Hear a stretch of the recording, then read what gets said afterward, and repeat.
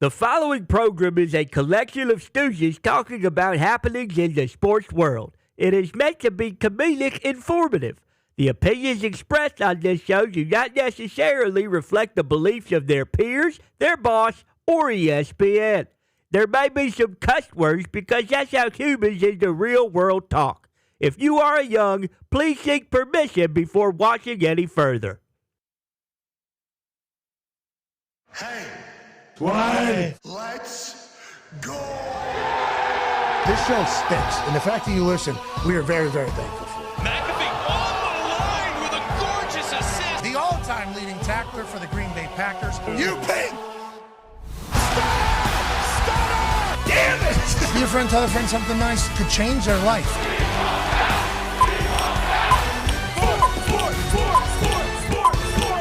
Hello, beautiful people.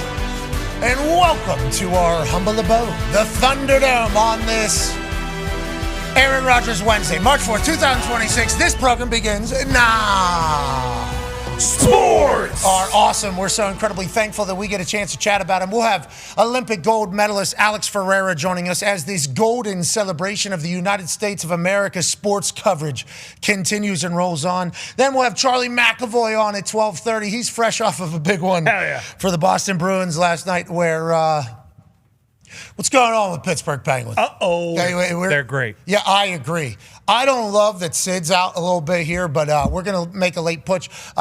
Charlie McAvoy will join us. We appreciate the hell out of him. Yeah. Obviously, Olympic gold medalist with Team USA for hockey. And then at 2:05 Eastern on YouTube, ESPN Plus, Disney Plus, TikTok, X, and... I think that's it. Mm-hmm. Aaron Rodgers will be joining us. So we are so incredibly thankful that we get to do this. I can't wait to catch up with Aaron. We haven't talked to him since training camp last year before the Pittsburgh Steelers season that was. So many things have happened, and obviously a lot has changed over there in Pittsburgh. Where is he at? What is his thoughts as he heads into another offseason in which anything, I assume, is possible? We followed the Pittsburgh Steelers season this year. Obviously, I am from Pittsburgh, lucky to be from there, as is Tone and Nick, CFO Phil in the back, our families. So we obviously have a little, black and gold in our souls. So we're going to follow along with what the Yinzers have going on. And Aaron Rodgers coming and playing quarterback for the Pittsburgh Steelers is something that any Steelers fans could have never fathomed. They paid $30 million to a wide receiver in DK Metcalf. They did things that they had never done before in an effort to win Lombardi, number 7. Now, did it work out? No. Did it end up with massive change whenever Mike Tomlin stepped down? Yes. Is Aaron Rodgers going to be a part of next year's team? Who knows if he gives us that answer right now. But hiring Mike McCarthy, good friend and former coach of Aaron Rodgers, I assume is throwing a bit of a curveball into this entire situation. So at 2:05 Eastern, we'll catch up with him, and I'm pumped for him. I can't wait to celebrate him a little bit, too. Yeah? Hey, I've gotten a chance to chat with him now over the last couple of days as this kind of happened. I think people think me and Aaron are in constant conversation. It's like my life's pretty busy, his life's pretty busy. That's not the case. That is not a constant stream of communication. But when we do catch up, it is always spectacular. I have 1,000 questions, obviously. He's always in the middle of something awesome. He always looks hilarious. And, I think today is going to be this dude is in good spirits, man. Love that. Yeah. I mean, he is in good spirit. That was as soon as, a little FaceTime happens, he answers. It's like, you can see this guy is, hey. Spark. I'm happy for you, man. That was literally the first thing I said for him because you could tell he was happy. So I don't know what that means for his football future.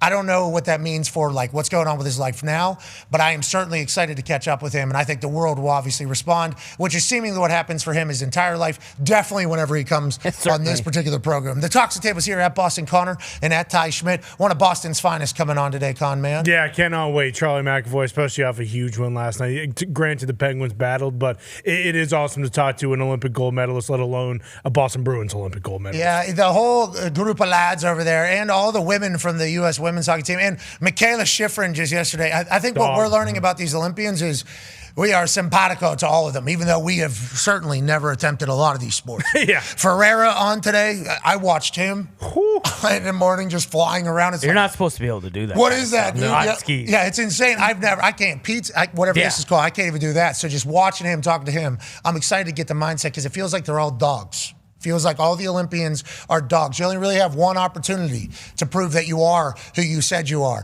and you are what you worked for. And if you don't nail it, it's like you got maybe never again. Yeah. So the commitment, the blind commitment and faith that you have to have in that sport, I think creates dogs naturally. And we cannot wait to chit chat with more of them. One half of the Hammer, Dahn. Cowboys AP Tony's here, and 9-year NFL vet, host of Everything DB, Good D, Bad D. One of the smartest minds of defensive football, in my eyes, in history of the game. Ladies and gentlemen, Darius J. Butler. D-Butch, we have huge news in the DB community. Just before we went live, the Kansas City Chiefs trade Trent McDuffie, 2-time Super Bowl champion, former first-round pick out of Washington, going into now his 5th year, going to have to get a new deal, traded to the Los Angeles Rams, who instantly pick up a superstar and an elite player on a defense that hunts, a defense that's young, and a team that is seemingly always in Super Bowl contentions. Yep. It seems that this is a win-win for all parties. The Rams still have another number 1 first-round pick at number 12 or something like that. They give up pick number 29, which is obviously very enticing for others to get into the first round because first-round talent is first-round talent. But if you already have a first-round pick and you like where your team's at, that 29th pick was probably being utilized as something to go get something somewhere. You pair that with a 5th, a 6th, and next year's 3rd, it's like that's not bad at all. Going to have to pay Trent McDuffie, but if you have the finances already figured out, but what is that contract going to look like, and why did the Rams want Trent McDuffie so bad? You would expect the numbers with what Stingley got, J.C. Horn, and those guys, probably around that $25 million mark. I know the salary cap is bumped up, so maybe a little bit more. And this is an absolute stud, and the Chiefs let him go. Obviously, you saw the haul that they got back. They didn't let him go because of talent. He's obviously a talented guy in his prime, and this is kind of what they do. They let All-Pro Mooney go kind of in his prime. They let Snead go down to Tennessee in his prime, and now McDuffie. And this is a guy that can do everything you want out of a defensive back, out of a cornerback. He can cover, he can blitz, he can tackle, and obviously he's been coached great as well. Spags is one of the best defensive minds that this game has ever seen. He has big game experience, winning 2 Super Bowls, played in 3, and now you're going to a team who's very talented as well. Their coach, Chris Shula, he was kind of one of those hot names on this head coaching market this cycle, but he's still there. It got close. This defense, they play a ton of zone coverage. They don't like to blitz a lot. They like to get home with their front 4. I'm interested to see how this changes that defense because now you have a guy that can match up not only on the outside, but he can bump in and match up with some of these number 1 receivers on the inside as well. Changing the math is a beautiful thing. The Rams are not going to be able to do that on defense. Speaking of math, Hembo sent over a stat. Including the playoffs, the Rams allowed 9 individual 100-yard games receiving in 2025. Only Pittsburgh. Yo, come on. Jeez, I didn't know that, Hembo. Jeez. Good God. Which also, Mike Thomas steps down, a whole new team in there. I think that's potentially why 11. So it feels like if the Rams were to get better at a place, that would be it. Yeah. Now, the Chiefs get a lot more picks, get a lot more ammo to potentially make some moves. Tone Diggs, Chiefs dead? Nobody talking about them, really. They have Patrick Mahomes. I saw Travis Kelce at TGL last night. Hey. He was there. Wow. TGL had the night. Yeah. TGL did what they had been dreaming they would have since its inception. Last night was electrifying. Let's go to Jupiter taking on the Bay. Yes. The Bay has a playoff spot on the line in this particular game. Jupiter, owned by the Tiger Woods, not in the playoffs. That could change, though. You get a big-time win over the Bay. The Bay had a 3-point lead over Jupiter's squad whenever Max Homa buries a putt after dropping the hammer on the green. That was a 2-point putt. Yeah, right. That was a 2. It goes from 6-3 to 6-5. Momentum's in Jupiter's favor. Are they going to be able to put it out the Bay? Well, Tom Kim says, how about I go up to the tee box and hit? Wait, all right. That looks pretty good. Is that on the green? Is it? Tracking. He likes I it. liked it when it comes up. Boom, boom, boom, boom. Hey, Tiger, it's like your vision. The second ever hole in one in TGL history. They go bananas. Tiger celebrating. Homer's losing his mind. Kisner saying, holy shit, Jupiter might be in the playoffs of the TGL. This has got to be the most electrifying back-to-back that we've ever had in this league. Massive hammer putt for 2 points by Homer. Just absolutely pumping putts. Then Tom Kim steps onto the grass, hits into the screen, and some people say it was rigged. I disagree. It's a pure hole-in-one to bring the entire TGL Super Arena to their feet. It's not over yet, though. Nope. No. Yeah. They needed something else to get on top of that. How about Tiz, one of the most electrifying humans in golf, burying a putt, putting Jupiter up, and all of a sudden, we got some playoff stuff for Tiger and the boys. Wow. Just so happened to be on. Yeah. And thank God for that. Uh-huh. Sent a text to the group after Homa buried the putt, and then I felt the juice that was building. I'm like, and then I heard Marty and I heard Matt go, playoff spot on the line as they go to commercial break. Yeah. I'm like, hold on now. This is real deal. This is what they've been looking for. And then all of a sudden, Tom Kim pulls up, hole in one. Perfection. And it's like, wow, It's my squad. that's unbelievable. Now the playoffs are set. We got the Boston team somehow at first. How are they good at everything? Yeah, Roars. BCGC, Yeah, baby. roars, yeah. Look out, okay? BCGC, we bring the juice every night just like that. Roy McIlroy and the Frog, always there. Yeah, I just don't know how you guys are good at everything. That's just how it I don't goes. like it. There has to be some sort of abnormality that if the Boston name is associated with it, that it's just automatically good.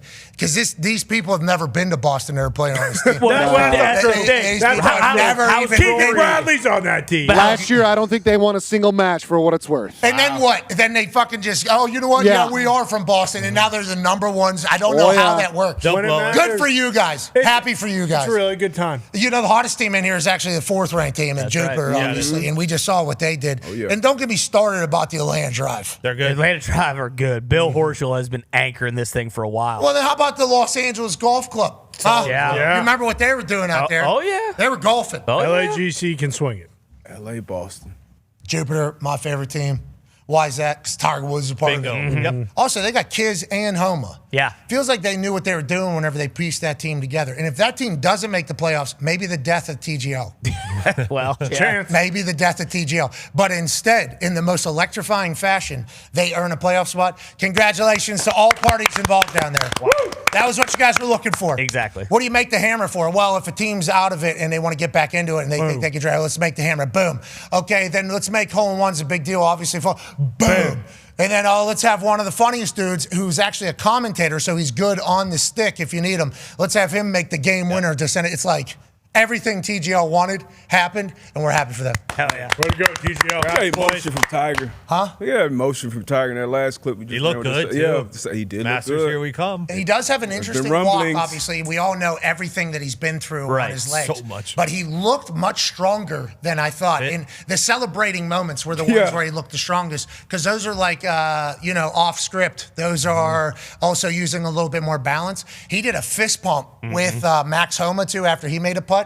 Looked like... Yeah. Yeah. It was really, he activated. Sunday form. Yeah, I think he even activated the ass in there whenever he did it. It was like, wait a minute, this Tiger got some muscle again. Feels like he does. Yeah, and Tom can take a hit. Max Homa laid into him with a shoulder.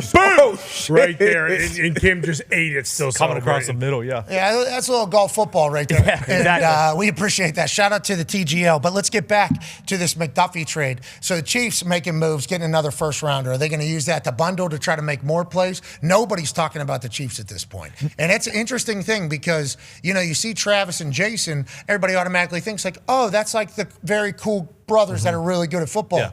Nobody's really thinking like Travis probably going back, it feels like. I don't know. That's just Feels like the it. way we're reading does it. feel like it. And Patrick Mahomes is still there. And is Andy Reid still there? Do they still have a team over there? Nobody's talking about them, and now they're trading away all-pro corner. Yep. Feels like they're gearing up for something. Is that not what we're all thinking here with this particular move? Yeah, I mean, I think they're gearing up to get back to where they have been, the last decade or so. But I mean, last year was weird. They couldn't run the ball to save their lives. Offensive line has been an issue the last few years. They're still trying to figure that out.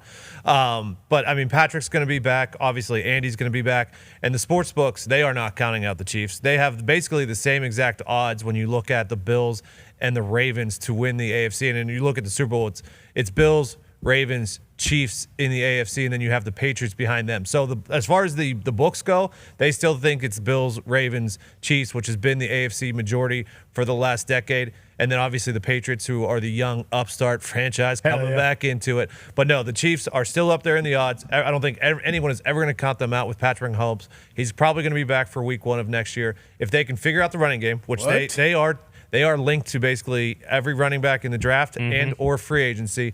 And then they let corners go. That's what they do. D-But's highlighted it. Like, they'll be fine.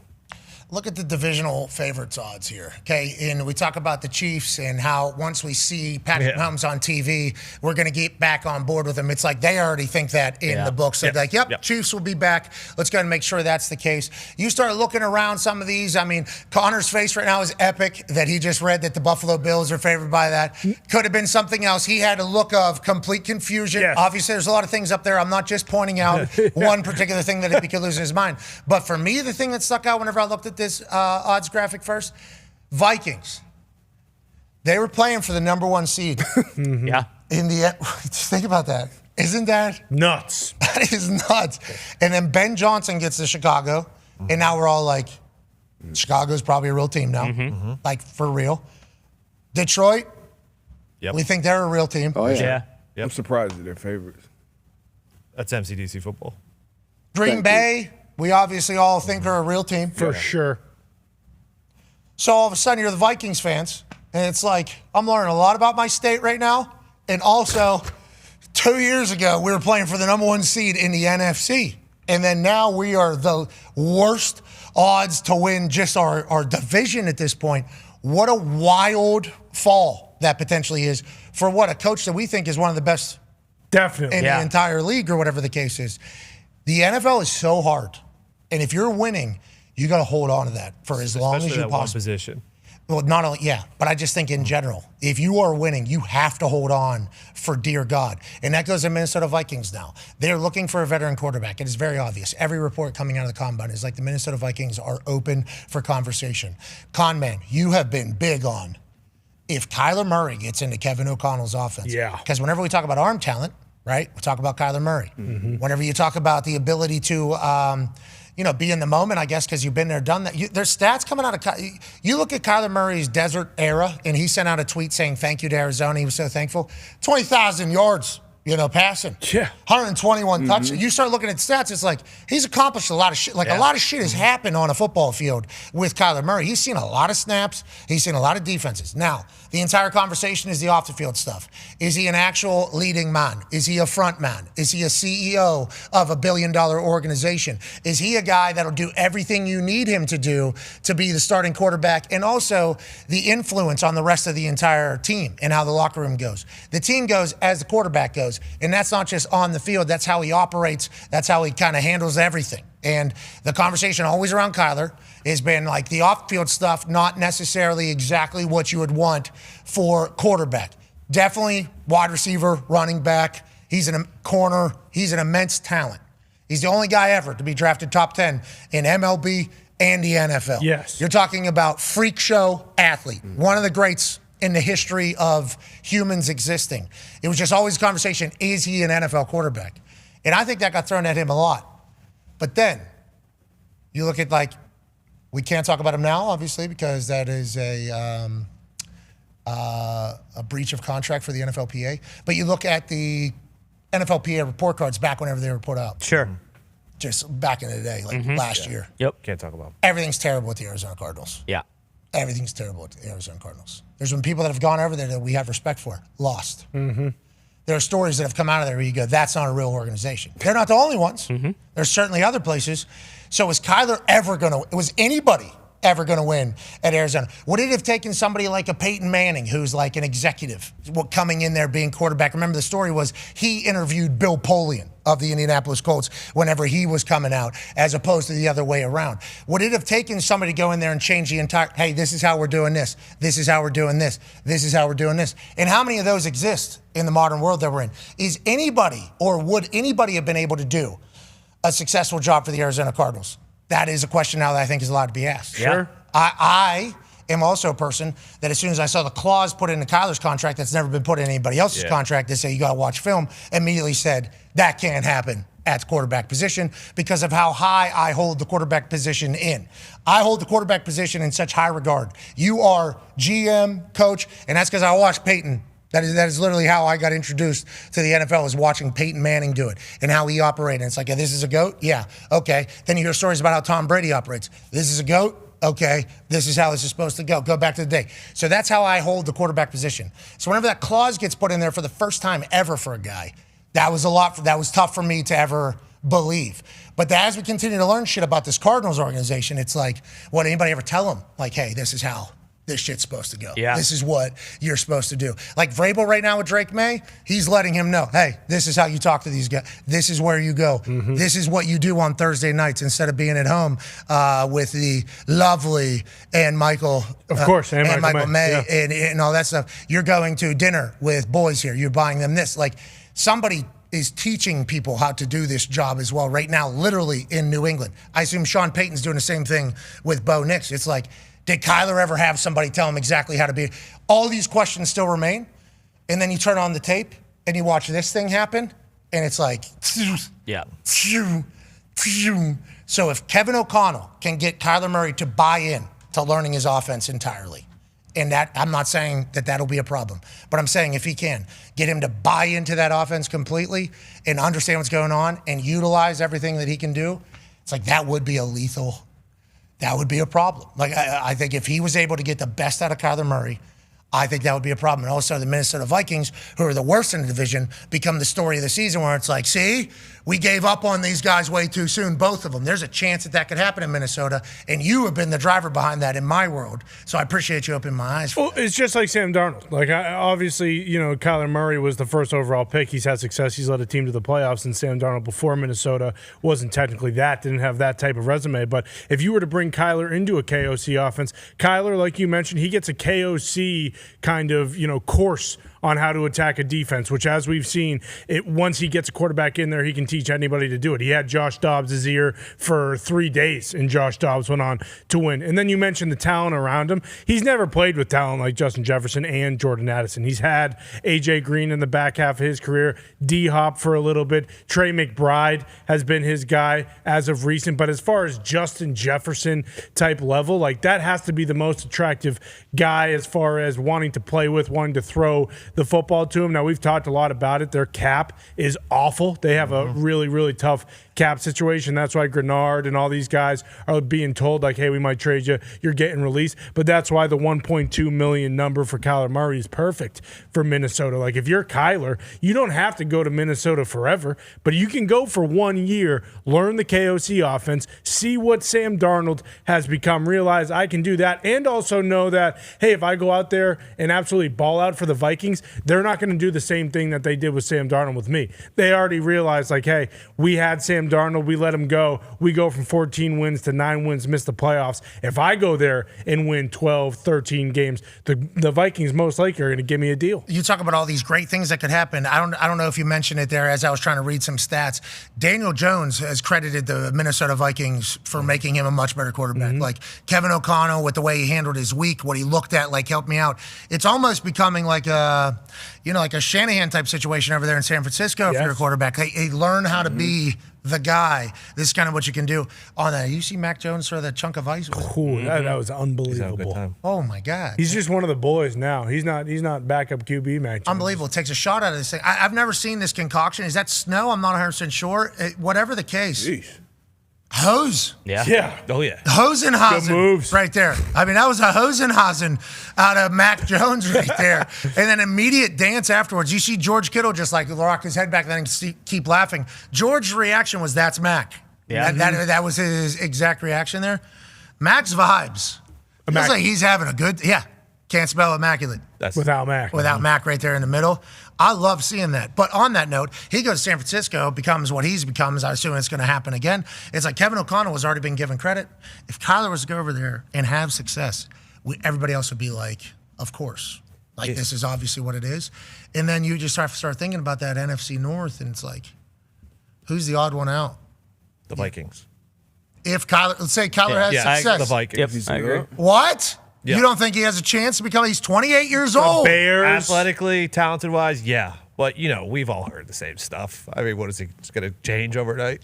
Maybe. And I thought about this as well. Maybe everything they were saying is unfixable, like being an NFL quarterback. What it calls for to be an NFL quarterback. Like, that is interesting.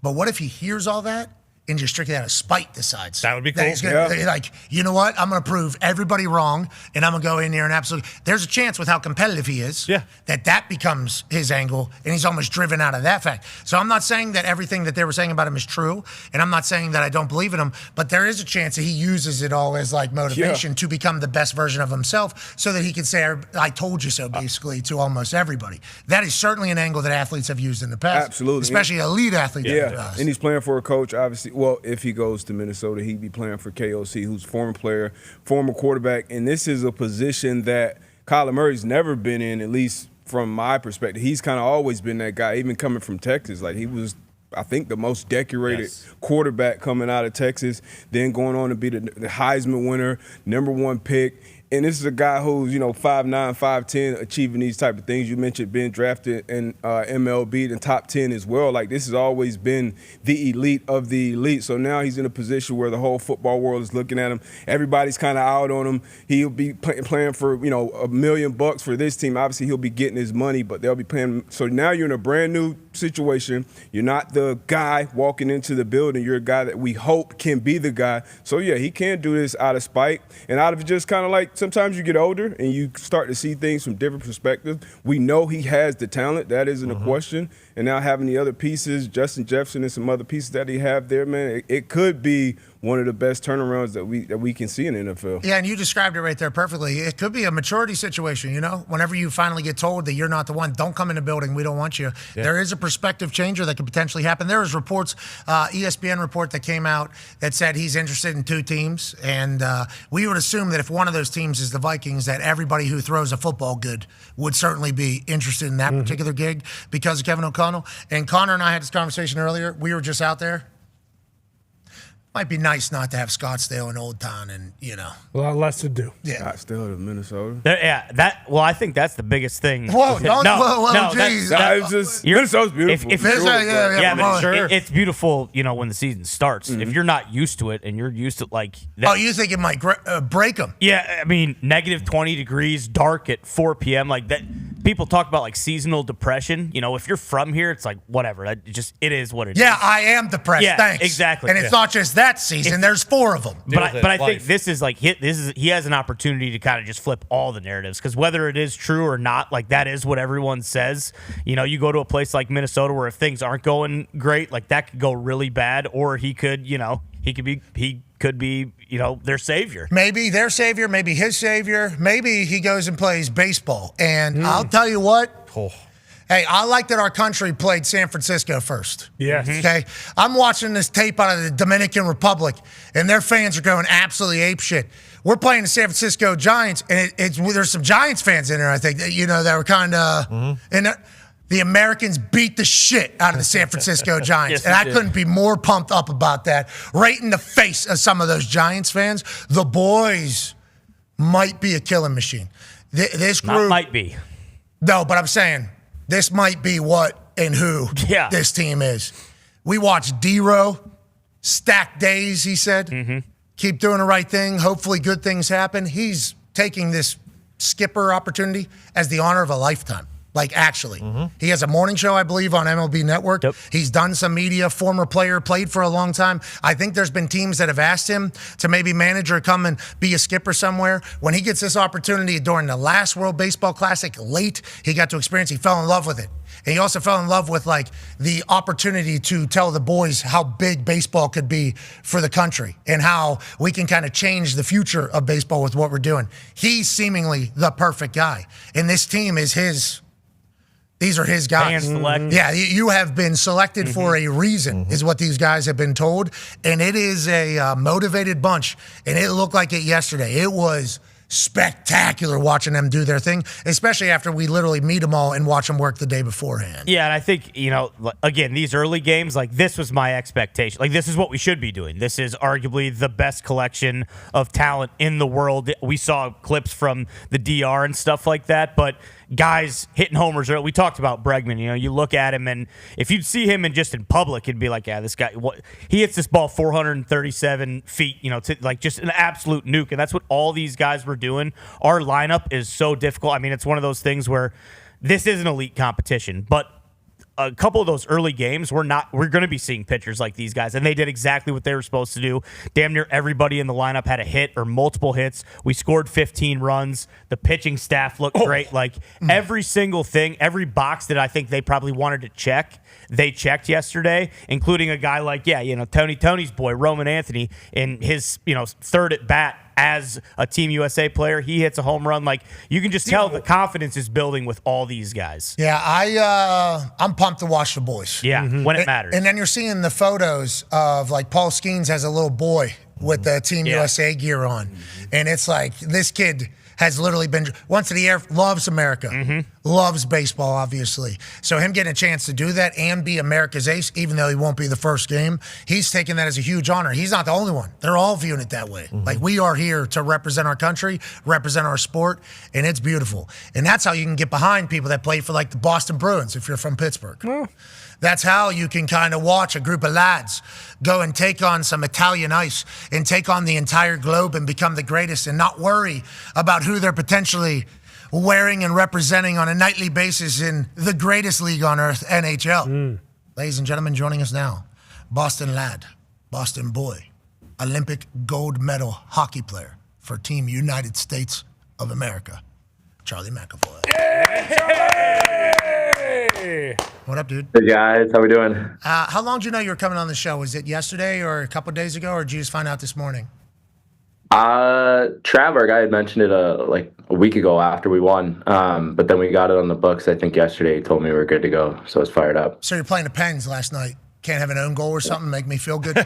Can't do anything like that? Can't look out for it? I was thinking about that yesterday when he said it. I'm like, we're going to have to beat Pat's Yinzers tonight. But and you did. Thanks for doing it, Charlie. Just like you did over in the Olympics. It was fun to watch. Can you please, every Olympian we've talked to shares like a real passion for representing the country. And I felt obligated to give a speech about how I grew up in soccer, which is an international sport, and all we wanted to do was prove that the people from our country are better than everybody else. We wanted to prove that our region was better than the other regions, and then whenever it gets to country, we're better than the other countries. The sport of hockey has obviously never been America's. It's always like fighting. Is that a mentality whenever you guys head into these Olympics, especially this year? Like, hey, we have the right crew now to kind of take this and our country will fall in love with this. Was that a mentality heading into the Olympics, or did you guys just kind of ride the wave as it went along? Man, I think looking back now that it's all been said and done, we talked a lot, this group, about how this was our time.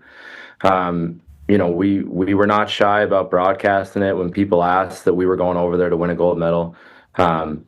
We spoke about it a ton, as a group, dating back to that Four Nations, that this was kind of our golden age of hockey. This was the best team that we've had yet. And we all got a chance to do something really special. And then just about not letting it slip. And then now looking at it, like, that tournament flew by. It was the two fastest weeks you could ever imagine. and we just didn't want to blink or miss any of it and let this opportunity slip away. And man, it's just amazing that we were able to get it done. American swagger felt like the perfect mantra. Is that something that you'll continue to think about as you roll forward, or maybe USA Hockey will use going forward? How do you think about that Sully-ism, I guess, that kind of carried you guys through a very tough Olympic gold medal game? Yeah, he kept talking about it the whole time, was that we needed to play with swagger. We needed to have that American swagger. And I thought that was so neat because, if you kind of digest that, like, it was so true, playing with that confidence and that belief and like, hey, we are who we are. We're America. We're the best country. We are the best hockey playing country. And it was our time to prove it. And I think it's just unbelievable, that we leave Italy and both the men's and the women's, like, we are undisputed. We are the best hockey playing country in the world right now. What do you think that means for the future? Obviously, the hockey life is crazy as a kid. Ice time, the amount of commitment, the cost, the family. Hockey is not an easy sport in America yet, I think, for everybody. Do you think there is a world where we could potentially continue to advance that, especially off of this? And how do you feel the reaction from America about hockey has been on your side? Because we know a lot of people that aren't the hockey people, but boy, they fell in love with watching you and the women's team. I think it's good for future hockey. Do you feel that? And what's the conversation amongst you hockey folks about it? Yeah, it's amazing. I mean, I got so many texts, people saying thank you, and then also about the impact that this is going to have moving forward, that we've inspired the next generation. And I think one of the coolest things is that, we've been able to talk. We were FaceTiming like Chris Chelios before every game, Brian Leach. Like, these are all the guys that we had their jerseys. We dream because of them, because of what they did, in that 80 group, Mike Ruzioni, who I've known since I've been at BU. Then you had that 96 World Cup of Hockey team, like all these guys that just paved the way. That was why we wanted to do this. We got into hockey because of them. And then it was just so amazing that, like, we got to share it with them. We got to FaceTime them and be like, man, look, we did it. Like, we did it for you guys. And then hearing, how we'll be the ones, getting FaceTimes all these years later, being like, hey, we watched you guys do that. We dreamed because of you guys. We thought it was possible because you guys did it. Like, that just gives you chills. That's been, probably one of the coolest parts about the whole thing. Yeah, I think Jack said Team USA is a brotherhood. Team USA is a brotherhood. And they weren't just talking, you weren't just talking about this particular team. It's like, hey, our entire country has been trying to make this sport bigger. And it's been happening for a long time. Your sport's impeccable. And that game was electric. It had me feeling things that I don't know if I've ever really, you know what I mean? Like, love. Funny, I was feeling the same thing. Yeah, I can imagine. Yeah, you're in it though. So you got to do what you got to do. But there was people who had probably watched hockey, or they would say the hockey, like probably 4 or 5 times in their life, that were up in the morning, early ass. That was 5 a.m. Pacific over there. Just like, yeah, let's show up and watch this. Screaming at their TVs as Hallebuck standing on his head. And like, I'm getting videos of people that are like, hey, this guy's never watched hockey before, and watch his ass watching you. It was spectacular. You guys put on a great showcase of your sport, I think, in that gold medal game. It was fantastic hockey, brother. It's unbelievable. Like, I think that's why, when we've had these conversations amongst the group and amongst guys, like, it's hard to put in words the difference between putting on a Bruins jersey, which I take so much pride in. I love the city of Boston. Like, I'm here now. I raised my family here. I love it. But it's just something different about putting on that Team USA jersey. It just means everything. And like, you're playing for those people that are going to tune in and give you all their love and support because they're American, and that's what we share. And like, that's what makes it so unbelievable. Like, no matter where you are in America, like, we're all one. We're all one. You're not rooting for the Bruins or the Penguins or the Fly. Like, we're just one for 2 weeks in February. And like, that, man, it doesn't get any better than that. Like, it's just amazing, how it all played out. It really is. Yeah, I don't know if you saw where the ratings were. You don't have to worry about Flyers fans. You try to say the Flyers there. You don't have to worry about Philly. It's been a long time over there. Sabres, maybe. It's been a long time. Yeah, Buffalo, huge. Pittsburgh, huge. Obviously, Boston, gigantic. Panthers. I mean, Florida, huge. Yeah, Florida, huge, Beach I now. believe, because it is Hockey Beach down there. It was special watching it. And then, like, the women doing it before you was such a good, like, hey, like what's coming, you know? Happening. And then the goal that Megan has, so filthy, just like so Man. good. So good for women's hockey, I think, that goal being that goal. Don't you think, Charlie? Oh, unbelievable. Like we watched it and I mean, I want to say it was probably 10 of us. We went to dinner, we played the next day. So we knew that, you know, some guys went and brought their kids, but most of us, you know, we were like, it's probably a poke to get to. Like we should probably get to sleep early, big game tomorrow. A little bit of a poke. We watched it in our team. It was a group trainers room for the men and the women, and we watched it in there. And like I'm talking all 10 guys, when she made that move, we were like, whoa. And then when she buried it, it was just like we're all hugging and jumping. Like you felt it, like we felt like we won. We felt that pride that you guys felt, like Americans, like, hey, like we did it. And it was just unbelievable. And then seeing them, you know, because they stayed through the whole rest of the tournament because they walked in closing. Like every day it was just, how are you guys feeling today? They were just on their little, you know, little bender that they were going on. They celebrated score, you know, as they should have been. Like, and it was just so cool to watch. And we were just saying, like, man, we got to do it too. We got to do it too. Look at them. They're on top of the world. Like they were floating around the village, that whole group, that whole women's team. And we're like, man, we got to do it. So it was just incredible. Yeah, they inspired us, no doubt, you know, watching them do it first. That's beautiful. That's wonderful. Hockey's our sport now. That's right. And that's a cool thing to be able to say. Were you jealous that Jack Hughes got to lose teeth in the gold medal game? And is that why you put your face in front of the net next to him, just hoping that you'd be breaking your shit again? Was that the goal of that entire thing? Like, let me try to eat one of these things in the gold medal thing so Jack Hughes isn't the only one busting chiclets out there, pal? Man, I've lost way too many teeth this year. I'm good. I hope I don't have to lose any more. I don't know if you've seen all this this year. Hold on. We missed it. What was it? Oh, yeah, lads. Oh, yeah, you got a little bit of like a spot to put a hose in there. Yeah, I see that. Kind of a little. Dude, that was Montreal, and it was November 17th this year. I broke my jaw. I lost all those teeth, and I missed like 3 weeks. Honestly, it just makes everything even sweeter now. Like how got back on the ice, got back on track, like made it to February, you know, in a really good spot, and then you know, it had a happy ending this year. Everything really. Yeah, well, thank you for doing that. By the way, people got chills whenever you were just putting your life on the line and trying to eat a puck for the good of America. It was like that grit. That's why I think Hollebuck was so celebrated, because this dude's literally standing on his head. But it was as if he was like, "Nope, we're winning. This is not how this is going to go." That shit, this one, iconic forever. Yeah. That photo from above, I forget. Oh, I should know the name of the person that got that photo from above. It was some special. Man, I had a front row seat to that. You saw it. Like I was coming back. Like, oh my God. And when he saved it, I still can't believe it. Hold on, let's get to boom, that one. Where were you? Right there? I'm right there. Yeah. That would have been a pretty bad dash, man. I would have been dashed up. I couldn't believe it. I couldn't believe it. Didn't make any sense how he saved it. Like, it was insane. And then the other one that you showed, like, in the play when that's happening, like, you're just trying to be in a good spot, good position on that. Like, I'm by the net. And then when it started to come in, like all that stuff just happened so fast. It wasn't until after the game that I'm getting all these notes like, you saved the game too. Like, yeah, you know, Dave kept it in. Like, didn't even stop to think about it. You honestly can't, because you're just like, next shift. A minute later, I'm back on the ice, and you just, But it was, you're just in a good spot. Oh my God, here we go. Like, and then even after this, they had another poke.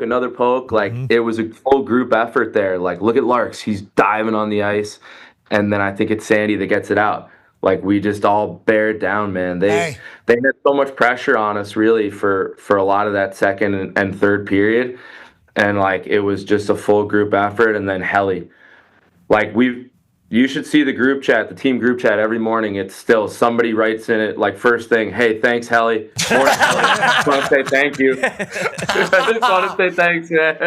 Hope you have a great day. Good morning, boys. Hope you're all doing well in your respective cities. ... Hallie, can't thank you enough, dude. Hallie, can't thank you enough for the gold medal, man. Hey, we're getting standing ovations in every fucking town because of you, Hallie. So thankful. But it wasn't just him. Obviously, you all did it. And let's talk now about the NHL, okay? I don't love it. that we have to have this conversation, especially after what just happened last night and, what the foreseeable future looks like. But you guys are doing something cool up in Boston. Boston Connor has a question and some thoughts for you. Yeah, Charlie, absolute honor. Obviously, beat the dog shit out of the Pittsburgh Penguins last night, which was very fun to watch. It was a sturdy 2-1. It was a blowout 2-1. People don't talk about it. Charlie, don't laugh. Don't laugh, Charlie, okay? You're a little fucking American hero right now. We don't want you to piss anybody off in Pittsburgh, pal. Okay? And one team does have more points than the other. Let's erroneous on all accounts. You guys just shut up and let me talk. Yeah, sorry, get back to your little Boston hero thing. Good Lord. But that was incredible to watch. But the whole season has been awesome. I mean, you mentioned breaking your jaw and you're back 3 weeks later. It felt like that was a miraculous thing to do. And then during Team USA, throwing your body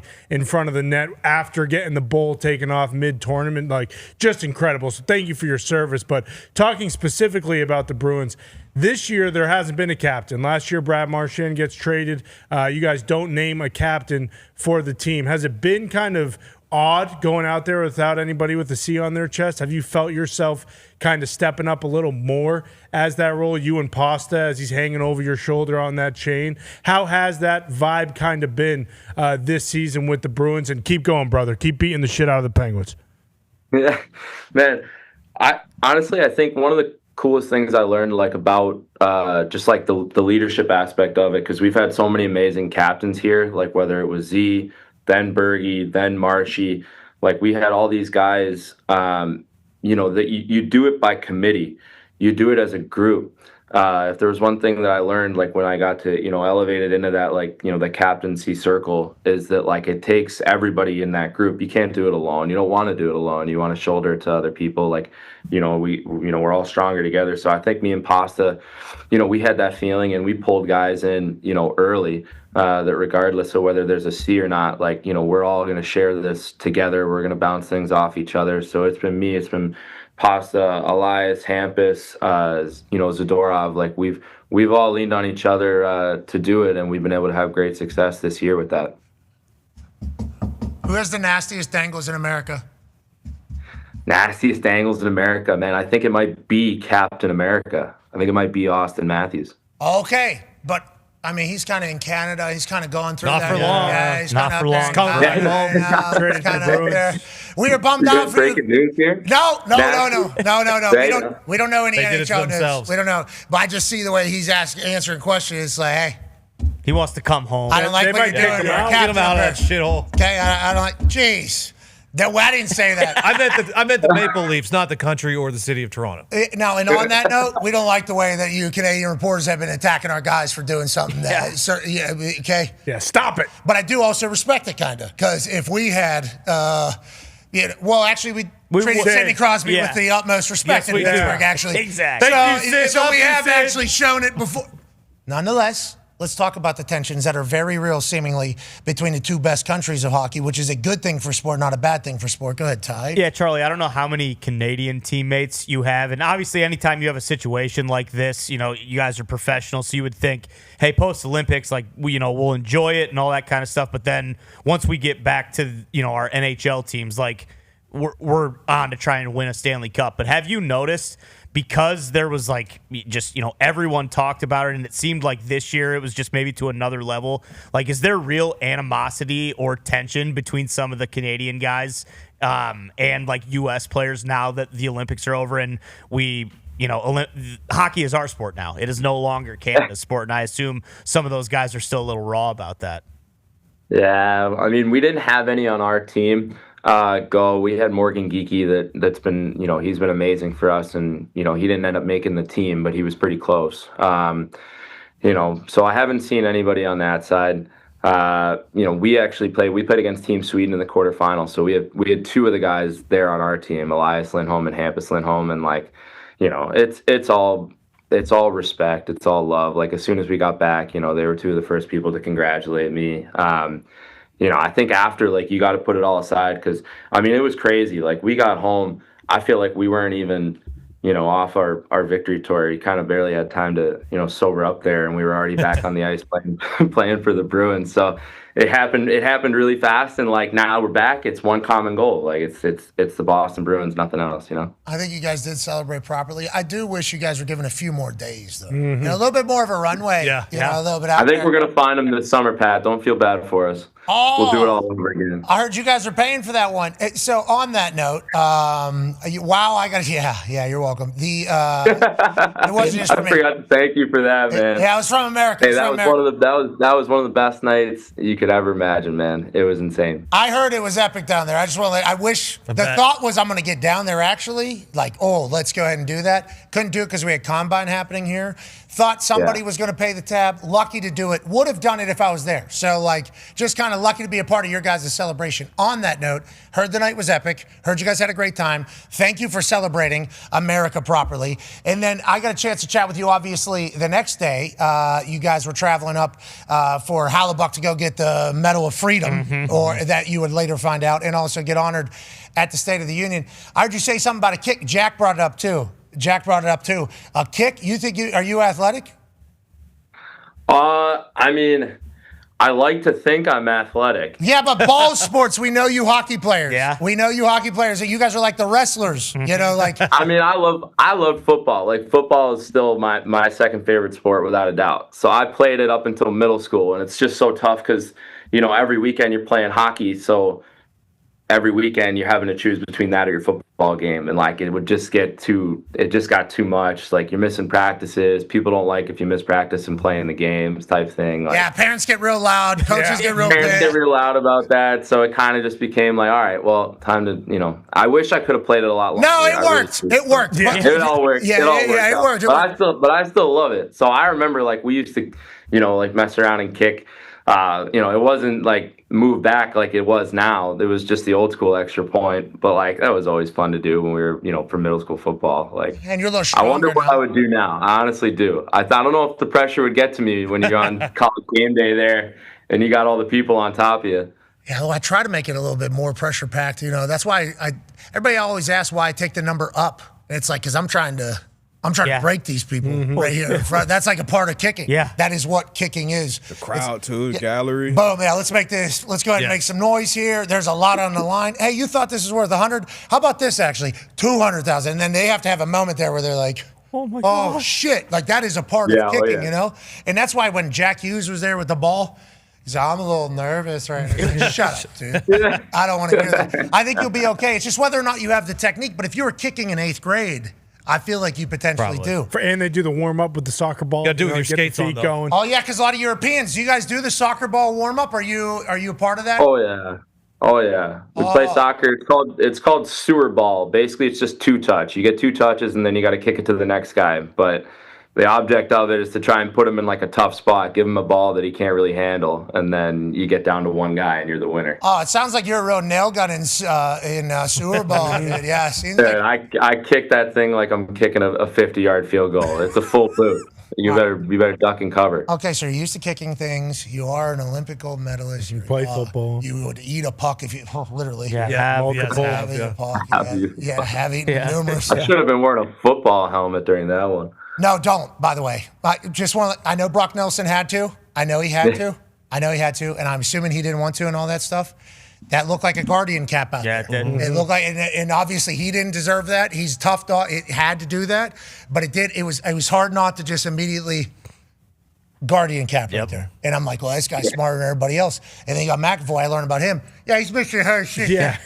Hey, we missing 25 teeth. What are you doing here? We got in there. It was crazy. Our doc has been back in Boston. He's been amazing this whole time. But he kept telling me three months. I want you 3 months in the bubble. That's when I'll feel comfortable. So I hit 3 months right after the group stage at the Olympics, and I'm like, hey, I didn't forget about that whole 3 months thing. Can I take this off? Cage is coming. And he was like, yeah, I I was hoping you'd forget. Yeah, okay. Like, yeah, you're good on my end. So I had that thing off as fast as I could. Yeah, you guys are animals. You hockey players are animals. And we learned about two families of animals throughout the entire Olympics. I think the world learned about it a little bit more. Feels like we got something special going on. Florida Panther fan, D-Bud has a question. Absolutely. The Tucks and then the Hughes brothers, they're awesome. Obviously, seeing Jack on the show and seeing that interview, I think that kind of got introduced, his personality, just his vibes to the world. What can you tell me about kind of both of those brother groups, I guess? Man, first off, I just can't. I think it's the coolest thing in the world. Like, could you imagine how proud like their parents must be? Like, I mean, if you're the Hugheses, you have 3 guys in the NHL, and then obviously Jack and Quinn getting a chance to do that. Like, if you're Chantel and Keith Tkachuk, who I've known the Tkachuk brothers forever. Like, how amazing is that? They follow in Keith's footsteps, and like the 2 of them get to be, NHL players, and then, those brothers to go over there and like what we just accomplished. I think it's just the coolest thing in the world that they could look back at that and be like, man, like look at the genes in that family, in both families. Like, man, they were doing something right. But I mean, Brady and Matthew are just clowns. I can't listen to them open their mouths. I'm already laughing. Like, especially Brady, man.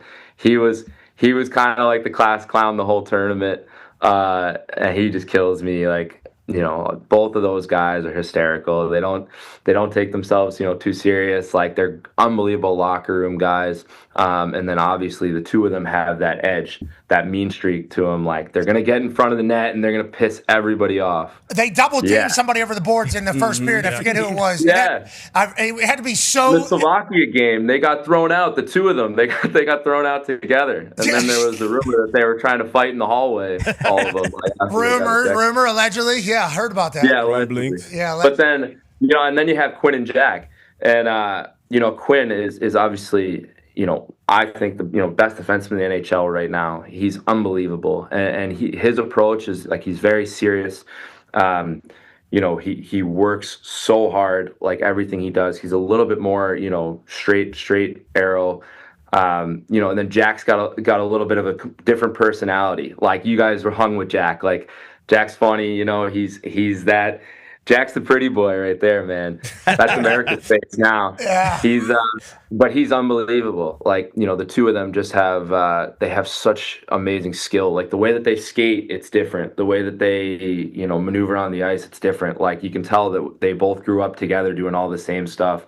They just move different from everybody out there. Like, I mean, you put both sets together, like, you can see why our team was so good, man. Yeah, and then you had a dog and a goalie that says, yep, we're just going to we're not going to lose today. Hell yeah. It's a beautiful thing. We're so lucky that we got to watch you do that.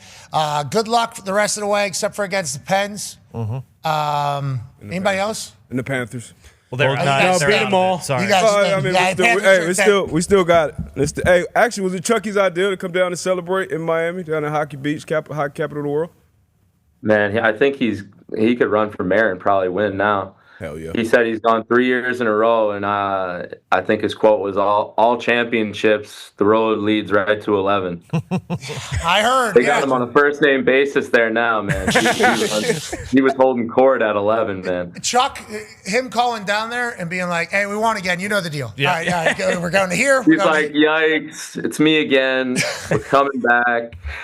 The boys are here. I mean, you should see the boys. They're ready. Everybody. We're going to swing by Elbow Room. Obviously, we have to. Yeah. All roads. Yeah, have to. Yeah. You're the man. Good luck the rest of the way. Thank you for doing what you did for us, man. Man, thank you guys so much. And Pat, thank you again. Night of my life. Appreciate it, bro. I'm happy to hear that. That makes me feel good. Hell yeah. That makes me feel really good. I've given $150,000 to others that haven't even said thanks. No, yeah. Why'd I do that? Yeah, saying the night of my life. That makes me feel really good. You're the man, ladies and gentlemen. We're on our way to Nashville. We got to run. All right, goodbye, Charlie. Yeah, Charlie! Holding up the team. Oh, no. They're going to call him a squid. Yeah, they are going to call him a squid. And they got quite a poke there from Boston to Nashville. That's a little bit of a trip. That is a bit of a poke. The hockey boys, just the lingo and the way they operate. Oh, yeah. The best. Squid. That's nail gun. Classic. Nail gun was unbelievable. We just got a whole team of nail guns. Bit of a runaway. You Canadians, I think, are probably the reasoning for that, Gumpy. So we appreciate you guys contributing words to hockey while we contribute hockey to hockey. Yeah, 45 more tournaments. We'll be tired. Keep it going. What are you talking? I just watched the tournament. Exactly. Yeah, you won the last one. Congratulations. How many Olympics has there been? 58 Olympics? 58 major tournaments for Canada. Oh, you talking about World Cup? Talking about it all. Juniors, you can run it all. Okay. This isn't soccer. This is part of the problem here. Exactly. Okay, you run any tab. You can cut out any tournaments. You know, you can do Olympics. We do World Championships. We can do juniors. Whatever you would like to do, we could do. You hear that music? What was the last time? Sorry about that. What was the last time a Canadian team won the Stanley Cup? Never. Yeah, because no Canadians are on Stanley Cup winners. They don't let them touch the trophy. Marshawn actually didn't add anything to that Panthers team last year. Yeah, especially not Let's get this to a year. break. Thank you, Sam. He's getting traded back to Boston. Is he? Probably. They're sellers. That's what they're saying. Be a friend, tell a friend something nice might change their life. We're back on the other side. Goodbye. It's electrifying here in Happy Valley. We're lucky to be here. And, the way you win this is you have be the first 300 people here and you get a ticket. And then we randomly select a ticket, and that person gets an opportunity to kick a 33-yard field goal for an undetermined amount of money. This week, we had our man, William, right? What's your name? William, yes, sir. You won the raffle, and you said, I don't want to kick because I suck at kicking. Is that accurate? More or less. What is your major here? I'm a finance major. Okay, so money decision was, I suck at this. Let me try to find somebody who's good at this. How did you land on my man here, and what are your hopes in him? Well, I was looking around. I saw my man. He said he plays soccer, and I was like, this is my guy right here, my guy Carson. I have faith in him, so I know he's going to get it done. All right, you're Carson, right? You played high school soccer. Is that accurate? I did play high school soccer. Where are you from? I'm from Hanover, Pennsylvania. Okay, you're a Pennsylvania guy. Have you ever kicked a ball before? Other than not football, soccer. Okay. Well, hopefully you're terrible at this. It's $100,000. Are you guys splitting that 50-50? Yes, sir. Okay. So we'll make it $300,000. $150,000 for both of you. Okay. You only get one kick, though. You've gamed the ticket game, which I appreciate and respect. It's up to $300,000. $150,000 for both of you. Only one kick, though, Herbie. We're not doing anything. I don't care how many Staters chant for another kick.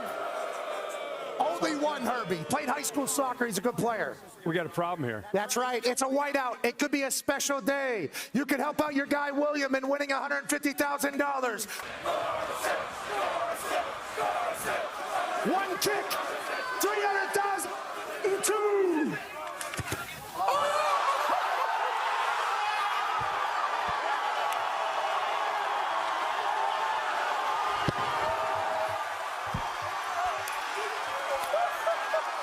You got them.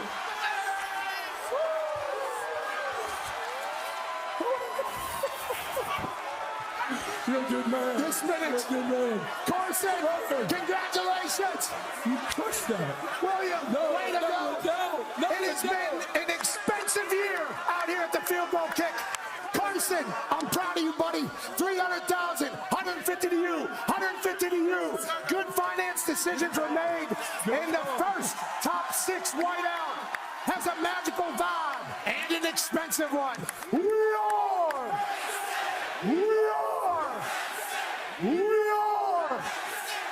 Thank you. Goodbye. I think that might.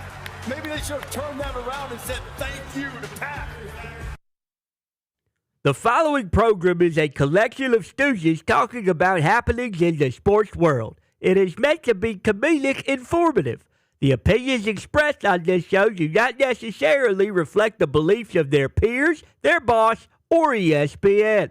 There may be some cuss words because that's how humans in the real world talk. If you are young, please seek permission before watching any further. Hey. What? Let's go. This show stinks, and the fact that you listen, we are very, very thankful for. McAfee on the line with a gorgeous assist. The all-time leading tackler for the Green Bay Packers. You pig! Damn it! Be a friend, tell a friend something nice could change their life.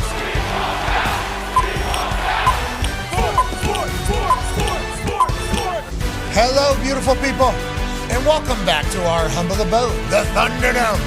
on this Aaron Rodgers Wednesday, March 4th, 2026. Hour 2 of the program begins now. Sports are the greatest. We're so thankful that we get a chance to chat about them. Obviously, we've now had the absolute honor of chatting with the multiple United States of America Olympic gold medalists, the most recent, Charlie McAvoy of the Boston Bruins, and obviously of the men's hockey team. He's missing his entire lower chompers right here because he broke his jaw earlier in the year. He was the one who put his face in front of a puck next to Buck as they continue to dominate defensively against a very dominant attack from the Canadians. They would go on to win the Olympic gold medal alongside the women's hockey team and proclaim ourselves as the owners of hockey. We can do that because that's what happened on the ice with a bunch of people we've never met personally, but we're certainly happy that they did it for us. Yes. So sorry to Canada that comes with this, but that's just part of the entire game. And speaking of the game, it's ours. Talks the tables here at Boston Connor and at Ty Schmidt. Con man, not only is McAvoy cool, but Ty Schmidt, we're talking Alex Ferrer, fresh off a skiing half-pipe gold medal. He's a 3-time Olympic medalist, 1-time gold medalist, and he's going to be joining us, I assume, with some outrageous mindset that we're going to be inspired by, if I had to guess. Yeah, I would assume so. I don't know how I missed this during the run of the Olympics. I didn't see any of this stuff, and then I watched his full run this morning. I might be more impressed by what he did than you're not supposed to be able to do that kind of shit on skis. I get going downhill super fast. This guy's doing 3 backflips, twisting, it's crazy. I think we were super invested in snowboard half-pipe because Chloe Kim, obviously Correct. Shaun White, threw out the pass, and also the X Games with Tony Hawk and everything. We know that. So I think we've always been invested in that. And also during my generation, I'm not on mountains, ever. A lot of people think I love snow. I do not, actually. Sure. From the cold, do not mess with snow. More of a tree guy myself, but I've never been in. I watched movies where they were kind of saying skiers were nerds. Yeah, big time. And skiing was kind of like, everything like rich that. punks. Yeah, absolutely. Johnny Tsunami. Yeah, well, was it that the movie I saw? Yes, that is what you're thinking of. That is the movie I saw. Yeah, correct. Okay, it was 2 parts of the mountain. But we're all on that same page. Yeah, that's how I was being pitched. That movie was clearly saying skiers are the heels. Yeah, That's how it was, Squids, yes. Yeah. Snowboarders, nail guns. Yes. Okay, that is kind of how the whole thing was sold. And I, not knowing the culture, just all right, that's how I'm rolling forever. That skiers suck. Yeah. Hard for me to get into it. Then you obviously watch Lindsey Vonn. Then you see Michaela Schifrin, and you're like, hold on now, though. We got the fastest. We like that we have the fastest skiers as well. Never would have thought to get into the half-pipe because it's like seemingly just a snowboarder thing. I'm going to say it. I'm officially a skiing half-pipe guy. Now, is it because Ferrer won? Probably. But also because everybody that went finished their runs. Like the snowboarding stuff, they pull out early because they don't hit something perfect. They know it's not going to be a good enough score. They're gone. The skiers hit shit. I mean, they are. So you're saying it's easier? Full send. Flying. I don't know if it's easier or if they're all better. Whatever. Yeah, right. Whatever it is. I can tell you which one it is. Okay, whatever. Watching it, these eyes, I like them landing and continuing to do more crazy stuff. I don't know if he's ever done this one. Oh, yeah, sure. Where they just launch. Catapult. Yeah. No, not the flying one. The flying one as well. Okay. Absurd. Big air. Squirrel suit. That thing's insane. Skiing might be, I don't want to say it. Half pipe better. It's gone. Flying squirrel better. Yeah, the big air. And then the one where they catapult them in there and they just straight up in the air and they go, and then. Do you ever see that one? I don't think the so. Mac forehand one? They're literally they're literally No. they're just skiing like this. And they hit a jump that goes straight up. If they go up the side of a building, basically, We won gold. and they just send them. And they can't see any. I don't know if they close their eyes or what they do, but they're in the sky, and it's like a gymnast takes flight, and they're spinning 1,000 times. It's kind of like the high diving of skiing. Yes. Oh, and they don't have poles. And they don't see any, Yeah. no Yeah, poles. They don't yes, see anything, yes. and they're just like blindly, landing and then skiing down. I got to get eyes on that. Oh my God! Got to get eyes on that. It is literally like they take a slingshot and then they just send them, and these skiers just fucking, I mean, straight up into the sky, and they can't see a thing. They might have done, I don't know, what, a 17,000? Sure, probably. I don't know what it is. 1620. And then they hit the ground. And it's just like, thank God I nailed it. It is. And they were stomping this shit out. It was skiing. Every skiing event, I was like, yeah, Yes. I'm watching this. Wait till you see this one. I can't believe you missed this one. I need to get eyes on this now. Yeah, it is. Is this it? That's Mac Forehand. No, this is another one. This But one's once awesome. again, Oh, yeah. I love this skiing one. is awesome in this one. Yeah, because they're going a long way. The one I'm talking about, they shoot them straight up. It's called freestyle ski. Freestyle ski. It is, I'm telling you, certain death every time they get launched into the sky. If you're skiing doing tricks like that without poles, like, hey, I'm going so high, I can't have poles in my hand because if I do, something's going to go wrong. D-Bud, have you seen this? I have not. This What? Is not made it. And D-Bud. they land on the pieces of a pine. little too Caucasian for me. Yeah. though. Whoa! Come on. Okay, bud. Yeah, the snow. You're out there riding That horses. was racist. Yeah, I'll tell you what, it certainly was accurate, though. I think I did not see a single black person in that particular shot. There's some Shark Week. There's an absence. Yeah. You know, there is seemingly. There's a lot of things. A lot of viewers though. We watched that. Yeah, we certainly will. Which white is going to get eaten? None of them. All right, I'm not watching this again. You guys teased us all Shark Week. I'm not doing it again. Next year comes. I'm like, whoa, what white's going to get eaten again by a great white out there? Let's do it. None of them. Yeah, there is a couple of super white events, and this one was certainly one of them. I will say it. I definitely need to get eyes on it. Dude, it is we can't find it. We can't find it. Yeah, that's unbelievable. Big whatever is trying to hold us back from this becoming maybe our favorite. Big snowboard. I think Big Snowboard knows that they lost it. And I think what we've realized is it's all personality driven. The snowboard is more personality driven. Yeah, How's this? This is Yes, this is it. Okay, yes, I have Are you seen this. kidding? Yeah. This is awesome. Yep. They can't see a damn thing, dude. They are just getting rolling. Do we have any others? Or is that just one run? This is the same one. Okay. Yeah. Just, I don't know. Nuts. That's it. Yeah. Just gone. Yeah, see, I love this shit. Yeah. All of it. Yeah, and they stomp it out there. And if their ass hits the ground, which I don't know how it doesn't, you're getting dropped from 100 feet, whatever it is. The ass touch the ground, they go, say that. Yeah, it's kind of like gymnastics. They go off the palma. They gotta land it. Landing counts. The moves count. Everything. Yeah, it is. This one's spectacular. If you get a chance, if you get eyes on this one in 4 years, you're gonna like what you see. Yeah, it was fun. 9-year NFL vet, man who hates white sports, Darius J. No, that's not hockey love. I love hockey. Daughter just started riding horses. Wow. Got a daughter in golf. I love all sports. Yeah, I love competition. But I will say Volleyball.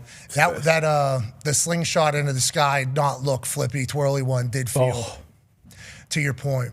I tell you what though, if we did get in there, I think we. Did you see that wide receiver group? Yeah, they're how flipping they a lot. celebrated. That's doing. That's combine. Strap some skis on.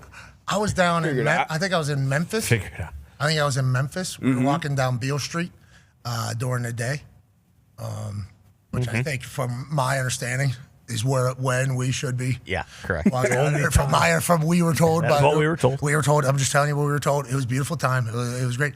There was a team, I guess. I don't know, a crew. 40 guys just did, I don't know, 150 backflips down the street. And they were on America's Got Talent, I learned. We do have good flippers. America has really good flippers. Oh, yeah. I think that's why in the Summer Olympics, whenever we do gymnastics, we always are like, we are going to win this one. And then we change all their scoring systems and everything. If we were to get into which I think we did, we won, by the way. So we're already in there. When we're going through the sky, it feels like we are bringing it out there. Yeah, certainly. There's not a Norwegian judge.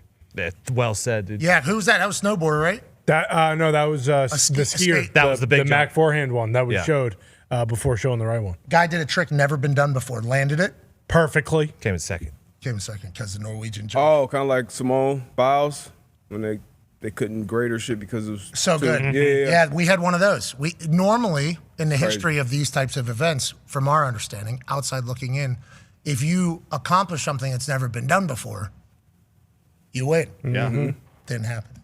It's bullshit. And then a Norway guy won. Let's look at those numbers again. Who's giving what out there? It's bullshit. What he did his super duper McFlippy? Yeah. Nobody's ever been doing it? No. We didn't win? How's that? Let me get eyes on who's that? Oh, humans are deciding that? This is something that has never been done before. Wait until you see this. He does 22,000. Yeah. Remember when the 900 was something? Oh, yeah. Well, and that's why we don't own snowboarding anymore. The kid from Japan. Yeah, Japan had 1, 2, 3, I think. He's been running snowboarding for basically since Shaun White. I think he was 14 when he started. So for the good of snowboarding, we need the baseball team to win. I'll tell you, I don't know. That Dominican Republic They're team. a fun team. We got the bullpen. We definitely do. We got the arms, yeah. I agree, but the Dominican Republic's got the crowd. They're playing the Tigers. How many runs they score?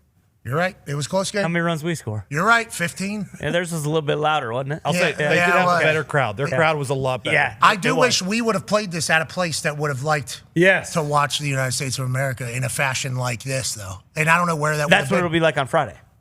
It's tough because What, we it's a still real game, like, you mean? yeah, exactly. You know, like they're playing this in the DR, so like there are no one from the Dominican Republic is showing up with like their Tigers hat on and being like, "Hey, listen, I know the boys are getting ready, but I want to see what the Tigers do tonight." Like, I didn't think there was enough pop over there in Arizona. I love Arizona.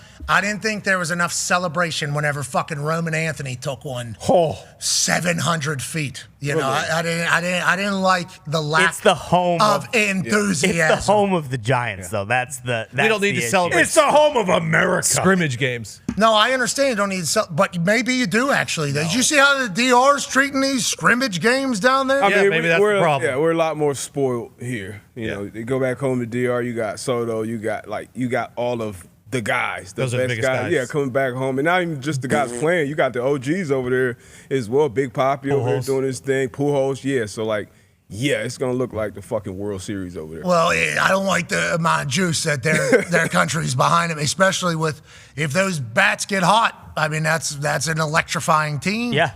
And then Japan, they're over in Japan. Yeah. Mm-hmm. I like. expect this. Yeah, I want to see that. I like how that's happening, though.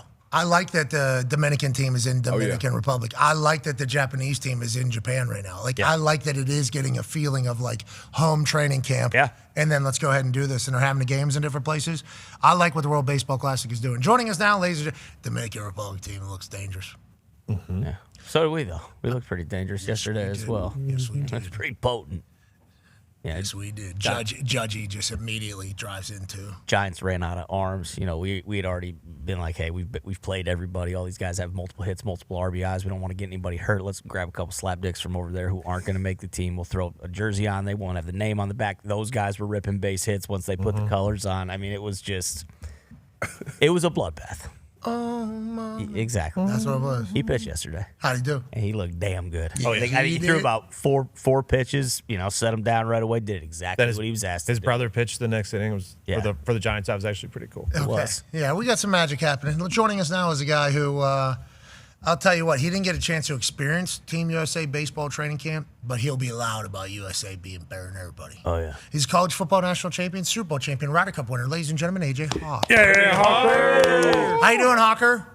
I'm doing great. I tell you what, I watched that game and watching the U.S., seeing their batting lineup and just trying to figure out, oh, hey, sorry, this guy's got to hit 7, this guy's got to hit 8th, 9th. We got studs everywhere you look. So I don't see how – I understand Dominican has a bunch of juice. They have a lot of talent, but there's no way you're taking down this U.S. team, I feel like. Okay, I like that. I feel the same way, and I think Team USA feels an obligation for that to be the case. What I'm saying is there's some good teams out there, and baseball is an interesting thing. So the boys coming out and hanging 15 is a beautiful sign. Yes. That is what's happening here early. Paul had to get a couple early pitches out. They took advantage of him early, and then he turned off the lights on him. All the boys did. It feels like we are gearing up for a big one. First game of the World Baseball Classic for the United States of America will be Friday night, 8 p.m. against Brazil, as Logan Webb will take the bump from the San Francisco Giants. Then they play Great Britain. The pitcher for that particular game will be Scoobs. Tarek Skubal, who will pitch 55 pitches. That's already been announced. And then the third game against Mexico, Paul Skeens will be our ace. And then against Italy, it'll be... I believe Nolan McLean. Yes. Okay, so that is our starting lineup. And then obviously you got Bryce, you got Judge, you got Bregman, you got... Corbel. You got Tony's boy, right? Bobby Witt. I mean, it is... Bryce Harper. Are there any major leaguers on Great Britain? Yes. Yes. Yeah, Ben Franklin. Jazz Chisholm's the captain. Okay. Ben Franklin's he's an up-and-coming player. I know you guys are thinking of electricity. Ben. Is he related? Maybe.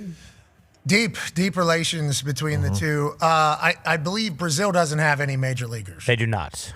That's Friday night, 8 o'clock. Correct. We might. There's a chance that we score like 25 runs in the first inning. There is a 10-run or a 15-run. I forget what the rules are. I believe it's after 5 and after 7. 15 after 5, 10 after 7. So there is a chance that we still win like 55-0. And I believe from my understanding, listening to the mindset, We are trying. That is the intention. We are trying to dominate. Yeah. We need to get hot quick, right? Because baseball is a sport of runs. Yep. So it's not like, hey, we're playing. They don't care. We are going to try to get hot, and once you get hot, if you can stay hot for 2 weeks, which teams definitely can do, this is the time, and everybody's chasing that. Japan's going to be chasing, trying to get hot. Dominican Republic's going to be chasing, trying to get hot. Cuba, I believe, is going to be trying. Venezuela. Venezuela's going to be trying. That's kind of close. All these teams are going to be trying to get hot. What's that? Go ahead. Pool D. Oh, yeah, Venezuela. I'm surprised those odds are, I guess, that close. Yeah, good ball club. They're very good. Okay. I heard they're rolling up in Nike. Canada up there, not too bad either. I like that value. Who's the worst squad in the group? Do we It know? appears if we look at the odds, it might be Israel and Czech Republic. Yeah. Great Britain, yeah. They're in. Okay. That's it. Nicaragua as well, plus 6,500. This is a fascinating thing. This is a really fascinating tournament. I love what MLB has done with the World Baseball Classic and who's all in and who's all out. We appreciate the buy-in from the boys. Yeah. Honestly, so we can celebrate it all. Let's talk some football, shall we? It has been fun celebrating Team USA, though. Especially on this particular platform, being able to do it. You know, because as athlete, especially growing up, if you're told, and this is one of the benefits of ESPN, which I certainly would like to let those be known publicly, because I've certainly said a lot of the drawbacks publicly as well. But one of the, which there is always going to be, from my understanding, in life, you're dealing with humans, so this is going to happen, especially with a big of an organization as ESPN. We love a lot of people at ESPN. We certainly hate a lot as well, but we love a lot of people at ESPN. But like saying, like, hey, would you like to come on our show? So much different for a lot of people, whether it's agents, managers, or even the athletes themselves that grew up watching ESPN and SportsCenter, being like, that's cool that ESPN is giving rub to this particular sport.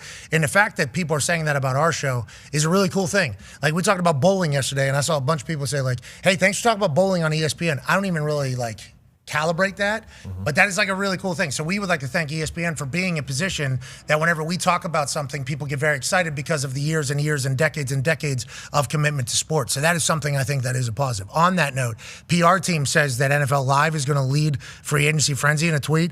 That's false. We will be leading free agency frenzy at noon when it actually starts. And we got Schefter that's going to be in here. Orlovsky's going to be in here. Schrager's going to be in here. I think we got some LED boards that are going to create some beautiful moments in here. So, you know, there's always that game. There's always this game going on.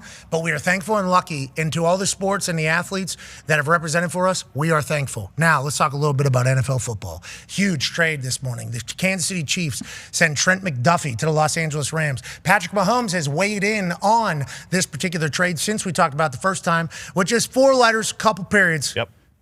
Damn. That's all he said.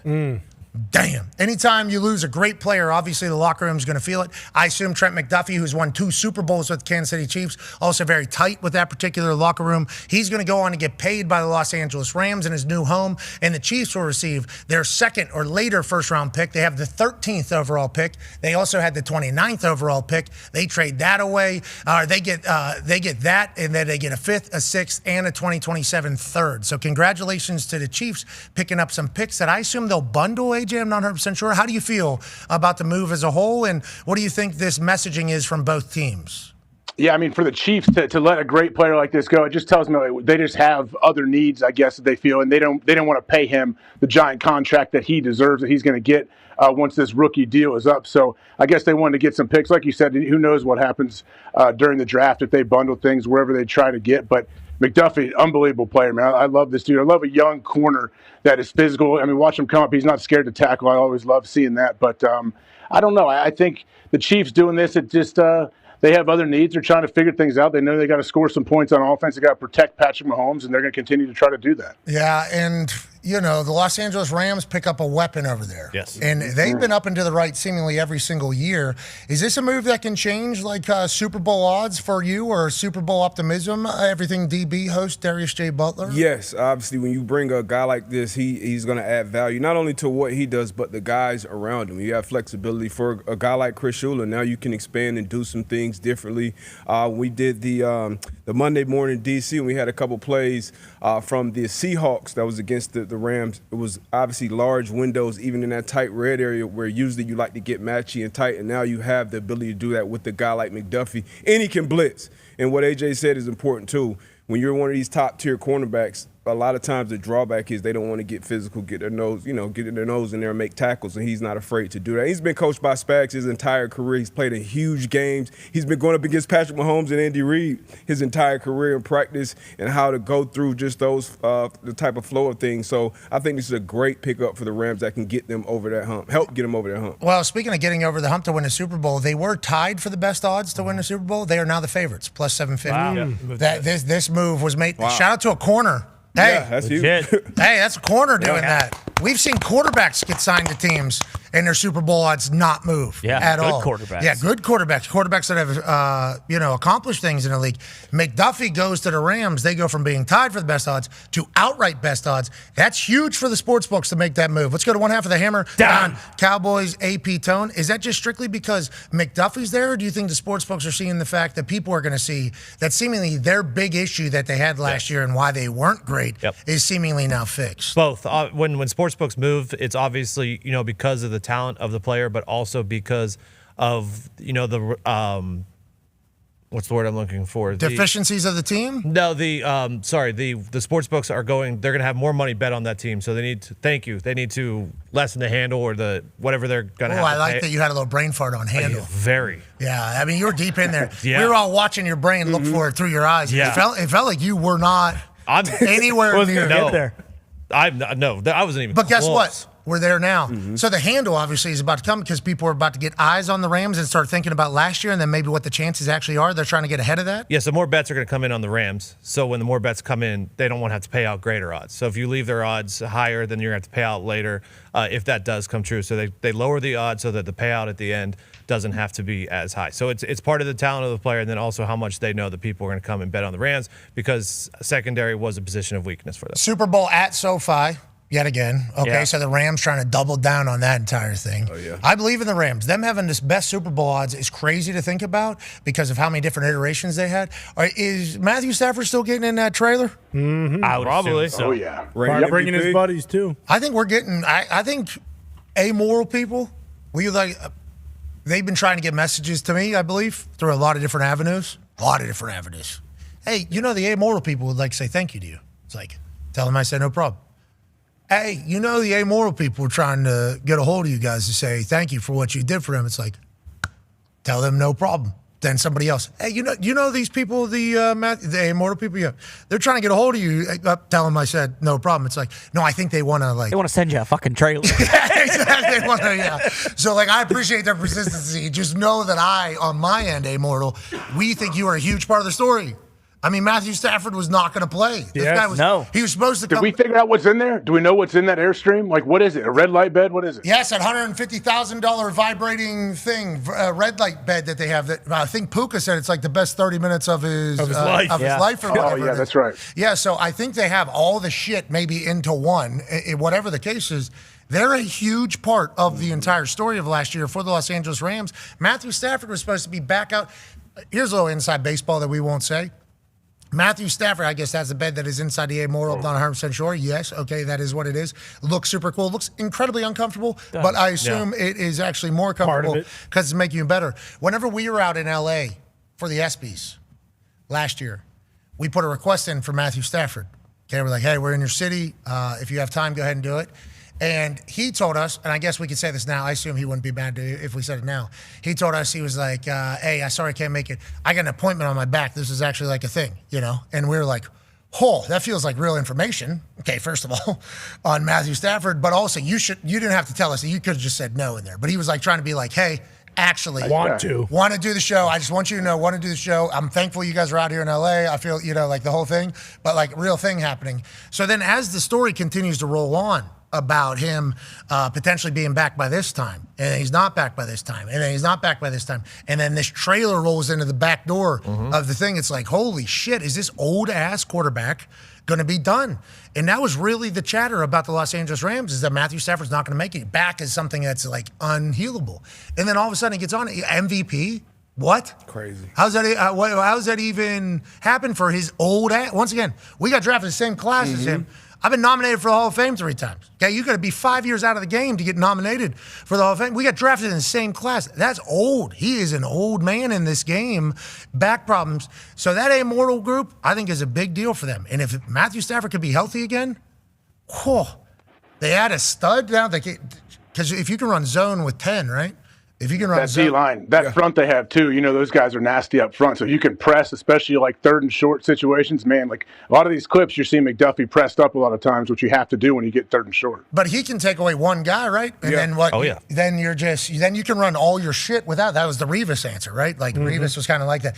Adding a number 1, what does that do for a defense like in whole? You talked about it earlier in the first hour. It changed the math. Whenever you bring over a great player, and typically the guys that are at the top of their position group getting paid, whether it's wide receiver, a pass rusher, a left tackle, all these guys change the math. If you're a left tackle, hey, I don't have to chip. I can get an extra guy out in the pass. And pass rushers, you got to put another offensive line on me. So all these guys change the math, and this is the same thing that Trent can do. Either you can double team the number 1 guy and just lock him up on the number 2, or just have him on a 1 guy and do different things. And a lot of the bones of their defense is that front 4. They've been dependent on that young front 4. I'm interested to see who gets paid from that front 4, because somebody has to get paid from there as well pretty soon here. But yeah, Trent McDuffie does a ton for your defense. Les Snead is active. Tone, these first-round picks are hilarious for him. Yeah, and Phil Yates put out the tweet earlier. 2017 traded the first-round pick. 2018 traded. 2019 traded. 20 traded. 21 traded. 22 traded. 23 traded. 24 they took Jared Verse. So that was awesome. Great pick. 25 and 26 both traded. Now they do have a first-round pick still this year. 13. Yes. But I said 12 earlier. It's actually a 13th pick. I do apologize for that. But it feels like if we look at their history, everybody in the NFL knew that they were shopping 29. And what does Les say? Fuck them picks. Picks. Yeah, but those picks are able to get you really good stuff. That's a haul, too. Haul? Yeah. That's for a corner, that's all you got. Yeah, but really? 5th, 6th, next year, 7th? First, in the 3rd, too, next year? Yeah, 3rd, I guess you're right. Yeah, Third is next a lot. year. But this is a 2nd. Victim of 29, no offense. I don't want to knock any draft classes saying that something is 29 isn't a first rounder, because it certainly is a first rounder. But those 28, 29, 30, 31, 32 picks, seemingly now that we're covering the draft a little bit more, those are viewed for the first round teams as second round picks. Yeah. And for third bad teams, they're viewed as, oh, that's another first round pick in there. It's interesting how easy teams are to get off of, especially the good teams. But then how easy they are to get off of that type of stuff. But you never know, who that player is. It's always a pick. It looks different when it's a number. But what was Cooper Kupp was a 3rd rounder. Yeah. Like these guys, you never know. Richard Sherman 5th round. It's always Puka is a 5th round. So you never know in each draft. All these teams fall in love with certain players and they'll slip, or maybe they have these different picks. They can jump up a couple picks. So you never know kind of who that player is. And I'm sure they probably have a handful of players that they love. Puka is enjoying the hell out of his offseason. I can't wait to see if he has. Still bringing it. If he's able to do everything he's doing right now and also dominate a football field, which I think is what he's going to do. We're talking one-on-one here. Wildly impressive. We are talking We are talking an impressive individual, which he is. Yeah. Puka certainly is. And I think people need to remember that whenever they're talking shit about everything Puka's doing. It's like, go watch the film. But Puka's watch him block downfield. Watch him do all the dirty work and all the tough stuff, as well as make the giant catches over the top. Yeah, Puka's allowed to do whatever the hell he wants. If he's not breaking it, Puka's allowed to go live his life. And Puka is beloved in every single room he has ever walked into. And if this is who he is as a professional athlete, we are lucky that Puka Nacua is in the NFL. He's going to be an entertaining lad for the next couple years. Now, he still has to play good. Yes, of course. Still has to play great, which we assume he'll be able to handle his business. When that stuff happened mid-season, he went out against Seattle in primetime and had 220 yards and a touchdown. I don't think that'll be a problem for Puka. But on the other side for Kansas City, Deba mentioned it earlier. I don't know who they have in their scouting department at corner, but they've been able to move these top guys and then immediately replace them, whether it be a rookie or a second-year guy or a trade. McDuffie was one of those. Or draft him. I mean, McDuffie is one of these guys we're talking about. Yes. Because Spags came out and said, hey, we got young guys. We had to throw them out there and just figure it out. They were. That was him. Yeah. Yeah, so and literally- Spags, that's the other thing too. Like they're probably very comfortable with getting rid of an all-pro corner who, of course, is going to make the Rams better, and then immediately replacing him and having Spags either coach him up or just picking the right guy that they know is going to be a day one dude. We're in a beautiful time right now because all we can talk about is just drama, stories, leads, or pictures. You guys see Todd Monken and Shador? That was sweet. Huh? Good crop on it. I like what's going on. Obviously, when Monken showed up for his opening day and he was dressed the way he was dressed, we all thought to ourselves, this guy's awesome. Yes. Then you start looking at his history and his success, you kind of do your thing. And then all of a sudden, Monken tells Shador in their first meeting on some of Shador's programming, I think, or maybe the Cleveland Browns social media team, he's like, hey, I wanted you. I was the one that wanted you in Baltimore. We're going to have to talk about that someday. Yeah. And Shador was like, yeah, we'll talk about that, whatever. He goes, no, really? Like, I was What the hell? I was the guy that wanted I believe you wanted him to Georgia as well. I was actually the guy that, wanted you or whatever. So I think Todd Monken is excited about this relationship. But I think Todd Monken also, am I going to say it?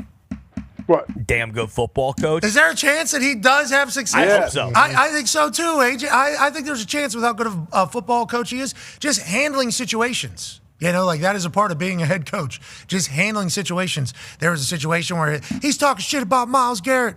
No, never said that. Not one time. What I actually said was this. Feels like he might be perfect for the Cleveland Browns. I mean, obviously everything's TBD, but I do appreciate him posting his photo and the Cleveland Browns post and being like, yeah, let's go ahead and just do this shit. But there's a chance he does lead the Browns to not being ass, AJ, and I think we need to acknowledge that. Yeah, I mean, I think we got to understand what the standards are, what the expectations are for Cleveland. They're not sky high right now. We know they've been trying to figure out the whole Stefanski situation and move on from that. The quarterback's always up in the air. But to Monken, I feel like he's flying under the radar. There's a whole lot of people that couldn't name the Cleveland Browns head coach at the moment right now. And I think that's a great thing for Monken because he can kind of slide under the radar and you can only go up from here pretty much, it feels like, for Cleveland. Isn't it crazy? The last head coach got a head coaching job before anybody else, basically, from the Cleveland Browns. Yeah. You're right. Then a report card got leaked. He was the worst. Got a head coaching job somewhere else immediately. That's big deluxe football. But on that note, I think a lot of people thought that Stefanski was a great coach. Remember, he won Coach of the Year. Who's voting on that? Doesn't matter. Who knows? But he won Coach of the Year a couple times there in Cleveland, and they weren't able to have success. So the immediate question is well, if you got the best coach in football, it's getting Coach of the Year, and you guys stink. What are you doing? How are you going to ever win? And it's well, actually, you guys went to the playoffs and won a playoff game, and then remember you forced a guy out of the building. Who did that? Was that the coach? Or was that somebody else? I don't know who was. Who.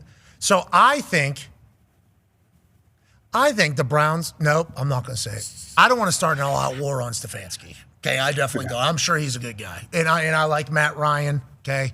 And I think Matt Ryan does have a good football brain. He's the one who hired him. But, I think any coach coming in there would have been better than what they had going on, personally. Now, everybody else, I think, is saying Andrew Barry's the problem. The ownership's the problem, right? That's kind of what the NFL, I guess, is saying. Definitely the ownership. Yeah. But remember, Tepper was a problem until they got good. Yeah, exactly. But the Haslam's came out and basically did say, we forced everybody's hand and decided to pay Deshaun Watson $230 million. He is still in the mix. Yeah, is he the quarterback or is? So I'm doing running Working back. out. He looked athletic. Yeah. I did see him moving and working out. Good and security. He's coming back off of something that if he was to be able to be a good football player again, we'd all be incredibly impressed with his ability to find it again, because he gets paid more money than anybody in the history of sport at the time, guaranteed. I assume baseball player had something bigger in the history of our sport, $230 million guarantee. And that was all happening while some of the most serious things of all time were taking place off the field, and he couldn't play. So not only does he opt out because he once traded, so he's not playing, then everything happens terribly off the field that he doesn't play. Then that all gets behind him. Then he's back on the field. It's like he hasn't played in 2.5, 3 years. Is this going to be, this is the NFL still, right? No, he'll be able to figure it out. He didn't. Then injuries happen. And then now all of a sudden we still have a contract that we have to kind of uphold here, the biggest of all time, and he takes another run at it. It's like, if Deshaun Watson plays good football, that would be very surprising. That would be the most surprising. He's going to be there, though, right? He's going to be on the team, isn't he? Yeah, I assume the Haslams that paid that deal were like, yeah, you'd be in there. I heard a deal at the Combine of a former college football coach. Oh, yeah, this is one of the best deals ever. But he is currently a janitor on the campus at the rec building. Because his contract had in it that his money would be guaranteed to him And if he was fired, he would be moved to another job on campus to fulfill the contract. So I believe the current job that is being filled to fulfill the college football head coaching contract for FAU is currently mopping floors at the rec. What? Is he actually? Is it a no-show job or is he really doing it? I heard we got mop in hand. Good for him. I heard. Doing a great job. That's a good paying gig. Yeah, that is highest of all time. Yeah. But also, that's one of those ones where they're looking for a breach. So, like, they would like to not have to pay you. Yeah. So, I mean, if you don't have good form on that, you know. Yeah. They're saying breach. Like, I think he has to be very good. Might be the best janitor in the nation. I think he has to be very good because they got eyes looking. They sending people through there slipping, like hoping he doesn't put the little warning sign up. So they got people there taking falls all the time. Where's the expresado? What's the in Spanish the caution wet floor? Yeah. Cuidado, Cuidado, I believe is what it says. I get so happy when I read. I always say it loud, Cuidado. I don't know what it is. She's on the sign there. Slippy. Yeah, they're looking for that with him. Wow, that's news to me. I didn't hear that one. Oh, the people that told me that obviously wanted me to hear that. Yeah, and see your reaction. Yeah, and to hear that. immediate. There's a guy. He's a janitor right now. I'm like, what? Yeah, he's currently a janitor. Where? Good for him. Is this like a passion project? They're like, no, can't have a breach of contract. Needs it to get paid. It's like, how's that work? And then they obviously shit on the person that negotiated the deal. Sure. Well, dipshit, immediately goes into it. Living in Boca too. Not a bad spot. I mean, if you had a brain, he'd just buy 15 Roombas and just set that shit Did you see that one with dog poop on it? No. Yeah, all of a sudden it started painting the canvas. Oh, geez. Yeah. No. It rolled over some turd, like dog poop, and then it painted. A little loose stool gets underneath the Roomba. All of a sudden, Roomba becomes Bob Ross. And, you know, all of a sudden, you just got the whole poopy half. You know, and you need to blot that shit, they say. Well, that shit's actually everywhere, so you ain't got you got nothing. Yeah, that's all. It literally looked like one of them roller painters. Oh, jeez. Not good. Fox, are you still Roomba in your whole house? Nah, I gave up on that thing. What about the outdoor one? You had That's the one I'm Roomba? talking about. The outdoor one didn't make it to the new house. That thing sucked. Don't get an outside lawnmower robot. It doesn't work. You don't say. You gotta get like the super expensive ones though. You gotta It get like worked commercial for ones. like 4 years, so I always say I got my money's worth, that's but it enough. sucked. No, by working, what does that mean? I mean, everybody knows, like, if it comes to cutting grass, you're looking at the lines, you're looking at the levels, everything like that. You think this Roomba grass thing was doing any of that? Absolutely not. It looked good. It's just, it was a pain in the ass because the wires would break. Once the wires break, you had to fix those in order for it to go at all. So it was brutal. Yeah, you need a Z-turn out there if you can afford one. If you can afford a Z-turn, you get the Z-turn. You go and put that thing straight out of rabbit, straight out of turtle, right to rabbit, and then you let that thing eat right there. I actually, I bought a house in my NFL career, about the middle of it, that had a massive field in the back because I didn't like to work with other people. So I just wanted to kind of work in my backyard so I can kick balls. Needed a big field. I got it. As soon as I got it, I bought this Z-turn. Boy, I had a good time. Yeah, it's fun. It is so many. It's time consuming. It is. It is certainly time consuming. But boy, it's a good time because in Pittsburgh, it's all hay and we are going, you know, it's not that good of a time. Right. I mean, we're pushing sleds straight uphill is basically what you're doing there. One of them Z-turns. I don't know if South Florida has much opportunity for that unless you're working on a golf course. Yeah. Right now. But you get a Well, field. probably. I mean, not speaking. It's a good time, man. You could disappear out there. It's therapy. It is therapy. Yeah, it is. It's pretty nice. Foxy don't want it. He's fucking letting robots do it. Yeah, they'll make Bronco versions of the Z-turn. Kyler Murray potentially on the move, definitely on the move. Where will he be? Well, ESPN's reporting that he has 2 potential destinations in his mind and that there's obviously a lot of interest in him is what his people are going to say regardless. I've come full circle on Connor's theory that if Kyler goes to the Minnesota Vikings, the Vikings are a problem. That is kind of where Connor has been since the beginning of this. I think that is because of the amount of respect we have for Kevin O'Connell and his offense. But if you remember, I think the only thing we've ever said about Kyler consistently is that guy can spin it. Like his ball flight, his spiral, his pinpoint accuracy, his ability to do it all, especially with his size. But just his arm talent alone is outrageous. And what do you need in a Kevin O'Connell offense? Well, you need to be able to put the ball exactly where it needs to be. You also need to know where it's supposed to go. And that goes to the clause that was put into his contract. Will he be able to accomplish that? And Connor has convinced me, yeah, He will be able to do that. And now all of a sudden I'm thinking of Kevin O'Connell and Kyler Murray and Justin Jefferson. They're letting go Aaron Jones. Obviously, I think he's a big-time weapon for whoever he signs with, was for the Minnesota Vikings. But I've come around fully to Kyler in Minnesota. There's other vets being talked about heading over there as well. What are your thoughts, AJ? Yeah, I mean, I think Kyler with KOC, the more you think about it, yeah, it would make a ton of sense. And I think for Kyler, a change of scenery could be good for him and a different person in his ear to help him out. And obviously, we know quarterback's all about confidence. I don't feel like Kyler lacks any confidence, but what everything, just watch these clips. What he can, no one really else on the planet can do what this guy can do. So when you can couple that with a guy that can sit in the pocket and also sling it, Kyler absolutely has a chance to resurrect his career, I believe, especially if he goes to a place like Minnesota. You know, something to think about here, too, as we're running those highlights, and you're saying he's one of one. There's another one of one out there in Anthony Richardson. Remember, Kevin O'Connell gave him a full. He did. Oh, yeah. Hey, bad dude. Hey. You're playing this league for a long time. Hey, he said. You can't do that. I almost sent him a text and said, hey, give us a one then. Yeah. Immediately after that, I almost send us a one, because maybe you are the one that can make him live up to his full potential, because Anthony Richardson at his absolute best is the thing that draws everybody to hold on. And if we think Kevin O'Connell's the guy that gets the best out of everybody, it's hold on. Is Anthony Richardson going over there? Can he layer a ball? We haven't seen it yet. Don't know. He can throw it 68 yards off his back foot. Yeah, well, you understand that. Can he layer a ball? Because that is, from my understanding, that is what Minnesota is going to be looking for first and foremost. Is we need somebody that needs to know where the hell the ball has to go, and they need to be able to put it over a linebacker in front of a safety. We need that ball to be in our offense immediately. That's why, if that is the only thing, and I don't know if Anthony Richardson can do that. I'm right now probably going to say I don't know if I've ever seen it, but again, that deep ball. It's not the first thing we think about. Not the first thing we think about, yeah. But if that is the only thing the Vikings are thinking about, if Tua goes to the Vikings, they may go 17-0, because that's all I think about when I think about Tua. And there's another guy that people are like, bum. Exactly. Kyler, bum.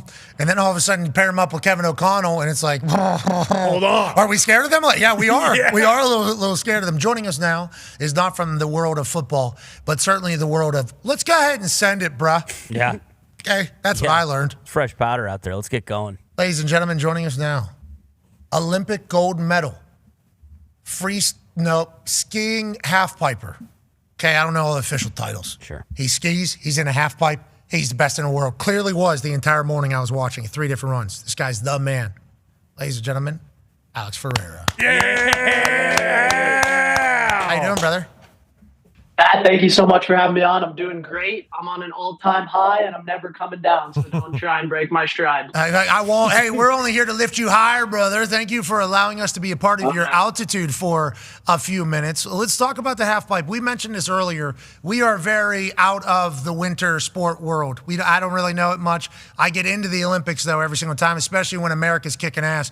Thank you, brother. But it felt like the skiers have kind of taken the half pipe. It felt like every skier was nailing something absurd. And I grew up with, what's the movie? Johnny Tsunami. Johnny Tsunami, which kind of judged the skiers. And I'm an outside the winter sports world, so I always thought the skiers were the worst. Then I watched this half pipe, and it's like, wait a minute, the skiers are definitely more entertaining on the half pipe than the snowboard was for me. And then all of a sudden you roll out there, and they're like, well, wait a minute, we actually got the guy. I want to thank you for a spectacular watch and also winning. But can you tell me more about when did every skier become phenomenal at the half pipe? Because it felt like that's what I was watching. Yeah, absolutely. I mean, the snowboarder guys are super impressive, as well as the girls as well. But definitely, as far as the ski side of things goes, everybody is on their game. Nobody doesn't land any runs anymore. Everyone's always landing. Everyone's crushing it. And yeah, the competition runs deep. It is a super steep trek to compete against all these guys. So I'm just super grateful to be on top. Yeah, definitely on top, and we'll certainly talk about some guy that seemingly follows you around as well, who's a little bit of a little bit of a wild card. Yeah, former gold medalist probably. Yeah, and he lives in, he's good. A good idea, I think, for the good of sport. Mm-hmm. What are you being judged on? Because I saw them talking about how high you were. Okay, what are you worried about most? How high you're getting, how clean you're spinning, how clean the landing is? Like, what is mission one for you as you're heading down into the half pipe? That's a great question. Let's just start with amplitude is king. there's a variety of criteria. There's overall impression, there's degree of difficulty. But the main thing is amplitude is king. You got to go huge. You got to execute on your grabs perfectly. And the idea, or my whole style, is all about making it as clean as possible. I want people to watch on TV and be like, oh, maybe I could do that. So I just try and make it super smooth. Nobody thinks that. Yeah. But young skiers are thinking that. But I like the fact that you all think to yourself, like, when people watch on TV, this should be a clean, like it should be good, because whenever people are just cutting off their runs, I found myself getting disinterested. Like, I think that was happening in the other half pipe. You guys, you're talking about all of us are going through clean. It was a hell of a spectacle. Ty has a question for you, Alex. Yeah, Alex, like when you're going out there, I mean, because like Pat said, if you're trying to make people think that this is like, that was even you coming in on the half pipe and just like revert. Now, I don't ski, but I was like, I would fall back and probably break my neck on the entry into the half pipe there. When you're trying new tricks, like what is that process? Like, how do you just kind of keep pushing the envelope? Because I feel like some of this stuff, it feels like the human body, isn't supposed to do that, but like, if you're practicing this kind of stuff day in, day out, if you're not landing this kind of stuff, obviously you could get super hurt and not be able to compete. So like, what is the process like when you're trying to put together a gold medal run like this? I mean, let's just be real here. I'm scared shitless. It's absolutely insane, everything that everyone's doing. So you got to be on point. And we're skiing on a brick or a block of ice, right? Mm-hmm. Like, this isn't just, oh, we're going for a fun ski. No, this is pure bulletproof ice. If you don't land, you're going to have a bad day. So I always say I'm in the business of landing. Try to make it as clean as possible, land the best of my ability, and put on a show. I noticed early on, like you were saying, Pat, when people are landing runs, the audience is getting disinterested. It's not as fun. I always try and stuck to the characteristic of consistency is king. Be as consistent as I possibly can, and everything else will take care of itself. Yeah, your prep is probably insane. AJ has a question about that, actually. I wonder, like, as far as your final run, you posted a run, and you had to sit there and I believe watch 3 other competitors go. Can you take us through what that was like inside your head, how nervous you were watching each guy go? Yeah, it's a living nightmare. It's absolutely terrible just watching the top 3 qualifiers coming down below. And the whole time, I'm not much of a religious man. I believe in the universe, do unto others as you would like, the golden rule, right? And I just kept talking to God, basically, just, you got to give me this one. Come on. The last one you got to give me.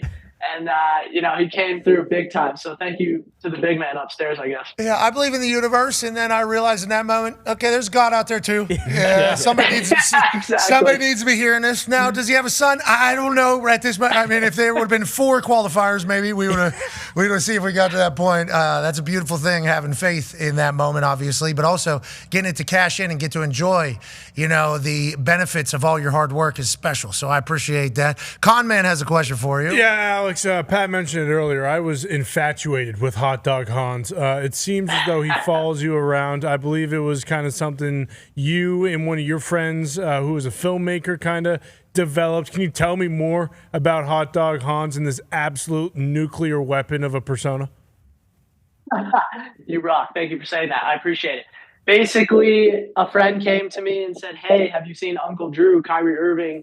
This thing is amazing. He dressed up as an old man. He's dunking on people, 360 dunks, layups, whatever. And I said, no, I hadn't seen it. He showed me, and I thought, wow, this is fantastic. He goes, we should do this with you in skiing. And it just so happened at the time, one of my best friends, he owns a production company called Vital Films.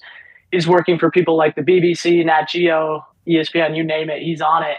And basically we came together. I dress up like an old man and I mess with people on the slopes, and we have a blast. Our main goal is to bring humor and originality and some major creativity to the space. And I think we're doing a great job so far, and I hope everyone keeps enjoying it. We're just trying to have a lot of fun. Fun we have. Hot Dog Hans a bit of a ledge, Yeah. And obviously palling around with an Olympic gold medalist does not hurt. The skiing world, we learn about it every single Winter Olympics. There's a lot of options out there. Go ahead, Tone. Yeah, there's a ton, Alex. And in the football world, we always talk about it's impossible to play both sides of the ball, offense and defense. Let's say you had 4 years, okay? could, like, obviously you're very, very, very, very comfortable on your skis. Like, how would you do in big air or aerials, or let's say you're going super G or slalom? Like, because you're so comfortable on skis, if we gave you 4 years, how do you think you would do in those other events? Listen, man, I'm super confident, but let's be real here. I would get absolutely slaughtered. This is not a joke. There's so many different disciplines of skiing, and you need to specialize in your discipline because everyone has gotten so freaking good. It's just the reality. It's the nature of the beast. Everyone's amazing. Do you do the skiing like? Do you do the hang? We'll take the lift. basic skiing. It's going like a like. Do you do the skiing? Black diamond. Have you ever double blacks? What's Michaela Schifrin do? Slalom. Slalom from those things. Have you ever like done that? Or are you like a natural like go hang out, do the skiing whenever you're not doing half pipe skiing? Like how does that all work out? Absolutely. I'm a skier first and foremost. I'm a soul shredder. I go out and ski with my friends, with my mom, with my dad, whatever. I'm there for it. I like being around. I'm especially there for the après scene. I like to have a good time. We're not here for a long time, so I'm trying to enjoy it. But yeah, we have a great time. Any type of skiing, you invite me, I'm there. Heli skiing, normal groomers, powder skiing, park skiing, whatever. I got my ski boots on right now. I'm going to Shred Park right after this. You're the man. Okay, how can we? Yeah. Okay. Yeah. All right. We love that you're living in your boots. This guy hasn't taken his boots off. Love it. Since the Winter Olympics. I have not gotten into the skiing at all. Where should I go in America? Where would you? A couple places. You don't have to pick a favorite and piss anybody off. But where's a couple places that if we were to take a group to kind of go do a skiing and also an après skiing, where do you think we should head here in the United States of America? Yeah, I'm happy to piss people off. You got to come to Aspen. I'll show you the best time of your guys' lives. If you haven't skied before, we'll have a blast. And yeah, you let me know when you want to come, and I'll set the whole thing up for you and your crew. Woo, boom. And that's why you are the man we need representing the United States of America on those two skis. You're the best. Thank you for taking time, and congrats again. Much love. Go USA. Appreciate you boys having me on. All the best. I will see you soon. Thank you for representing for us, man. And good luck out there. Go Shred Park, dude. Alex Ferrer. Yeah, Alex. Yeah, what are you talking about, dude? I'm kind of fucking blowing it right now. About to go right now. Hilarious. Living the gimmick. Yeah. Such a beast. I mean, he's the one. Is he doing like backflips over people if he's going down black diamonds? Like, are there jumps out? I haven't In really park, skied either. like today when he's going to park, yeah, there's boxes, there's jumps, yeah. We got to go do that. We got to go. Is that still happening? Oh, yeah. Oh, yeah. Out there till March. I think last February one. What's today's date? March 2, 3, something Oh, like you'll that. be able to ski out there till April. Yeah. I'm in. D-Butt skis, right? You've gone a decent amount. haven't you? I went. God rest his soul. Vontae was a huge skier. Former teammate Vontae Davis. He would go out there all the time. Some of his friends who I was still in contact with, they go multiple times a year. So I am definitely down. I went once, and I picked it up fairly quickly. But I'm definitely down to go anytime. I got invited to go live with a little with Vontae on a ski trip, and I couldn't make it happen. And I was seeing the pictures of what happened, and I'm like, man, that ski time looks like a good time. I don't know if I'll be able to do the skiing, but it does feel like the skiing community is a good time. Yeah. Yes. Like it Great does. vibes. Like Great. the Very après ski welcoming. is just like a part of it. Like, yeah, we're going to have a good time here. Like that is what we're here for. And it feels like it's a great therapeutic type of Great workout. It's like a Headphone. 9 to 3 type thing too, so you can get some sun, nice little suntan while you're going. Like and a lot of chiefing, right? I mean, a lot of we're- chiefing, yeah. a lot of boozing. and then you can really Music. devastating, right? Certainly. Yeah. Yeah, there Need can to wear be a some helmet. really terrible things You that'll can happen. die for sure. Yeah, you could die. Need to wear a helmet. Make a Sunny. decision though: skiing or snowboard. Right now, am I assume doing you're it? Snowboard. I still have my board, so yeah. Okay. Yeah. Am I making a decision right now? Yeah. Sure. Why not? Give me the ones that are straight Yeah. up into the air. No poles. Yeah, give me the ski. Mostly because I've walked on 2 feet my whole life, and get me on a skateboard very difficult. If you've never done it, skiing is a lot easier, like the first 3-4 times. They That's got what I'm mini doing. skis too, by the way. They got skis Ski that blades. are this big. If you Sounds want to, dangerous. if the Well, walking. I've gone rollerblading before. Exactly. They have those size skis. Do they work or no? They do work, but they are like trick skis. Like you're supposed to be a very good skier Yeah. to use them, okay. but still. What do you mean? Like I can't just go out there first time and do a little how do you do? You can. And then what am I grinding on that? Yeah, Good, yeah. grinding, hitting the boxes like Tony Those said. are good if you can ice skate. I think I Yeah. can kind like of if you do could, that. if you could if you could stop wearing like hockey skates, then you could do those.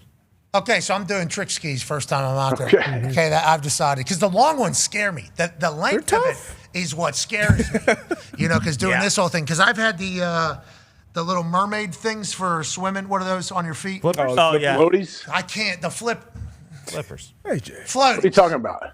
I'm talking about those big floppers. Scuba flippers. Like your scuba. Flippers. Scuba? Flippers, yes. Flippers, not floaties. Okay, flippers. That's what it sounded like you were saying. I don't know. What are you using flippers for? What do you put floaties on your feet? Your kid's got no shot. Is that where you put your floaties? I was talking about my feet. Their feet stay up and their head goes down. You got to really test them. Throw them into adversity right away. Yeah, I understand. Yeah, I get hanging on to them by their Achilles. Yeah, I understand what you're doing there. No, anytime those things, I'm just not good at the big flop. Awkward. Yeah. And then the long skis, just that feels like that would not be good for my knees too. Like that feels like that's a lot of. So if I'm getting there's middle. I'm getting rollerblades. Yeah, you can do that. And There's that best is of the both thing. worlds too. That's the hardest part of skiing is I'm just getting getting That does rollerblades. not sound like a good idea. What are you talking about? I'm turning that thing sideways. I'm dragging that thing down the hill. Whee, like that is what they say. I mean, that's kind of your MO. You go right, hey, let me get in the batter's box. I go up and get Clay. Let me get the ring. I'm stone cold. Yeah, go ahead. You know what? Go ahead. Put the fucking roller. The probably work. Go ahead. You're right. So that would be harder, those little ones? Yeah, they are definitely hard. I thought we're talking. AJ's gone. AJ's already headed to Aspen. Oh, nice. Someone called him. All right. Well, as we end here on ESPN2, as the Red Sox and Yankees play each other on ESPN, we will let you know that the Team USA, with Clayton Kershaw pitching, I do believe. He's not starting, but at some point he's pitching? That's what we were told, right? Are playing the Colorado Rockies. That's available nowhere. MLB TV. Okay. Yeah. It is available somewhere. Yes. All right. Yes. That's on me. Be a friend, tell a friend something nice. It might change their life. We're back tomorrow. Aaron Rodgers will be joining us on YouTube, ESPN Plus, Disney Plus, TikTok, and hopefully you'll join us as well. See you tomorrow. Goodbye. Did I miss anything? No. Got it. I think I hit them all. Yeah, the lineup came out, and Yarbrough is getting the start from the Yanks, I believe. That's hopefully he's sponsored by that company. What? Marlboro, Yarborough. That's money. I don't know if they're doing as many cigarette sponsorships these days. In pro sports? Just any. Another thing. I think it's kind of a tough Just thing. too established like Red Bull. Yeah. No, a little different. I think Red Bull has a lot of hats on these skaters. That's true. Yep. I think Red Bull would say we do more to support Olympic sports than maybe anybody else, which we would like to say to Red Bull. We appreciate your service. Not only that, but also when you guys decided to tag team with vodka everywhere, we appreciate what you did for all of our lives as well. Foxy just gave a big head size. Sounds like he survived some nights. Big time hangover when you do that. I loved it though. It was great nights. Oh, okay. Sorry you had one with the lads, pal. Go start your Roomba lawnmower, pal. I'll tell you what. I was looking for one of those for 5 hours over there in Phoenix. Just at the end of the day. I'm going to bed, dude. No, this next place is awesome. You guys got Red Bull vodkas here? No. Okay. We do got. Yeah, right. We're not the mountains, but it's always snowing. It's like, Jesus, get me out of here. Any hangover with that? No. I don't know. To be honest, anytime I've only done it a couple times, long time, literally 2 times. Long time ago, always alongside an immense amount of alcohol. Yeah. So like, Yeah, how do you know? Yeah, and then chicken or egg. Yeah, the thing that I do know though, I don't know about the hangover, but I do know looking in the mirror going, what the are you fucking, you are a real, okay. Okay, Tony Montana. This is what life is. Yeah, that was my issue with it. Now, I've had a lot of friends, obviously, that were into that particular thing. Good Time crowd has, certain traits, I think, everywhere. I was always a part of Good Time crowds in like a lot of different cities. So obviously I see that type of stuff. But for me, it's never good. And I don't like that everybody just automatically calls me a cokehead as soon as they see me with some energy all the time. It's like, actually, it's the complete opposite. I've talked to me about it after, and I didn't like me. I don't like what it did to my brain. Oh, you got to be Adderalled out of your mind. It's like, nope, actually, hate that as well because it keeps me too on track. Yes. I actually like to kind of voyage out of there. Oh, so what? You got me doing some meth? You on fucking meth? No, man. I wake up like this, and I'll tell you what, it annoys me too. But then we take an herbal remedy, and I think that slows me down enough. But boy, that upper stuff, I think there's a lot of that in those X Games type stuff. I think those guys are. I think they. You have to. I think they are I think they are a good time crowd. I think all of them are, which is why I think it's so electric when we watch the Winter Olympics. It's like a very electric time. I mean, like he said, that's no bullshit. Like those guys could break their neck every single run they have. You're doing the flips and shit like that on skis. Like you could die every time. If you've never been on a half pipe, the top part and then where it goes down to, that it is ice. It's ice. So it's like it's basically concrete. Dude, like I saw a guy hit the people that land on the top and then where it starts to go down on their back, like that's. I saw a guy hit edge. I saw a guy hit edge because I think he tried to steal another jump at the bottom. So I think he was trying to jump more, and he jumped into the wall basically and started flipping and didn't even know it, and boom. And then he goes down, and he's on, and they send in a whole thing. I'm like, oh, I just watched a guy break his back. It's not really snow. And then he gets up, walks down the half pipe, and then starts making fun of himself, and then walks away. And I'm like, oh, this group is dogs everywhere. Shout out to the Winter Olympics. Yeah. Let's get to a break. On the other side, Aaron Rodgers will be joining us. I can't wait. I have no idea what. Do you know where this is headed? No. Me Can't neither. wait, though. Have you talked to him about coming on over the last couple of days? No, not really. I like That's nothing like Oh, sure. nothing in detail about anything. Just hey, what's up? How are you? Always lying. Yeah. It's always Why you always No. lie? So what are you gonna make a decision on? What you're gonna do this next year? You think I'm texting him that? Okay, so that's what people expect, right? And Oh yeah, everyone thinks that he's making a decision today. Don't think that. Oh, that is not. That'd be sweet. He should. I agree, AJ. He All right, should. let's take a break. Why not? All right, we'll Good be as back. time as ever. I agree. If He not, loves March 4th. if not now, in the World Baseball Classic is about to start. Yeah, exactly. We just won gold in men's and women's hockey. Like everyone's And- riding high, and- and everything else. freestyle half pipe. He's got a dog named Apollo, right? He does. First thing that comes to mind when you hopefully he think of does. Apollo. Apollo 13 or Apollo Antonono. Okay, so let's get rid of the first one you said. Apollo Antonono. Okay, which is what? Winter Olympic. Yes, Winter Olympic legend, speed skater. What about Apollo Creek? That's first. That was my first. Yeah. That works too. Summer Olympics. Who gave Rocky the bingo. the Star Spangled Banner, trunks? It was Apollo Creed. Mm-hmm. Rest So in he's peace. going to be pumped up about what just happened in the Olympics, I think. Yes. Aaron. Because of that. Oh, I see how you tied it together. What about the Apollo Theater? I thought that might have something to do with it. Yeah. I mean, literally, any Apollo you're thinking of now is not the first one that I was talking about. Apollo Creed potentially is the right answer. Very good. Apollo 13 also opportunity. Apollo Antonono is what we're trying to get to. The Greek god. Yeah. That And- movie with the Apollo Theater, great. Is that Chris Rock goes in that old Get him white to the guy's Apollo. body? Anybody know that? Is that there? It is. Is that what it's called, AJ? Get him to the Apollo. I thought it was the tall guy, Russell Brand. Let's give him to the Greek. That's getting him to the Greek. Oh, yeah. There it is. All right, let's take a break. I'm just going to act like he named Apollo after Apollo Antonono. There's a good chance. And he was watching Definitely these speed skating come out of Winter Olympics, and that's why he's seemingly glowing. I said earlier in the show that talking to him the last couple of days, he was glowing through the FaceTime. And I don't know if you feel the same way or want to say the same thing. This dude it feels like he feels very good about where he is in his life right now. You agree with that? I would imagine. I mean, do you think he would want to come on if he wasn't feeling good? I mean, there's been some times, where he wanted to, feels like. There's a lot of other shit going on in the world too outside of sports they might want to talk about. Good call. I didn't even don't think about think he that would do that. I until doubt he's going right to sit down now. with that. I just thought about that right now. All right, fuck it. We'll see. Be a friend, tell a friend something nice. It might change their life. Feels like Aaron is in. I'm excited to hear what he has to say. Excited to catch up on what the year that was. Mm-hmm. So much has happened since the last time we talked to him. What does the future look like? Does he know at this exact point? Is he allowed to take his time to figure out what he wants to do because he's already a first ballot Mount Rushmore football player? No. Okay. Yes, he is. Be a friend, tell a friend something nice might change your life. Take 5.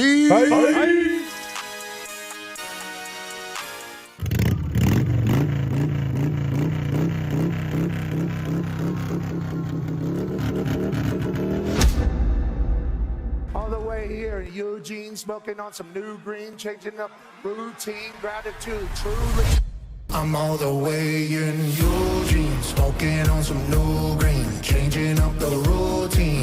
it too truly. Feel like new school, Dean. Life's pretty cool. G3 jobs, few means tank top, blue jeans. So this is insane. I'm the 5th guy ever to ride this motorcycle. It's a 1996 Fat Boy. They've been doing this since 1999. It's called the Leader of the Quack.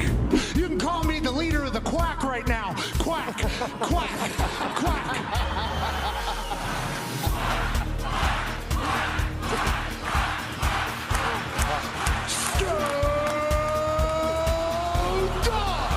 Guy currently, his name is Matt. He's a dog. He's wearing a different jacket today, and he told me to wear the one he's wearing. This is a Grateful Dead one, so I'm gonna wear this one. Leader of the Quack coming in 3, 2, and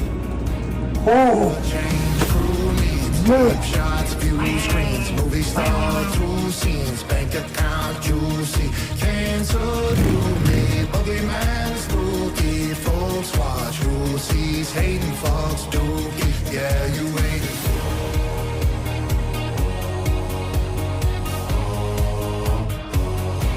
Yeah, you waiting for, dookie, yeah, you waiting for, dookie.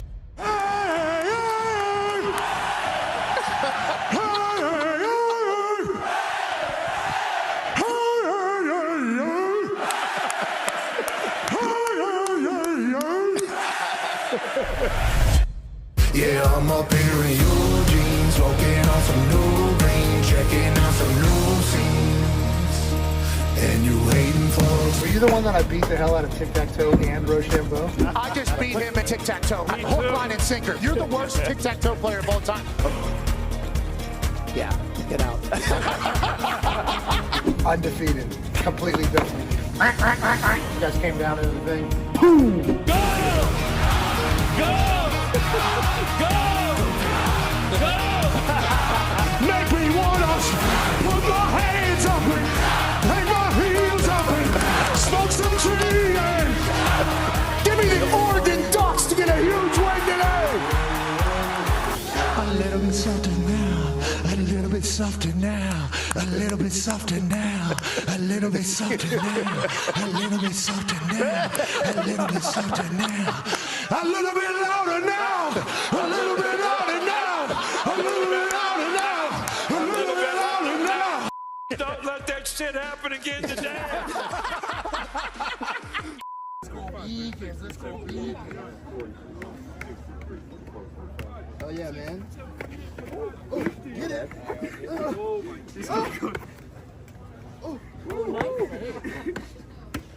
Thanks, bro.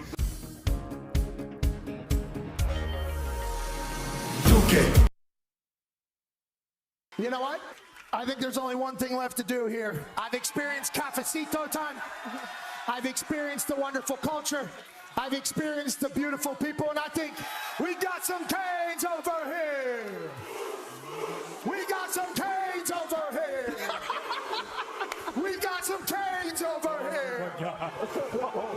This day in Coral Gables is going to be one that I will remember for the rest of my life. Ray Lewis started his dance right here at Miami. Ed Reed started his legendary run here at Miami. The legends of football run deep. The moments are special. The national championships are in abundance. Just last year, a lovely University of Miami woman diver from Italy won a national championship. This thing's been staring at me all damn day. You're out of your mind, brother. This is crazy. Kirk, I'm a little winded. That's what I was going to say. You talked the whole time you were running. I'll give you a chance to catch your breath, you son of a bitch. You're crazy. I hope somebody got a lifesaver over there. Is there a lot of that? Or something. My man's out of breath. It is a long way to the top. You gonna jump in your suit? Are you going to jump in there? Oh, my God. Yeah, so I'm tired for you. Oh, my God. Yeah. Oh, he's going to take the jacket off. Okay. Okay. Oh, he's taking the shirt off now. Okay. All right. Looking ripped. Yeah, looking ripped. fit. Oh, he's taking the drawers off. Ladies and gentlemen. The pants. Not the drawers. Ladies and gentlemen, if you come to this beautiful campus, you will notice quickly that the students here love this university. They love this atmosphere. And I'm with everybody. I think the U is back. Give me. He's got the speed on. Oh my God. Give me the.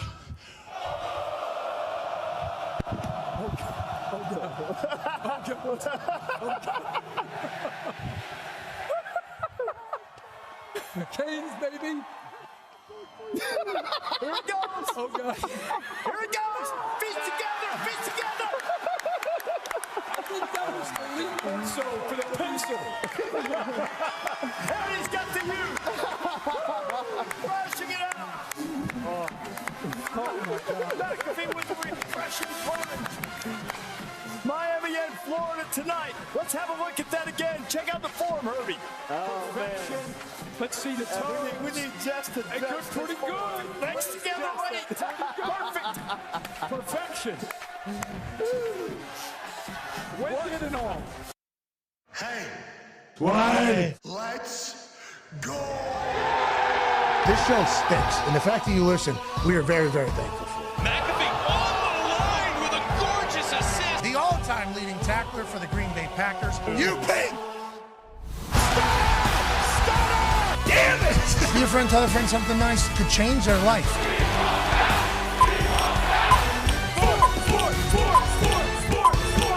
Hello, beautiful people, and welcome back to our humble abode, the Thunderdome. On this Aaron Rodgers Wednesday, March 4th, 2026, hour 3 of the program begins now. Sports are the greatest. I just had to burp. I just took down an incredible rap over there.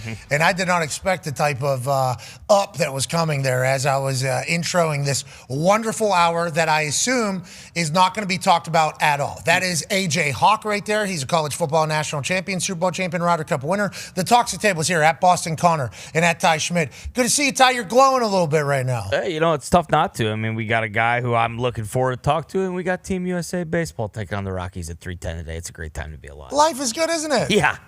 Life and is it's good. a great day to be alive. I know the sun's still shining when I close my eyes. Yeah! Not your NFL, Darius J. Butler, one half of the Hammer.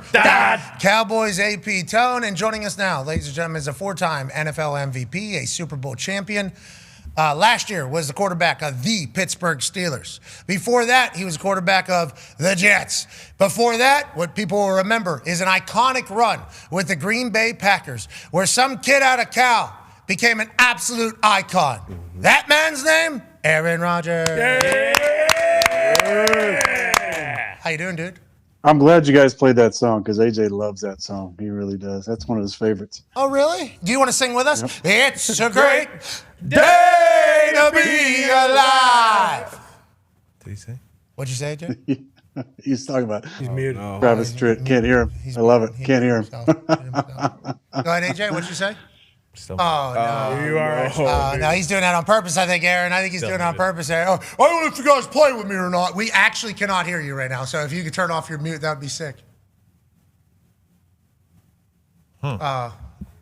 Hey, you are muted, dude. They're saying it's your side. Everybody in the back is saying, oh, he thinks we're lying to him. Yeah. See, this is part of the problem. There's got to be some technical issue when I come on, right? Always. I think I'm good today, but there's got to be something, right? You look good. You look incredibly happy. I told the boy, let's call AJ back. AJ, you are actually could not hear you. AJ thinks we are.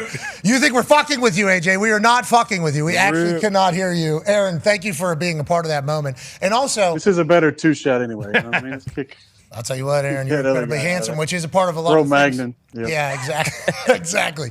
I like the blue shirt, blue eyes just going absolutely crazy right now. But you're also glowing. It's a shout out to where I did my rehab, twice, collarbone and my Achilles. So shout out to Heather and everybody over there at Elite Ortho. I just saw it in the drawer today, and you can't see it, but I've been doing a lot of a lot of push-ups and lifting, so it was kind of tight on the arms. I kind of liked it. Okay, kind so of like you wearing those tight shirts. Well, I'm on a bunch of peptides. You'll learn about that when you retire. And I don't know what you're planning on doing in this particular conversation, but hearing that you've been working out, and what I said to the boys is getting a chance to FaceTime with you over the last few days and catch up with you after the season.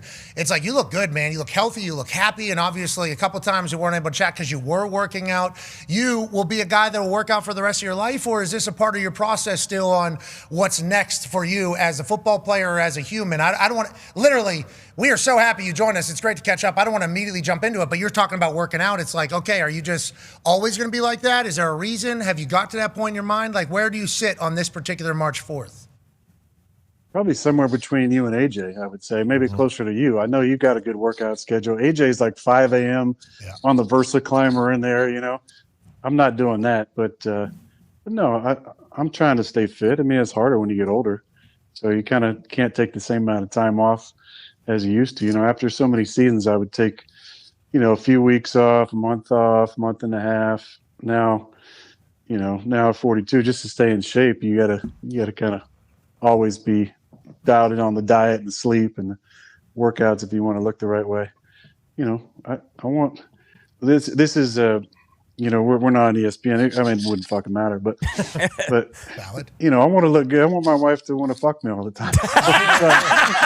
Look good all the time. Okay. All right. On that. Okay, so we'll get back to the workouts and why and everything like that. And I'll tell you, shout out to Icelandic water. Of course. I'm usually a Mountain Valley spring water guy, but I do love the Icelandic. And when I got to Pittsburgh, there were a lot of guys. Imitation is the highest form of flattery. A lot of guys that copied some of the things that I did. With the wired-in headphones and the Mountain Valley. And Vince Skoranek is one of the top ones. He came out to Malibu. We had a good time and threw the ball around a little bit. And after that, the next time I saw him, he was wired in, green bottle with him everywhere. So I take a lot of pride in that. I appreciate that. TJ Watt, went to wired in headphones. So bad teammate. I appreciate all those guys. Notorious bad teammate, Aaron Rodgers, potentially influencing the locker room. Let's talk about you being old man in for the Pittsburgh Steelers in new team, new city. When we talked to you at training camp, it was still the stage of like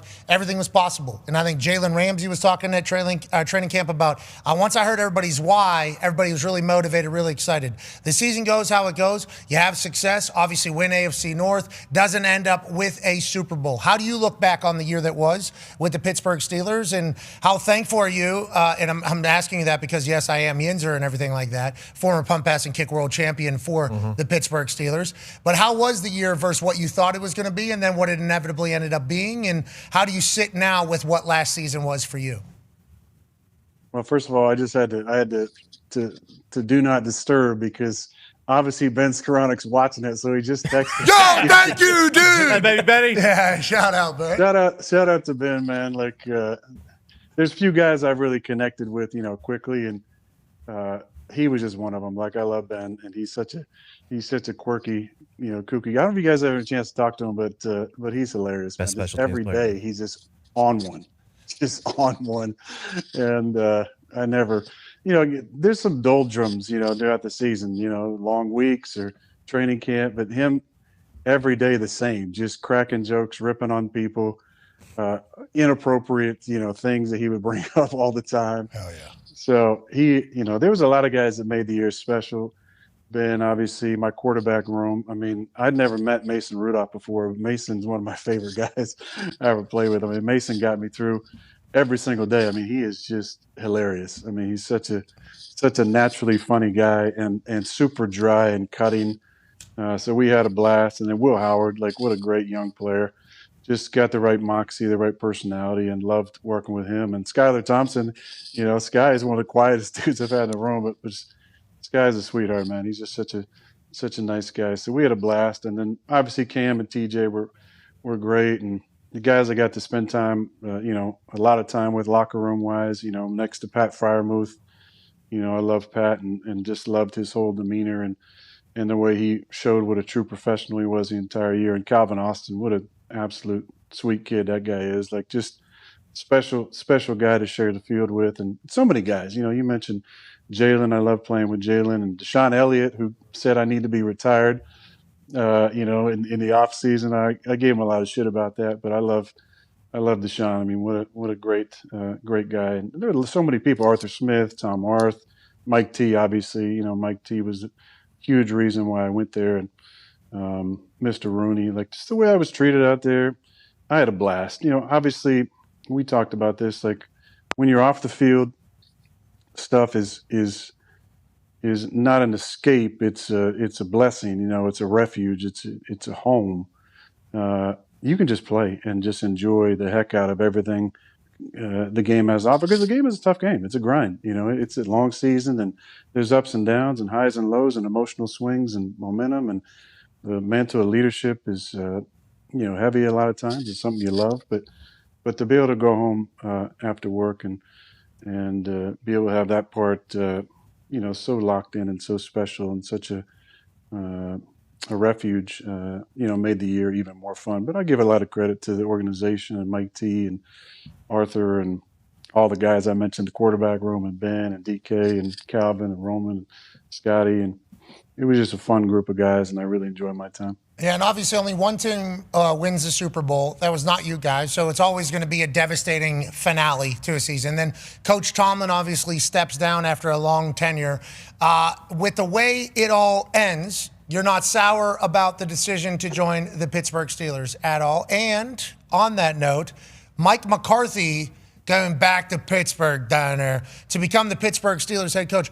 Feels like it's a movie, doesn't it? Doesn't it all feel like kind of like a little bit of a simulation type situation here with this all kind of happening at this exact time? Your thoughts on him getting into the Steelers building for the first time in his life as Notorious Yinzer and friend of yours, I believe I can say, now that he's kind of taken over. Yeah, Mike's one of the great guys in the league. Just an absolutely exceptional human being with a huge heart. We had a lot of great years together, a lot of fun. He really cares about the players, but he also holds guys accountable and creates a lot of structure and details in the process. But man, I love my time with Mike over the years. Obviously, there were some times. It's like a big brother where you're sometimes you love him, sometimes you're pissed at him. But deep down, there's so much love for Mike and appreciation for the time we spent together. And I think, what was really special for us was in 2022, he was with Dallas and they came in and played a night game against us, and we were going through some struggles. And Mike and I had talked like that Monday of that week, really before I came on the show on Tuesday. We had talked on Monday and said, hey, let's spend some time together, before the game, away from the cameras, because we knew it was going to be a spectacle, everything that was written, most of it bullshit, about our relationship. And let's spend some time together where we're not like with a boom mic over the top of us and a camera on us. So I was telling you this, I want to share this story, but so he hit me up on game day and was like, hey, what time you want to get together? And it was like, we had a night game. It was like noon, I think. And I said, I usually come, 4 hours for the game, but I'll come a little early.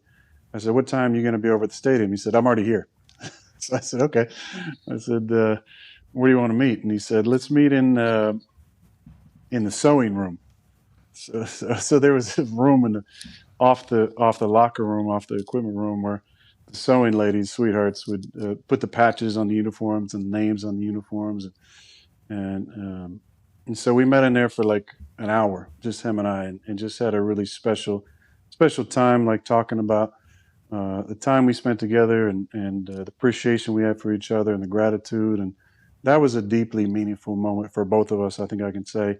And I just say, the league, the way it's covered is so fickle now. There's so many opinions. And it used to be just, on SportsCenter, it was on ESPN, it was highlights, and the stars were the people in the highlights. And I've talked about this, but now the stars are the people they think they're stars, are the people who are debating. It's all talking heads, and the majority of it, I would say, other than this show, I think that, not speaking out of my ass there, is very negatively slanted. It's like somebody has this opinion, somebody has this opinion, they have a fight about it, and it's mostly negatively slanted, or at least one of the people has a negative slant on it. And so I saw some of the stuff you've written about Mike, and I just think, one, he doesn't give a shit about that. Two, it's majority of it's bullshit. Any negative thing about Mike, I mean, I don't give a shit about how old he is, how long he's been in the league, or the trend of the new young, play caller who's called, who's been on the staff of one of the Shanahan disciples.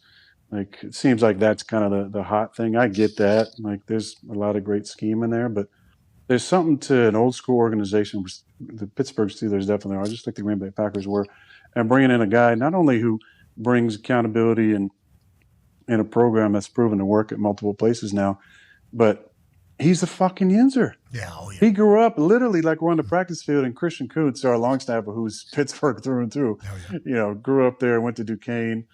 Great dude. I loved Kuntz. He's hilarious. I just gave him shit all the time. But he's like, I remember one day in practice field, I said, "Hey, where's Greenfield Avenue, where Mike's from?"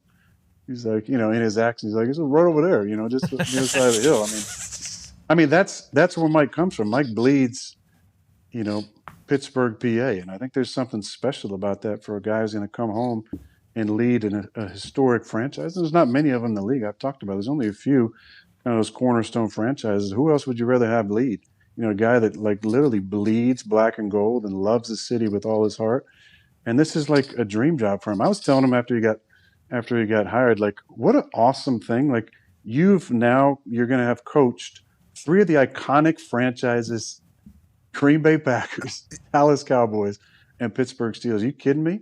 That's 60s, 70s, and 80s, like, dynasties, and for a guy to try and come back and lead back to that greatness, I don't think you can do better, at this time in this franchise's history than bringing in a guy like Mike McCarthy. So I'm really happy for him. We've had good conversations, and I have a lot of love for Mike. We're incredibly proud of that Yinzer legend, Mike McCarthy. Like, legit. You talk about him being... He was on the show, too. You guys had him. I mean, he was great, wasn't he? Unbelievable. He quoted Galileo. I didn't know he had that because, once again, he is Yinzer. So I just by looking at him and hearing him talk, I naturally am like, I know him. I've met 1,000 of him before throughout my entire life just because he is such a Yinzer.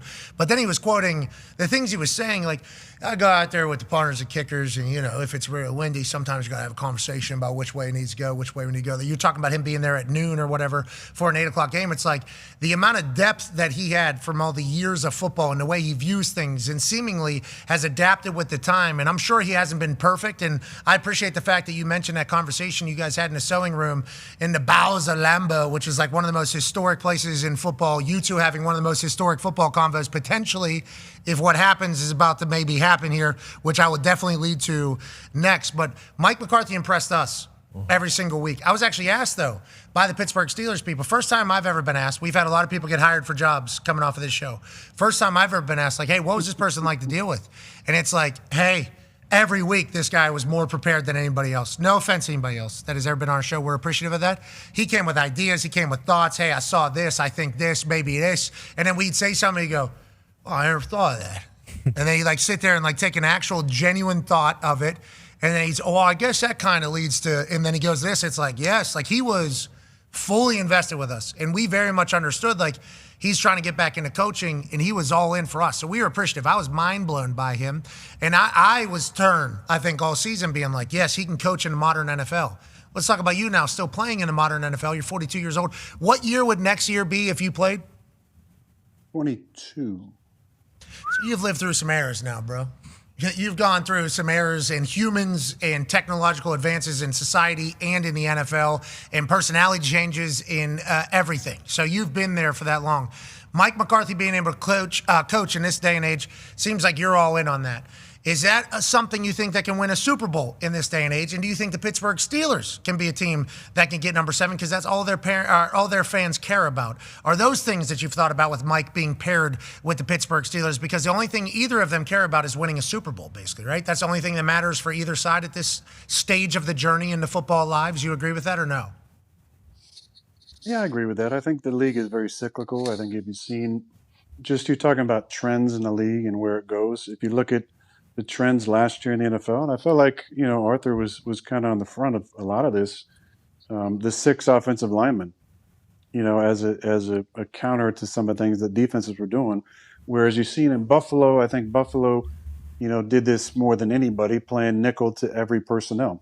Because Taron Johnson is one of the best players in the league, and he's one of the most underrated players in the league, I think, for whatever reason. But he can play a box linebacker and stop the run, and he can cover guys.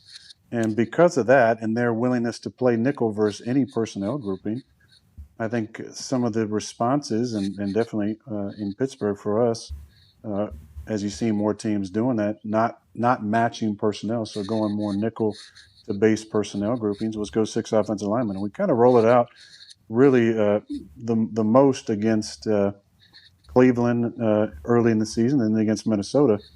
And it was a good counter for us, for sure. And you saw more and more teams start to get to a 6th offensive lineman. Now, many people were saying that Darnell was like a 6th offensive lineman, but I think Darnell proved a lot of people wrong this year about his route running ability, his ability after the catch, his catch radius, and his ability to be a full-time wide tight end. But the flexibility that we had with Spencer to be able to come in and be the 6th offensive lineman, there you go right now. You're bringing up, okay, I mean, that's the highest since 2007, but I would say what's the percentage of 6 offensive lineman packages? I'd say it would be under 5% probably, or at least under 10.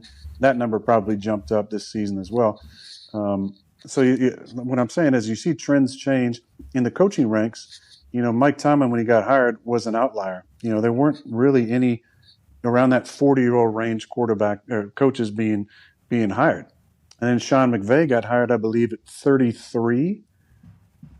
He was in his early 30s. 32 maybe. I don't remember if it was 32 or 33, whatever it was. It was absurd, yeah. And then goes to Super Bowl and then wins the Super Bowl. And I think everybody's like, oh, that's what happens, with defenses, the Seattle 3. Everybody needs one Seattle 3. With the Shanahan system, everybody should get a Shanahan guy. With the young coaches, everybody should get a young coach because obviously it works. And that's the way the league is, very reactive in that way. But I think, as you see, like I'm saying, with the cyclical nature of the fullback position, obviously, I think becoming more of a factor in the next coming years as you play more base personnel, if defenses want to play nickel. And the reason for that is because usually a third linebacker who gets taken out in nickel situations is not a great cover guy.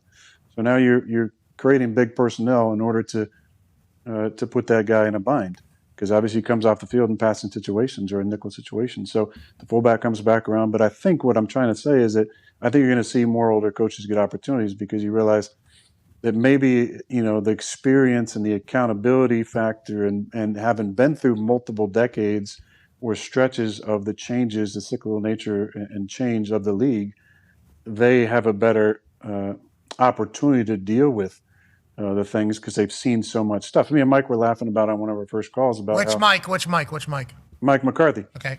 Big Mike. Yeah, me and Big Mike were talking about a play that is all over the league now, but I didn't see it back in the league until he was running a few years ago with Dallas and Dak.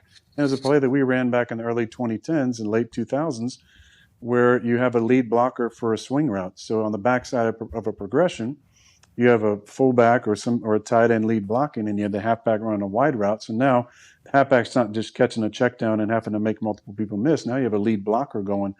And just the fact that that's the way the league goes. When people see concepts at work, they change it. When people see older coaches have success, then it's going to allow for more of those guys to get job opportunities, like the Rich Bisaccias of the world who, had a chance in Oakland after the Gruden stuff went down and had a great run, but then was passed up for a younger guy from a tree that was hot at the time.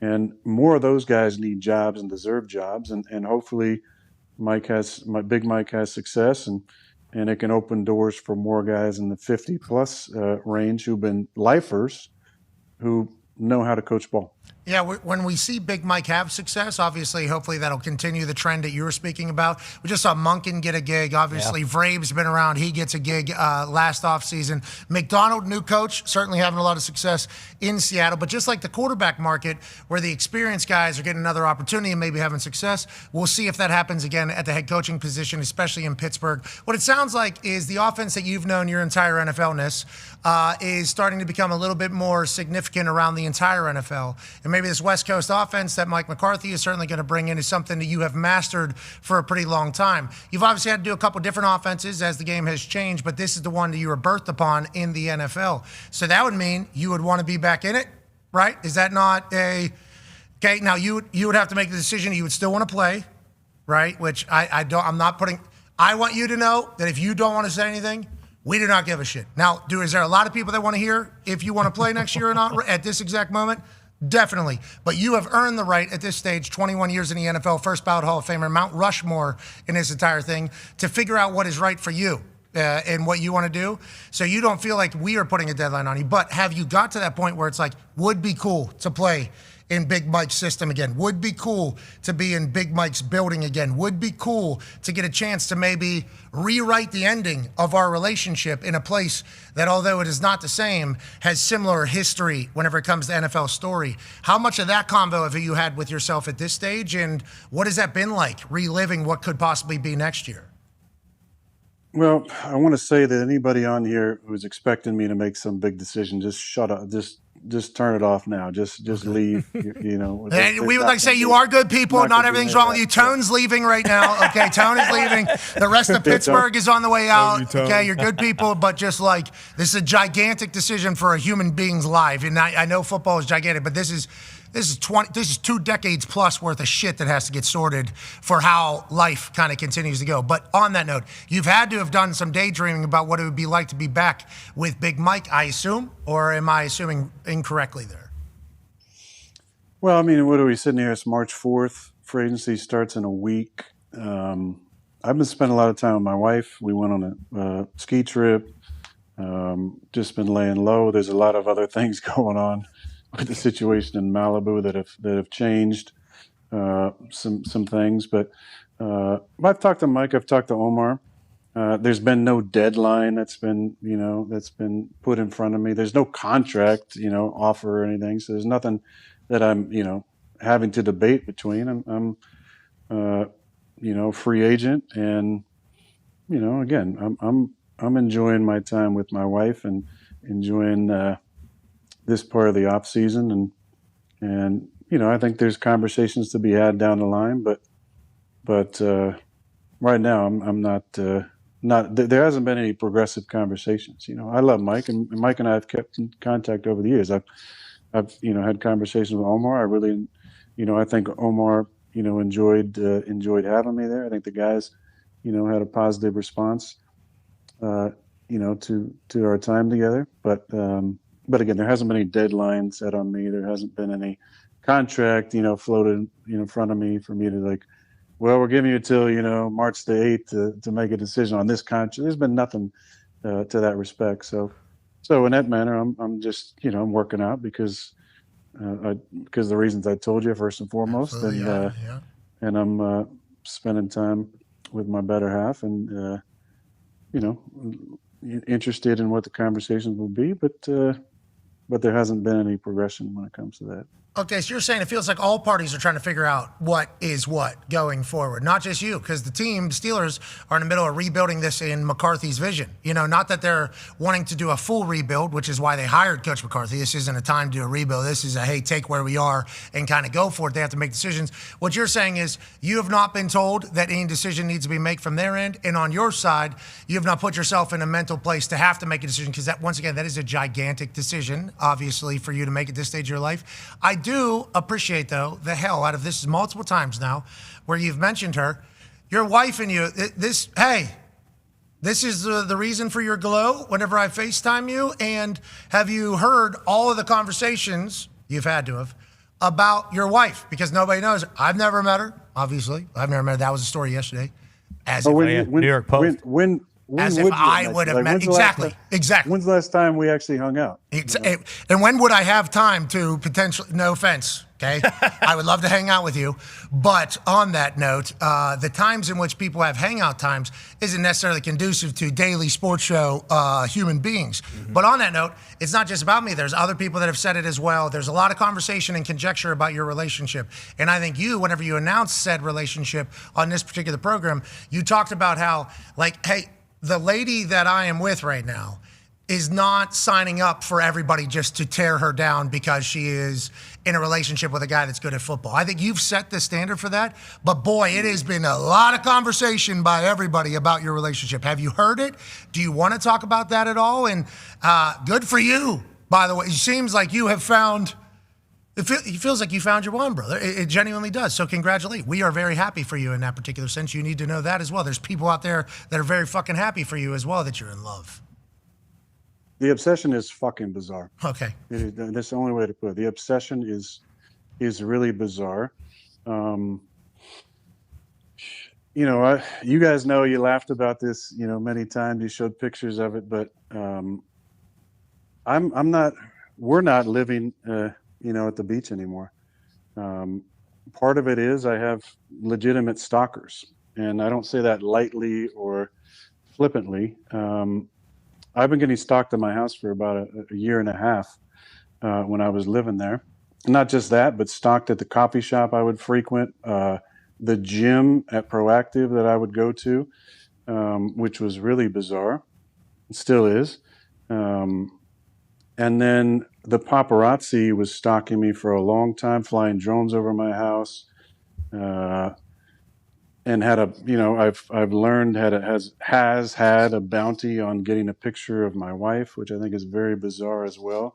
I understand the attention that comes with somebody who's accomplished what I've accomplished, and so in no way, am I making this a woe is me. But when it comes to your personal safety, and now it's not just me, it's me and her. It's really fucking bizarre. And, when we met back in 2017, I knew that there was something crazy special about this, and I wanted to be with her. And she would make funny comments like, I would never live in Green Bay, and I don't want to be a player's wife. She's not a public person.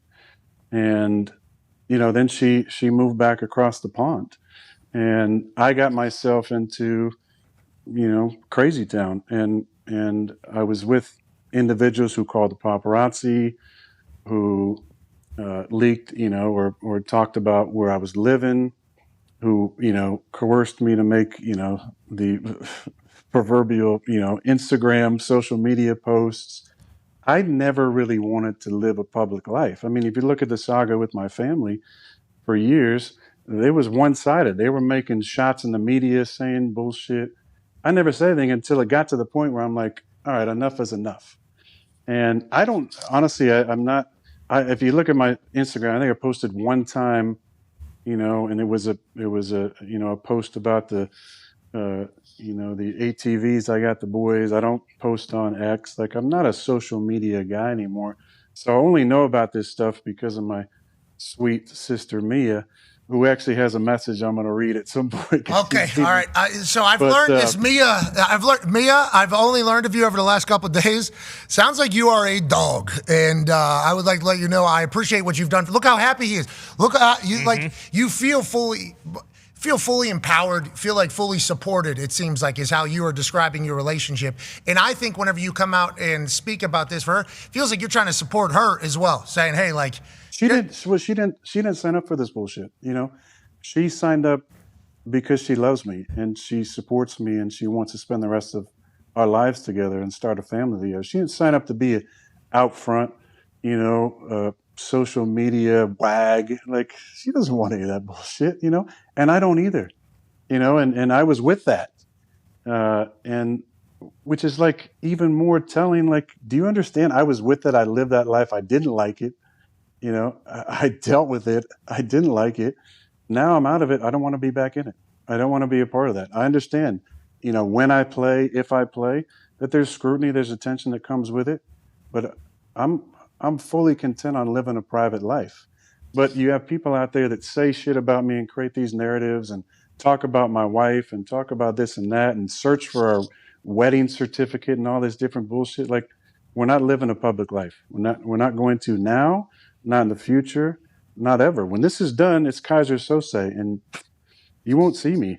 You won't see me. I'm not doing TV. Kaiser Sose? I don't think I know what that. Context clues tells me it means disappear. Usual suspects. Yeah, usual suspects. Yeah, I'm not going to be out and about. Spacey. Wow. Yeah. This whole nother guy. Is that what you did? Okay. That's AJ's guy.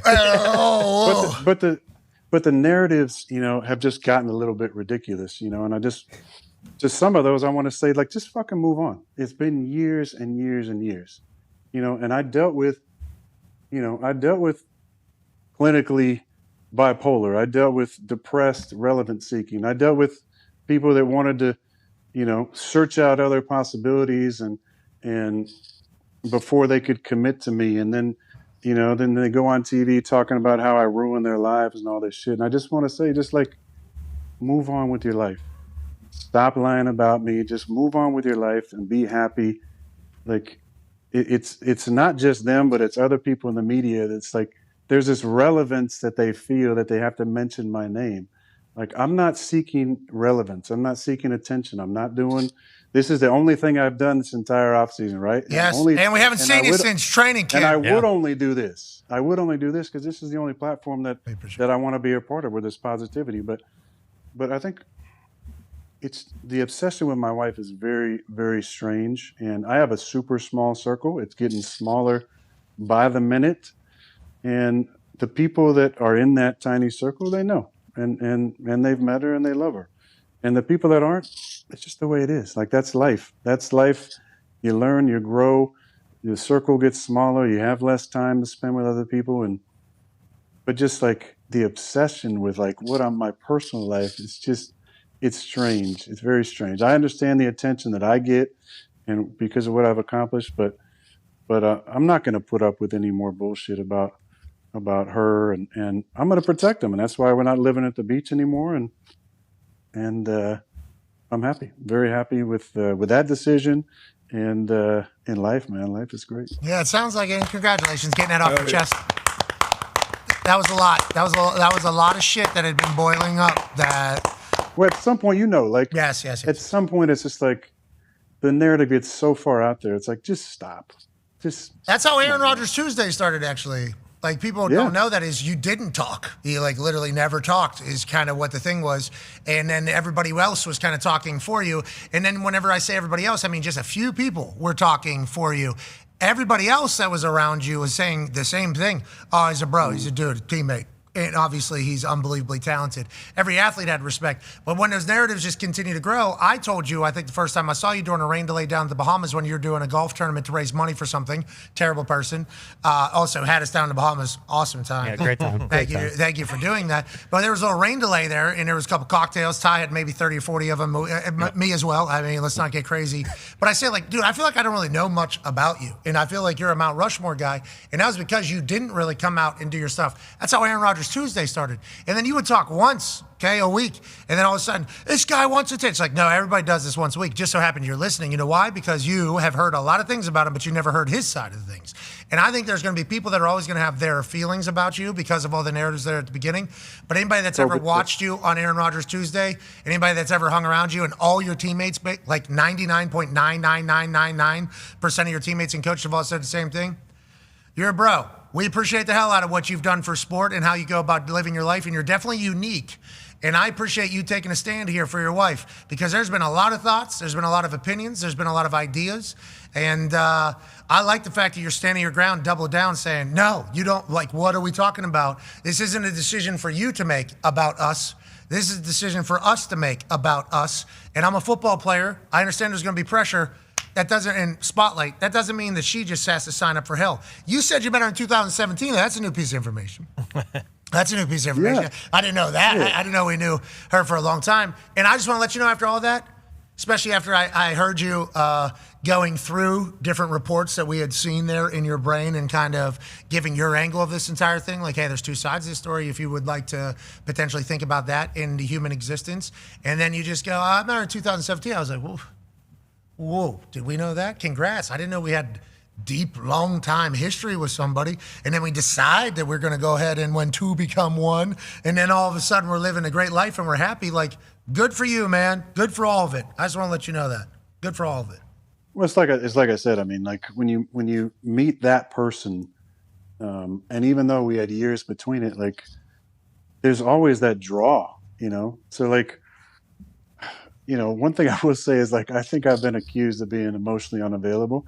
Yeah, I own that for sure. Because I met my person in 2017, and after it didn't work out at the start, I dove into football, and I made football my number one from that point forward, and gave everything I had to the game because I fucking love the game.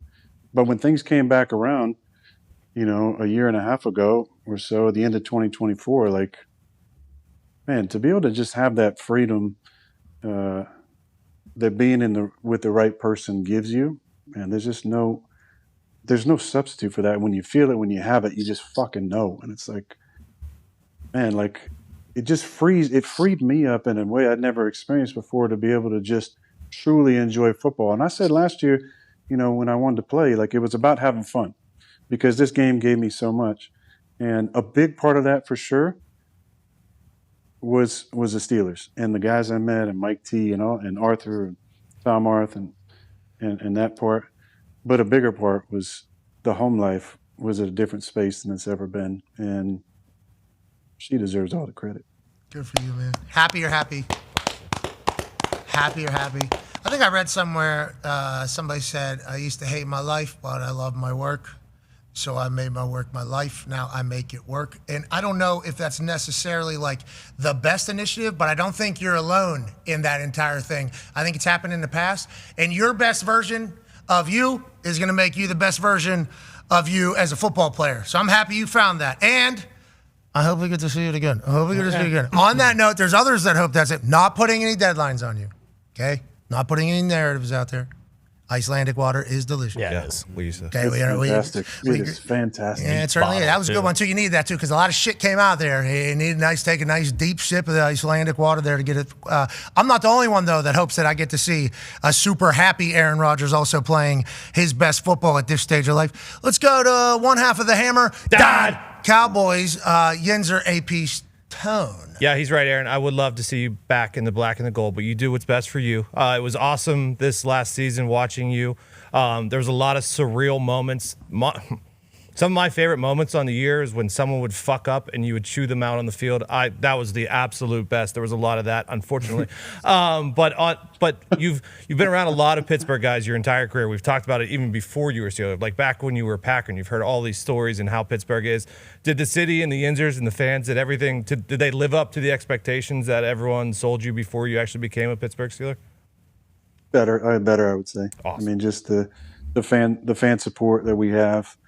It started training camp, and I said this before, but the fact that the Steelers still go to Latrobe is so fucking cool.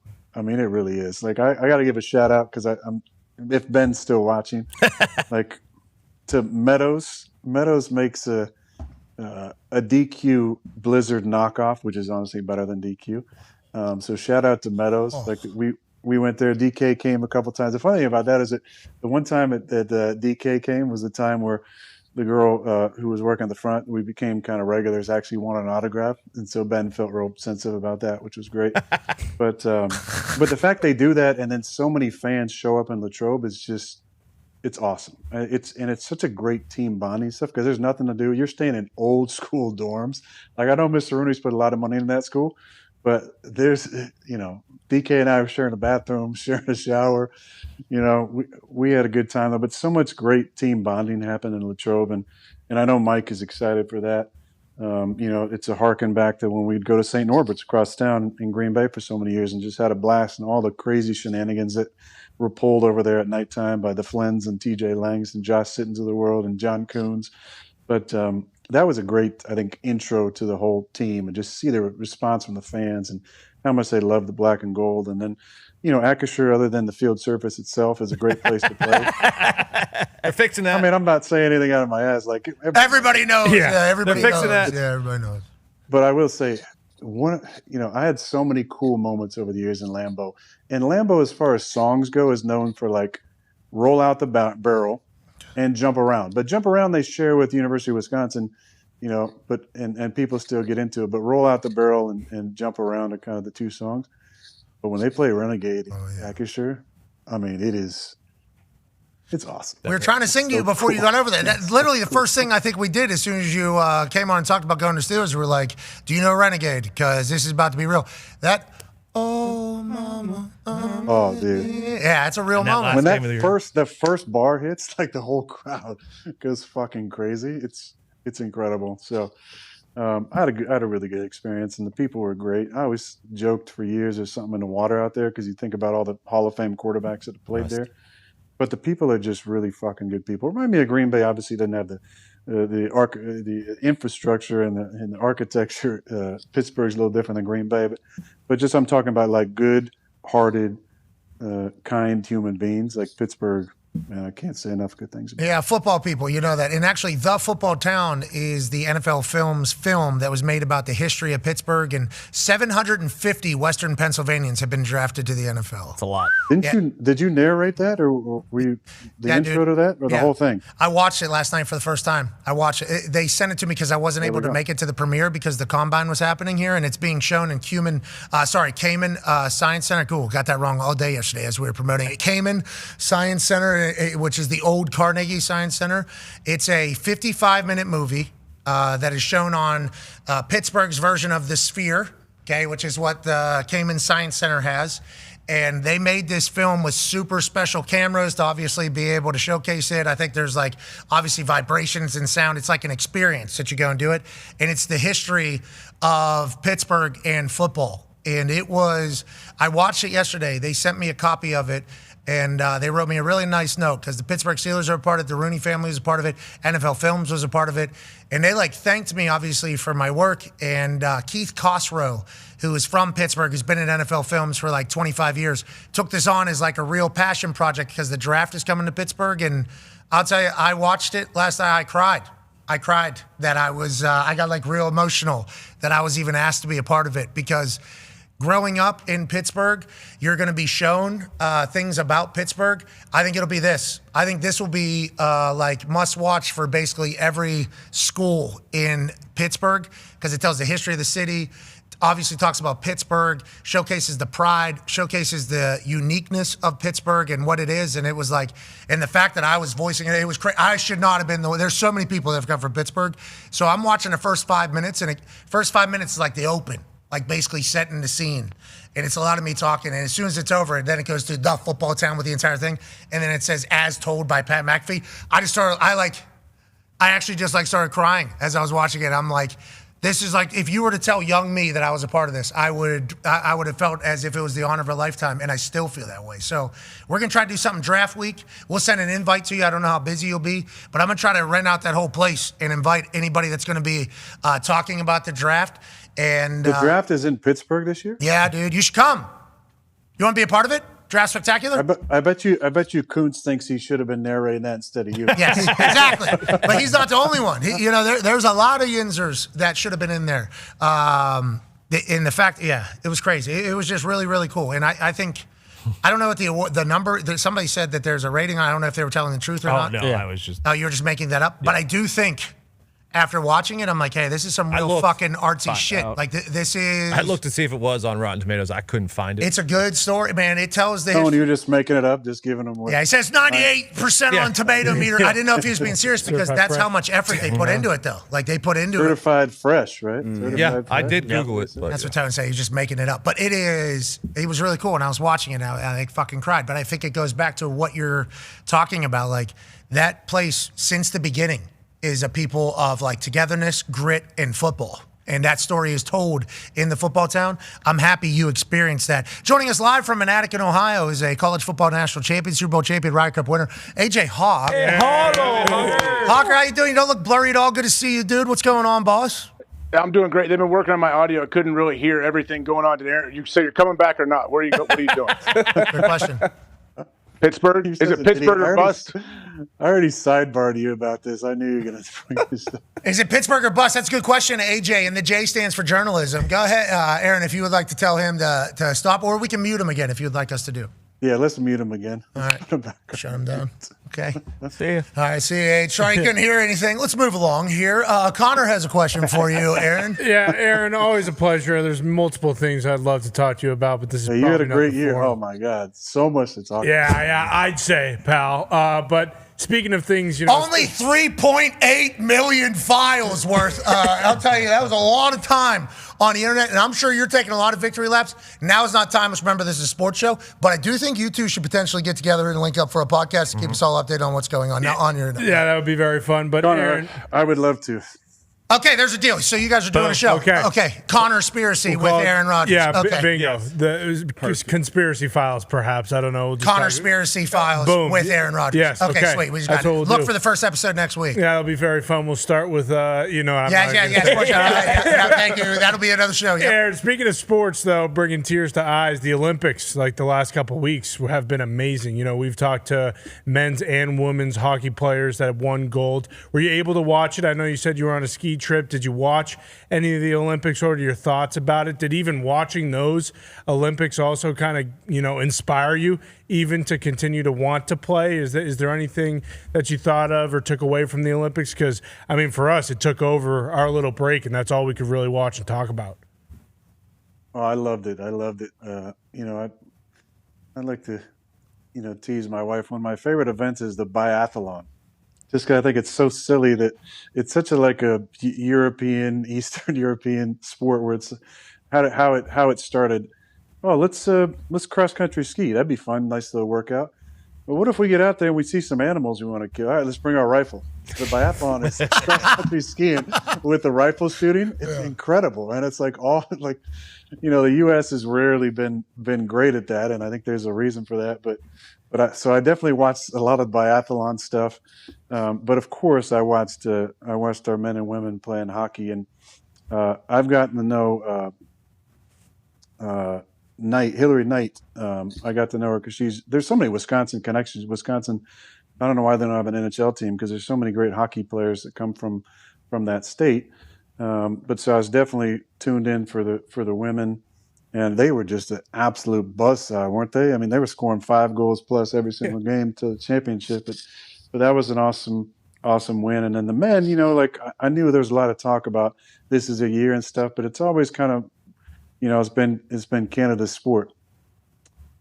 Not anymore. Not anymore. Not anymore. Yeah, no more Poutine. And those brothers, studs. The 2 sets of brothers, the Kachucks and the Hughes, man, that was. So, this play right here, just to pop it over, was unbelievable. And I was watching it and going absolutely nuts when Hughes put this in the back of the net. And I think like most Americans who were watching were. So, man, that was awesome for our country. I've always thought, we won a Super Bowl in Green Bay, and you can say you're the best in the world, but you're really the best in the United States. But when you win an Olympic medal, you are truly the best in the world. Now, they didn't let some of the Russian athletes in. I think obviously we know there's been some doping issues in the past with some of those athletes, but they're the best in the world. Everybody that won medals, and I think gold obviously gets focused on so much more, and there's so many great Olympians that won gold for us, but so many who won silver and bronze should be really proud. I was going back in some of because I just like the history. Isn't it amazing that the really the best country over the last, I don't know how many, 10 Olympics plus, maybe forever, is Norway? That Norway wins the medal count every year. I know it's just a country of that small. Yeah. To be that dominant at so many different sports is pretty amazing. But I love the new sports too. I think, just going skiing and then watching some of these events where they do like crazy moguls into like backflips, or they're doing skiing half pipes, or they're just. Yeah. It's and you had Michaela on, right? She won another gold. Like, that was amazing. But yeah, I'm really so proud of all of our Olympians as an American. I think I want to take this time to talk about the absolute hose job that our pairs dancers got. Okay. There was a lot of stories about them. They got absolutely hosed by the French judge. Agreed. Not surprising. Classic. They should have won. They should have won gold for sure. But they won gold in the team competition, which was great. But they're the husband and wife duo. I think it's ice dancing. But they were awesome to watch. And so, yeah, man, I definitely tuned in. It was cool on Peacock. Shout out to Peacock, because they had like they have like Scott Hansen's on the. Yeah, the gold zone. They had the gold zone. That was awesome. Yeah. Gold zone was great. It kept us rolling there. Yeah, anytime. They had a lot of curling though. A lot of curling was shown on the gold zone. Yeah, it's too much boring. I think curling had a run. Not the most exciting sport. Nope. No, yeah, curling had a run there with curling Matty Hamilton and the boys on the stone whenever we were really winning. Wisconsin guy. And Absolute stud, obviously, with the stick and the stone. I mean, he has the capabilities to kind of do it all on there. But I don't need to be watching Great Britain take on who gives a fuck in curling in the afternoon. not. You know, especially if there's a hockey game going on between Canada and who gives a fuck. Like that. But there was the fun like a little drama where the one guy accidentally touched the stone. Oh, the Canadian, you're saying? Yeah, You're talking about the muddy, what's it It called? wasn't across the hog line. You wouldn't get it. No, Sorry about it. Wasn't across the hog line. No, from my understanding, there was some people that were saying that was a penalty in curling because the extra boom, I guess, in Olympic play, not necessarily okay. And then didn't the Canadian The full rock. woman do it as well? I That's because believe. the full rock has to be past the hog line. Well, then why was everybody telling me you guys were cheating? Oh, that's why he won the gold medal. Who won the gold? Canada. In the women? In the men's. Oh, so the lady that cheated did not win. No. What about the hockey?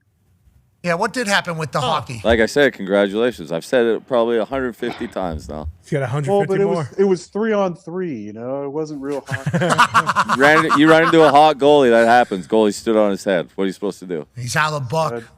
Saw every puck. Medal of Freedom. Love it. Yep, he immediately just followed up.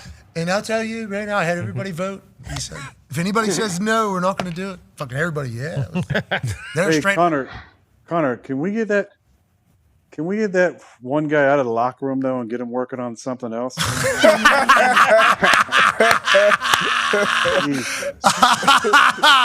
I'll tell you what, I saw That's some a bad look. I saw some people. Now he is a beer league hockey player, I do believe. Like he still does pick up ice hockey with the lads, so I think he is a massive hockey fan. But I was shown some presentations of some potential happenstances taking place at that exact moment, and then what happens, especially with what the world's got going on. I'm like, oh yeah, I guess there is some titles that you shouldn't be tying one on. I guess. Fucking, we did beat Canada though. I mean, it was hard not to get lost in the moment. I assume, you know, McDavid's on that team. Exactly. Oh my God. Celebrini. But then there was somebody that Crosby. He was hurt. Sam Bennett. I know. Awesome guy. Great guy. Hey, shout out to Shorzy. Shorzy, if you haven't seen the show, seriously go watch it right now. It's fucking hilarious. I know my man Jared Kelso is Canadian, but unbelievable show. And that got me. I've always loved watching playoff hockey, but that got me like that and going to a Pens game this year and watching the old guys, Gino and Sid and Letang, still playing in their 21st year and just seeing that support there. Like, but Shorzy got me way more into hockey. So there's a new season out as well. I think season 5. I haven't binged it yet, but shout out to Mr. Kelso and everybody with Shorzy because that's a hell of a show. Hell yeah, that's a great way to get into hockey. However you get into hockey, you should get into hockey. Hockey is spectacular, and the cultures of the hockey are even better. Like the humans and the way they're supposed to act. And in the PWHL, the Boston Fleet are about to go on a run and win the entire thing. So we're all in, and we're happy you are in on the hockey as well. I'm happy you went to a Pens game. We saw you there. I think we saw you there. We saw you at the game. That's a good time. Good time over there at the PPG Paints Arena. What did you? Great time with the big boys. Took the line over there. Had a good time. And Mason showed up. Will showed up. Skylar, I can't remember if Sky showed up or not. Nah, bad teammate. You're a bad No, I teammate. think Sky showed up. Somebody else put this together, not you, obviously. You were not a part of that. Somebody else did this for you because you would never do something Well, listen, I mean, I had the idea, but I got to give a shout out to Big Head, to Cam Hayward, because Cam has a connection over there. He's been there forever. Cam had the connection. I had the idea. McCormick, I love fucking McCormick. He's the best. Him, you know, he was kind of the ringleader, getting some of the line to go. And then the QB room was great. You know, anytime we had something going on, there was kind of an understanding that everybody was going to be there. So you knew that, you know, Mason, Will, and Sky were going to be there. So. Terrible teammate. You're a terrible teammate. Skyler's probably loyal to the Panthers. Spent some time down there in Miami. Oh, you think he's a Florida man? He's Kiesel too. The man. best. What a beauty he is. He likes to have a good time. Yeah, he's still there. And to be clear, he still might be 4th most popular Steeler, active or retired, just because of how much he was a big night out doing it. Yeah, we loved him. We love everything about him. Who do you put above him? Big Ben is a big deal. He's the most tenured Pittsburgh Steeler of all time. So I think he's obviously conversation. John Kuhn. On the Pittsburgh Steelers? Yeah, Kuhn is a Steeler. Got a ring. The fucking that was a nice little Jeopardy trivia that he wanted to get in there. Happy birthday, by the way, to Chris Fuamatu-Mafala, maybe the original Coon. Yeah. So maybe Coon's hero, Chris Fuamatu-Mafala. Happy birthday to him. I'll put him up there for sure. Troy. Yeah, Palamalu deserves it up there. I mean, there's some greats. Cordell Stewart gave us some good times back in the day. Tommy Gunn. I mean, it depends on how you really want to go through it. No blood. Tommy Maddox. Terry Bradshaw never gets talked about. Before him, there was no Super Bowls in Pittsburgh. But I think he's come out and hasn't been like, okay. What about Mel Blunt? Oh, dog. Still What a big cowboy dog. hat. Change the game. Big cowboy hat. Literally Yeah. change the game. Fucking Mean Joe Green. AB. Huge. Antonio Brown, I mean, Hines. Hines is way up one of the there. greatest wide receivers of all time on the field, obviously.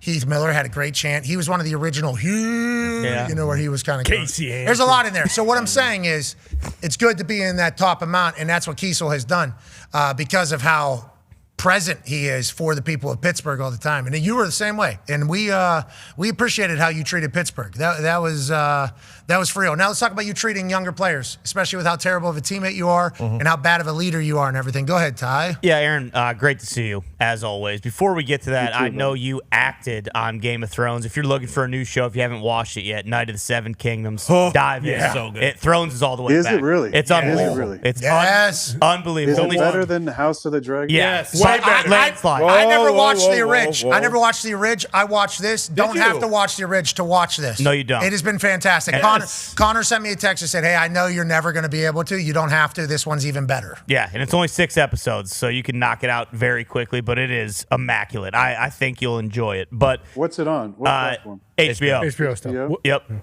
Yep. Soon to be. Yeah, soon to be Paramount Plus Spending a Max lot of money or on something. We're spending a lot A of lot money. of money. A lot of They money. are all in on everything. They are. Everything's going to be on there eventually. Hey, they love live Yeah. sports. Maybe a daily sports talk show. We'll see. We'll see. I'm joking. That's good. But Aaron, I am curious because we didn't talk to you throughout the season. How much were you watching college football? Do you claim Fernando Mendoza as a Cal Bear? No, okay, you don't. But then I was just curious if You know it. You tell the story. You Yeah, tell you had a the good time in Berkeley. Yes, I You had a did. good Go time ahead. in I don't like what you just did. How can you not with Marshawn, though? What a fucking legend. He delivered the goods. He did. Right on time, right on the stage. Yeah, that was pretty fantastic. Go ahead. I'm sorry. No, you're good. I'm surprised he hasn't reached out because it seems like, I mean, we talked about this a little bit with you a couple years ago where you've gotten to the point in your career now where half the guys in the league talk about how you were the player that they looked up to. And then, just like that moment being able to kind of pick your brain a little bit. Do you have just like a laundry list of guys now? Like, are guys very actively and frequently kind of reaching out to you, younger quarterbacks in the league, and asking you how they can get better? And like, how has that been? Like, do you still enjoy that aspect of it, where you kind of are just like you're the forebearer of all this quarterback knowledge, and you get to pass it on to the next generation? Well, I'm available if anybody wants to learn. I would say that the younger player is more hesitant, maybe. Like my phone's not ringing off the hook with guys wanting to learn. So I'm just going to talk about one guy that I really poured into this year a lot, and that was incredible to work with, and that's Will Howard. I knew about Will watching him ball out for Ohio State. I didn't really pay a ton of attention when he was at Kansas State, I'll be honest with you, but I loved watching him with Ohio State because obviously age was there, and I followed the team for a long time and enjoy watching them. But I didn't know what to expect when Will came in or how it would be with me and Mason and Sky for that matter as well. But the room was a fantastic room. I mean, I love those guys, and we still have a group chat that lights up all the time. But Will in general, I think, has what it takes from a personality and a moxie standpoint to have a long career in the league. You never know what's going to happen until the live bullets start flying. But I went to him early in the season, early in camp, and I said, listen, I help you as much or as little as you want. It's kind of my nature to inject, during a drill work or during a meeting, because I want you to see the game the way I see it. And I want you to be thinking about the things that a young player should be thinking about. And a lot of this goes back to when I was a young player and how I was treated. And it's the way that I wanted to treat my backups when I became a starter. And and the way that I feel like I worked with Jordan Love and Zach in New York, even though that was only for a year. But I really wanted to pour into Will and make sure he knew that I cared about him and I wanted him to be successful. And anybody who's in Latrobe who watched practice was like, damn, this Will Howard pretty damn good. I mean, he was having a real nice camp until he had a fluke injury, which kind of allowed him to just kind of reset and learn the game. And, he's going through his rehab on his hand and different things. And throughout the season, it was fun to see him get suited up later in the year. But Will has he's got the right mindset. He's a very humble guy. He asks a lot of questions. He was in my hip pocket for a bunch, and I loved it. I mean, I really did. I'm a big Will Howard, not just fan as a human, but believer as a player, that when his time comes, he's going to be more than capable of being not just a consistent starter, but a guy who can stick in the league for a long, long time. And it's because of his mindset. He's got kind of an old school mindset where he takes notes. He's talking about the right things he cares about. He takes care of his body. And I think he's got even more to give from that standpoint. But that's what I'm excited for him. And I told him this when Mike was hired. Like, Mike knows how to work the quarterback room. And Mike knows how to be involved, to teach the game, to teach defenses, to teach you how to be an expert of the offense, and then give you the keys to take control. So I love working with Will. I love seeing guys across the league. Like, I got a charity thing coming up in a few weeks, and it'll be fun to see Sam Darnold. I mean, what an incredible story that Sam has gone through, and to be a Super Bowl champion and to play so well this year. It's fucking awesome. I mean, that's what it's all about. It's guys that second and third chances, and you start to figure it out, and you've been cast off by this negative, constant critiques of who you are as a player, and you're a washout, you're a bust, whatever it might be. And I thought Sam just handled himself so well this year. I think I would have had a hard time not chirping a little bit more. No. People who tried to fucking crush me, because they crushed him. Guess what? He's got a ring now. And forever. A lot of people are dining on some crow. So I love the fraternity that is the quarterback room, and I'm always open to helping guys out. But it starts with the guys, in my room and on my team, and I loved working with Mason, Sky, and Will, and I hope Will, and I think he did. I think he learned a lot this year, and he's got a bright future. Okay, quick follow-up on Will. Incredible answer there. Appreciative of your answer for how much you care about ball and the future of ball, because the quarterback position is the future of ball. Will Howard being talked about immediately. If Aaron doesn't come back, maybe Will Howard gets an opportunity finally to kind of run the team. Big Mike McCarthy spoke about it all, and he said he wanted to watch the practice reps of Will throughout the season, and he said he just want to see how he processes the defense. How much can you get from watching Will at practice as opposed to what it was training camp whenever he got back healthy and was doing some work maybe against the defense? Was there things that you saw like, okay, feels like his arm can keep up with the NFL if he had to, and his brain could do the NFL if he had to? Were there things in practice that you can know? You said you can't tell until live bullets, but were there indicators that's like, hey, he physically would be able to survive in the NFL as well, not just because of his leadership, which we saw up close and personal with Ohio State every single. He had a dance and a celebration with everybody on the team. It was unbelievable watching him lead. But like when it comes to being physical of quarterback, was there shit you saw in practice that Big Mike might have been mentioning or alluding to whenever he talked about watching his practice reps all season? Yeah, I think so. I think it all comes down to processing for a young player. Can you process the defense quickly? What play we're in? Is it a check with me play? Is it a run it versus anything? What's the progression? Where do my eyes start with? That's why I talk to him a lot about, like, where do your eyes start with each play? Because you need to simplify things in order to process quickly. So, and then part of processing is anticipation. Can you throw with anticipation? In college, you see a guy open, you throw it. In the NFL, you expect the guy to be open, so you're anticipating throw, and the windows are tighter, so you have to throw with anticipation. So, I saw that late in the year as he returned to practice. I think from an intelligence standpoint, processing the pre-snap stuff, I think he's going to be great at that. He was my right-hand man with all the signals this year. He was phenomenal at it.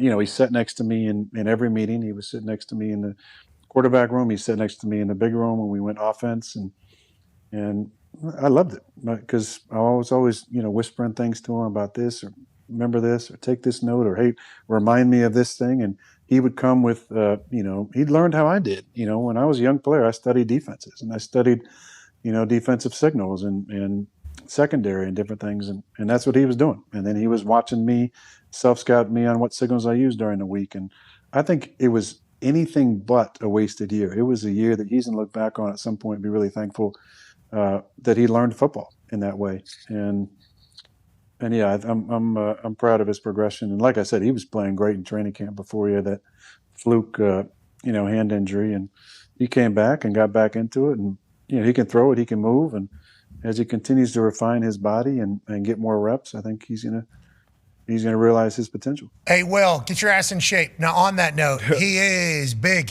He is big.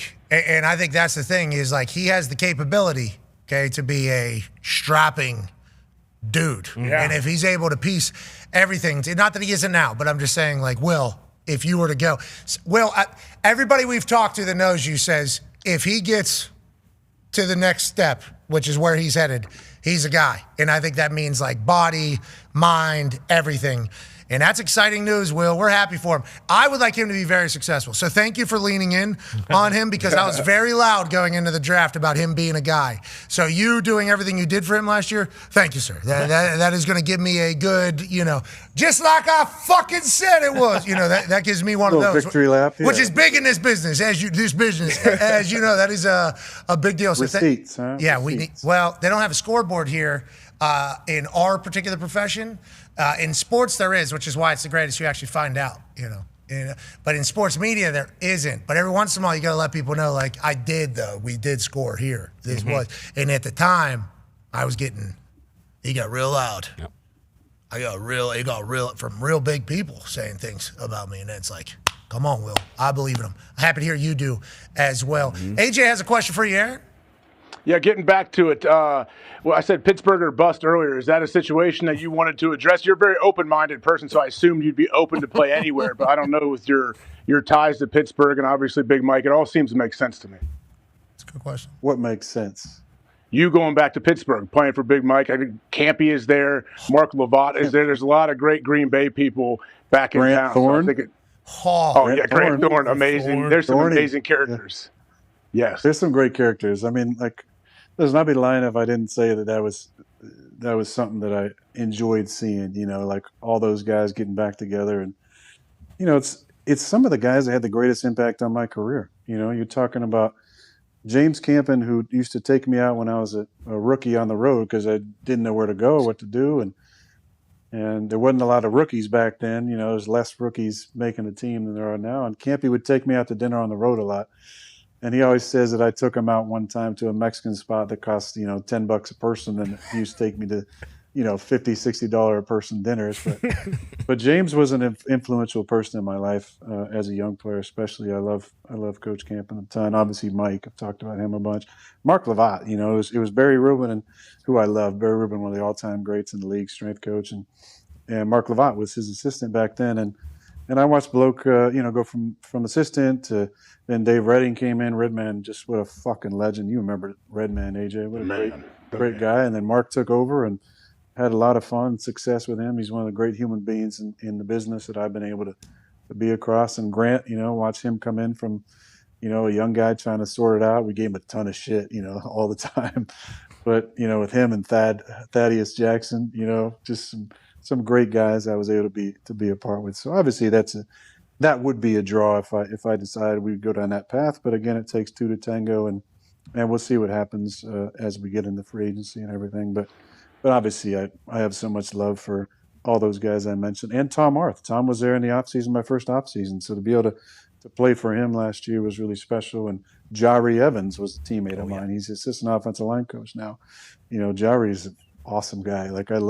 You just felt so secure with him at guard. Like, okay, this guy is an absolute mauler, and he's going to take care of his guy every play. So, yeah, I mean, I love the staff that he's. Pat Graham was there for a year with us as well. I was teasing. I can't remember who I was talking to. Like, Pat Graham was a little puffier back then. Like, Pat looks like he's kind of shredded now. Oh, is that big? He looks like he's in shape. Like, he was a little puffier back then. So it's and Scott McCurley, who was with us for a long time, is still a linebacker coach. So obviously, I know a lot of that staff and have a lot of love for those guys. And I think Mike's done a really good job of putting that together. Even his chief of staff, Scar, was with us in the Jets. An awesome guy. So I think he's done a good job putting that whole thing together. I think some Steelers fans aren't going to be thrilled that somebody from the Jets is in there. But on that note, sounds like a great guy. He's not a lifer Jet. So Okay. Not many of those. Okay. Yeah. Do those exist? I know if you have a last name, maybe. That's it. Fireman Ed. Starts. Well, he did actually say recently he got an autopsy and they cut him open and they said, "Oh my God, sir, you bleed green. We've never seen this before." Fireman Ed? Yeah. Thank you. So I'm happy to hear that is the case. Fireman Didn't Ed. they do an autopsy when you've died? What's he talking? Well, that's the thing. Came Connor back. said he was dead a couple times. Yeah, so. he's been dead twice, 3, 4 No. times, 5 times, 6 times, 7 times. That man is death-defying, is what Fireman Ed is. Runs towards the fire, so let's never forget that. And just because he just so happened to get put into a spot to have to cheer for the worst fucking... You didn't say this. Take Aaron off the screen, please. Can you take Aaron off the screen? The worst franchise fucking ever. All right, put us back up there. That is not Fireman Ed's fault, okay? There's a lot of people like Fireman Ed who have given up, and then obviously because they're in the spotlight, it's talked about. I think all people just would like to have success there, which he did at one point, wanted just to have success there. And I'm worried about that place forever. No, they're supposed to be really good this next year. Yeah, I have a lot of faith in this year, especially from what we saw at the Combine. I know, but Jets fans deserve it. I think we all... Do they? No, they don't. Why are you guys so mean, Jets fans? Greeny does. Yeah, what about Greenberg? Greenberg said he would cut off... You remember? Yeah. Cole. That's 'cause Both he's a peace balls. pipe. Michael Cole? You don't think he deserves... Exactly. I want to see Cole squirm forever. Gary V? Good call. Thank you, Aaron. He's going to own him soon. Look, that's a long road, I think, especially with what they're valuing the Miami Dolphins at. Lin Ben. Yeah, $12.5 billion is the valuation for the Miami Dolphins as Lin Ben, Chinese billionaire, comes in and buys 1% at $125 million. It's not just the Dolphins, though. It's also the F1 race down there. It's also the tennis tournament down there. It's also the... No, it was just letting you know, letting everybody know. It's race week for F1. It's back. Oh, we know. Yeah, we know. Yeah, we know. Australia, baby. Melbourne. See you Saturday at 11 p.m., baby. Really? Yeah. Melbourne? Yeah, Melbourne. I Debut can't of believe you Cadillac, still... America's team. Andretti is doing it. Who's running Cadillac? Is it Andretti's? Who is it? I think he's a part of it. All right, I'm in on it. But nonetheless, what the Seahawks are going to go for, crazy. So if Gary V was to ever get the Jets, I think he's going to have to start moving some real Gary V mons out there. And it's going to have to be a lot of them. They're going to have to get up there a lot. And we will try to continue to promote the Eager Eagle. Come on now. Okay, we will continue to try that, but I think it's going to take a long road to get there. Okay, I do think. And I don't know how the Jets got buried in this whole thing, and I apologize for that. Your fans don't deserve it, but everybody tried to win over there, including this guy. Now, will you play in the future? We don't know. What we do know is you're seemingly enjoying the hell out of your life with your wife right now. D-Butt has a question about that. Yeah, completely away from ball. Like you said earlier, it's March 4th. I know it's the time of year where I kind of dial in, binge some old TV shows I haven't watched. Homeland's one of them. Peaky Blinders with the movie coming out down the lines. And then I got a 17-year-old daughter, so whatever I can do to hang out with her when she allows me in. Love is Blind. I'm hooked. Big show tonight. Any show that you've been dialed into lately, Aaron? I love that you said that because it is Wednesday and this is the last episode. What a fucking great season. Everybody loves Love is Blind. Everybody loves season. I can't believe they cut last week before we get to the altar for everybody, man. It's that's Love is Blind. Cliffhanger. You know what? I enjoyed it so much. I went back and I'm watching last season of Love is Blind. What a wild season. The poor half Chinese, half Mongolian guy. Oh man, Patrick. He just got tough situation. Described by everybody. He got real. Patrick got screwed. You said the guy with brown hair. No, that's the only way you describe him, Agent. Hey, I'm excited I don't know about the tonight. show well enough. DB, I haven't I'm seen the excited. show. I assume that is I a am piece. excited. What's gonna happen, DB? Who do you got as lock? I got the big guy. And the woman Christine. as a lock. Black dude with dreads. And the white for sure. girl, They're a lot. Yeah, no drama. Yep. I think that's the only two. See, I think Bree and Connor, I think they're gonna make it. You're a fool. I think that was a setup. Got a chance. I think Bree and You think Connor that was make set up? Yeah, Really? I think it was a setup. I think Bree and Connor, I think they make it. I think Mike says no right off. How many of these people are out here? What the hell is going on? So they're, like right now. What there's about 5 the couples. Italian guy? The Italian guy. He's gonna win. Yeah, I think it starts with him saying no. He said no. He wants kids. Yeah, he wants a family. He wants kids. And she won't lock in. That's on a Italian, family. baby. Are they all dancing around with each other, or all these are No, all? solo. That's Love Island. Okay, so this where that guy went running into the water and his lady was getting packed. Exactly. Yeah. Yes. That's Love Island. Correct. Montoya just came back to that was his name. Or Nailed it. Montoya, I believe. Okay, so that's a Love Island. Inigo Montoya. Nice. I don't know if what is that from? That's Princess Bride. But DB. Jesus Christ, a Princess Bride drop right there. I would have never. Love is Blind tonight. Can't Okay. wait for the finale. Okay. Really I'll do. excited. What about Traders? To Columbus, by the way. Columbus, Ohio. That's what I heard. Do they ask height and weight of each other? Do they have any idea what they look like? Nope. You can't ask any like feature questions. You can't tell them like what race you are, what color your hair is, anything. It's just what. Yeah, but the Chinese Mongolian guy said that he was Asian. Love this guy. Well, so does it say Dude, he was Chinese Mongolian Patrick? Unbelievable. That's his name on this it thing? just says Patrick, and she specifically asked like, what are you? How about when she breaks up with him and says it's not about your looks, and they go like 45 minutes earlier, and she's just like, "Yeah, I could never be attracted to him. It's not going to." This is It's Chinese electric, and dude. Mongolian. I text you middle of vacation. You said this is not something that you would ever think about, but you need to think about. Love is Blind is electric, is what you said. I'm telling you, it's been a great season this season too. I'm glad you brought that up, DB. Hell yeah. I have been watching, man. I can't wait. Good luck to all those couples. I hope you find. Couple of them do. Happened. It's already happened. Yeah, it's already happened. There's been like this is the 9th season. I think there's been like 8 or 9 weddings like that go through. That's pretty cool. Wow, that is awesome. Well, it sounds like sure the we'll make Mongolian Chinese guy's about to get his heart broken. No. He already left. Yeah, that was last season. Okay. And he did.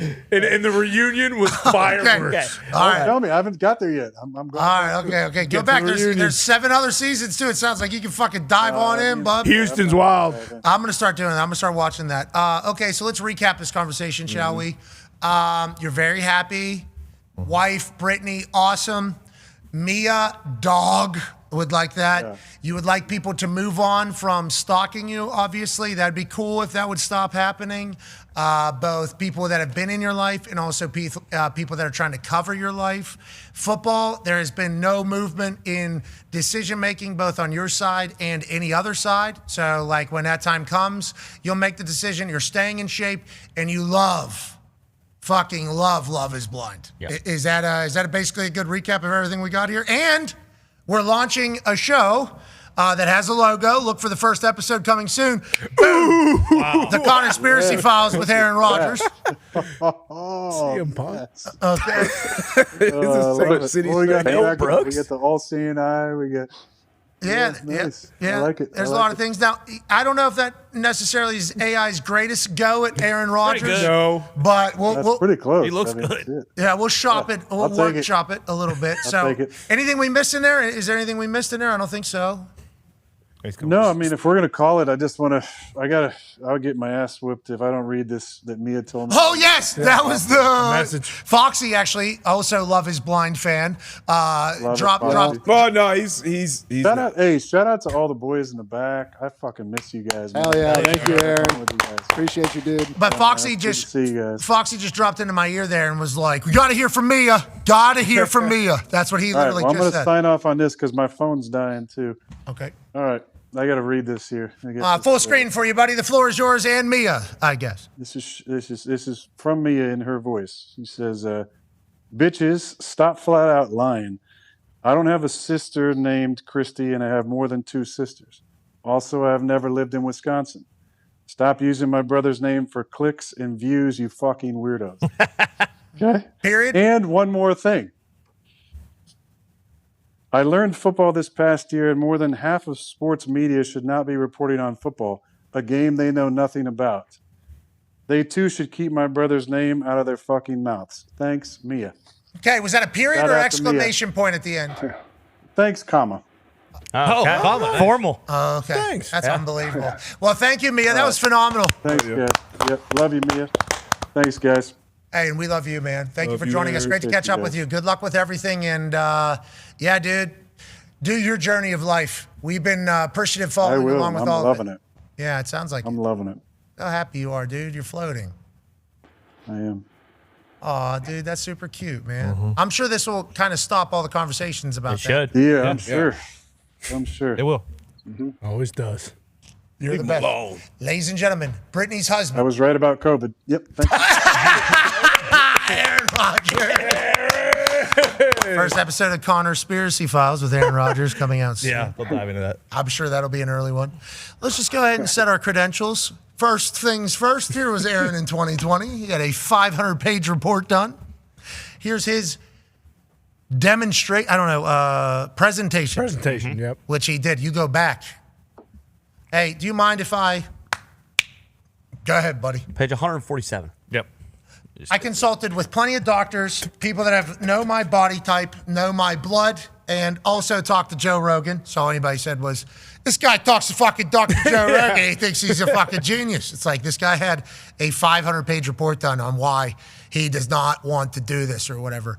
And it's like, wow, I think he and many others like him are feeling vindicated? Yeah. Pretty. Good word. I would like to hear it. Say it again. I don't know if you're ever going to get that, Aaron. I also don't know if you're ever going to change anybody that, feels already a certain way. But I do appreciate the fact that there comes a time in Aaron's life, we have realized, where he's like, fuck it, I got to say something, I'm done with this. And he just unloads. And that's definitely what that was for a lot of the reports of his relationships he's been in, the relationship he's currently in, the way he deals with things, the way he handles things, the way he does everything. So I'm appreciative of him doing that. I hope he's even happier.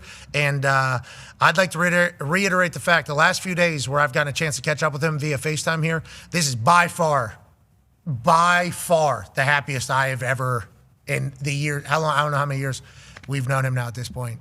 8 years. By far, those were the happiest FaceTimes that I've ever had with him, And AJ, you talk to him a lot more than I do. I love the fact that you were just trying to find out if his Steelers or bust if he was playing. Thank you, Age. Thank you for doing that. Obviously, we stumbled out of the gates with you being muted. I don't know what happened. That was actually you being muted, by the way. And I appreciate you pushing that. But he seems so fucking happy. That's kind of my big takeaway of it all, AJ, legitimately. Yeah. Seems to be in a great spot. Yeah. I mean, we'll see. It's March 4th right now. So, yeah, who knows when anyone knows anything. So he knows stuff. This is him trying to not talk about anything. Yeah, you heard him. He said everything that needs to be said. Fuck, just talk to him. I don't need to be saying anything about any of it. That's why I was muted, actually. Fucking keep me out of this. We're going to continue to ask you, though, as the days roll on, and we got to talk about something. Speaking of talking about something, huge news out of New England. The New England Patriots have informed Stefon Diggs that he will be released after the start of the league year next week. Remember, free agency frenzy on Monday at noon. All the deals are basically announced. Then Wednesday at 4, new league year begins, I do believe. And whenever that happens, that's when everything has to be certified. And that's when you see a lot of players leaving teams and beginning new adventures. Obviously, Stefon Diggs bought into the New England Patriots this year on the field and in practice. Had a great year for the New England Patriots, I think, in the locker room and on the field. There was a lot of noise towards the end, though, on the outs. A lot of noise. Everything that you potentially were worried about happening with Stefon Diggs seemingly all happened at one time, and it was at the very end. You got some legal stuff happening, you got personal drama stuff happening, you got things getting loud, and then obviously you guys don't win the big game, so everything is being recalibrated. I would like to say that this went a lot better than I could have imagined for how long it went, and him being released is surprising because of the on-field and locker room production, but I feel like Vrabel has to set a precedent here on like, hey, we can't just have so much shit outside. Feels like that's potentially what the news is. I don't know. Con Man, your thoughts on them moving on from Stefon Diggs? I think originally when he signed the deal, it was a 3-year deal, but everyone, once the contract was released, kind of saw, okay, after the first year, there is an out for sure. I mean, it went basically as good as it could have gone. Drake May took a massive step. Stefon Diggs was a 1,000-yard receiver. I believe he hit a lot of his incentives, let alone the stuff he did just in the locker room, like you mentioned. Him giving speeches before games was awesome. Him just kind of buying in to the entire culture. I think looking back on it, when we just talk about the Patriots specifically and the on-field football stuff, he will be a big part of kind of the beginning of the Vrabel era. But now all eyes turn to, A.J. Brown, something like that, making a trade for a big-time receiver, or that being kind of the premier thing for free agency next week. So hats off to Stefon Diggs. The stuff off the field, one thing, just him as the football player, fantastic as a Patriots fan. Your thoughts, D-Butt, as the Patriots move on now to maybe new wide receiver one or maybe new future offensive weapons coming in instead of the veteran that they had for year one of Mike Vrabel? I mean, he's been productive everywhere he's been, and kind of just to piggyback on everything Conman said, I think the deal, essentially it worked out. Once we saw it come up in a 3-year deal with the an out after the first one, he was productive. He didn't have a big game, late in the playoffs or in the Super Bowl, but he was definitely productive. I think he helped the locker room. I think he helped Drake May. And they got a ton of money, so they'll move on. They'll be all right. I hope he's good off the field legally or, with everyone involved. But still a productive player. I'm sure he'll end up with another team and he'll still go on and do his things. I'm a Diggs fan on the field. Not only how he plays and how he produces, but how he competes. And he showed kind of a different side of him with the leadership stuff on the New England Patriots last year. So I'm interested to see where he ends up. NFL researcher just put out a tweet. Stephon Diggs has 1,000+ receiving yards in 7 of his last 8 seasons. Most seasons with 1,000 receiving yards since 2018. Him and Mike Evans, both of them available. Okay, so we'll see what happens in the future. Obviously, A.J. Brown on that list. Is he available? It depends on which day you're listening to which insider. Yeah. Okay? No, he's not available. But if somebody offers something, he's definitely available. And they'll listen. So is he available? No, we're not really. But anybody kind of is. That's kind of the conversation around A.J. Brown right now. So a lot of talent potentially on the move. Where will they go next? We shall see. Who'll be throwing to Justin Jefferson? I mean, that's an entire.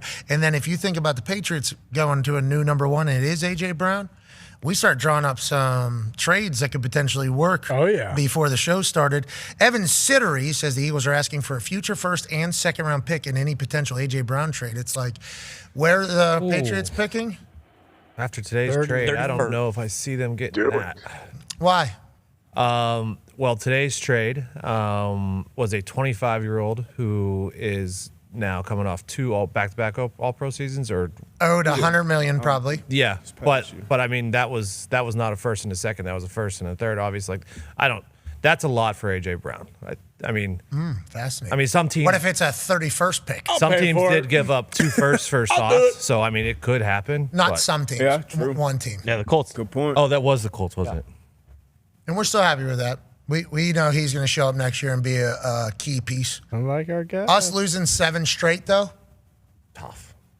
After doing that, At least that's not a great start. At least you know that quarterback's coming back, though, right? In November, he's going to be hot. Everybody's talking about everybody's talking about how, in the Colts world, about how, boy, they fucked us up. Yeah, they are all talking about that. Alec Pierce was on Up and Adams with Kay earlier today and said, oh, look, I love Indy, but, I've earned the right now to see what free agency. I'm gone. Yeah. Let me just go ahead and check. Let me go ahead and check under the hood of some places to see what they got going on, if they want to add a few hundred ponies to that engine that they got going there.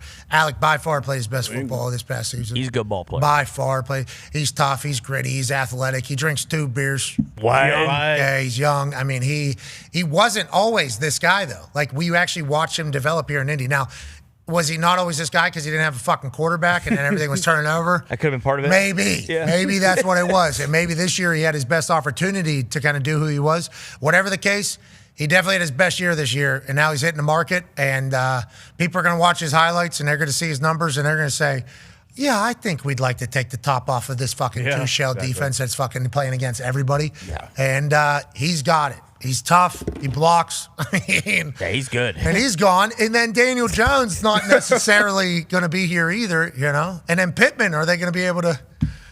Well, hopefully now, yes. But who knows? But we up in the air. They like their guys. They do like their guys. That's what you can kind of fall back on. Yep. That's what I do.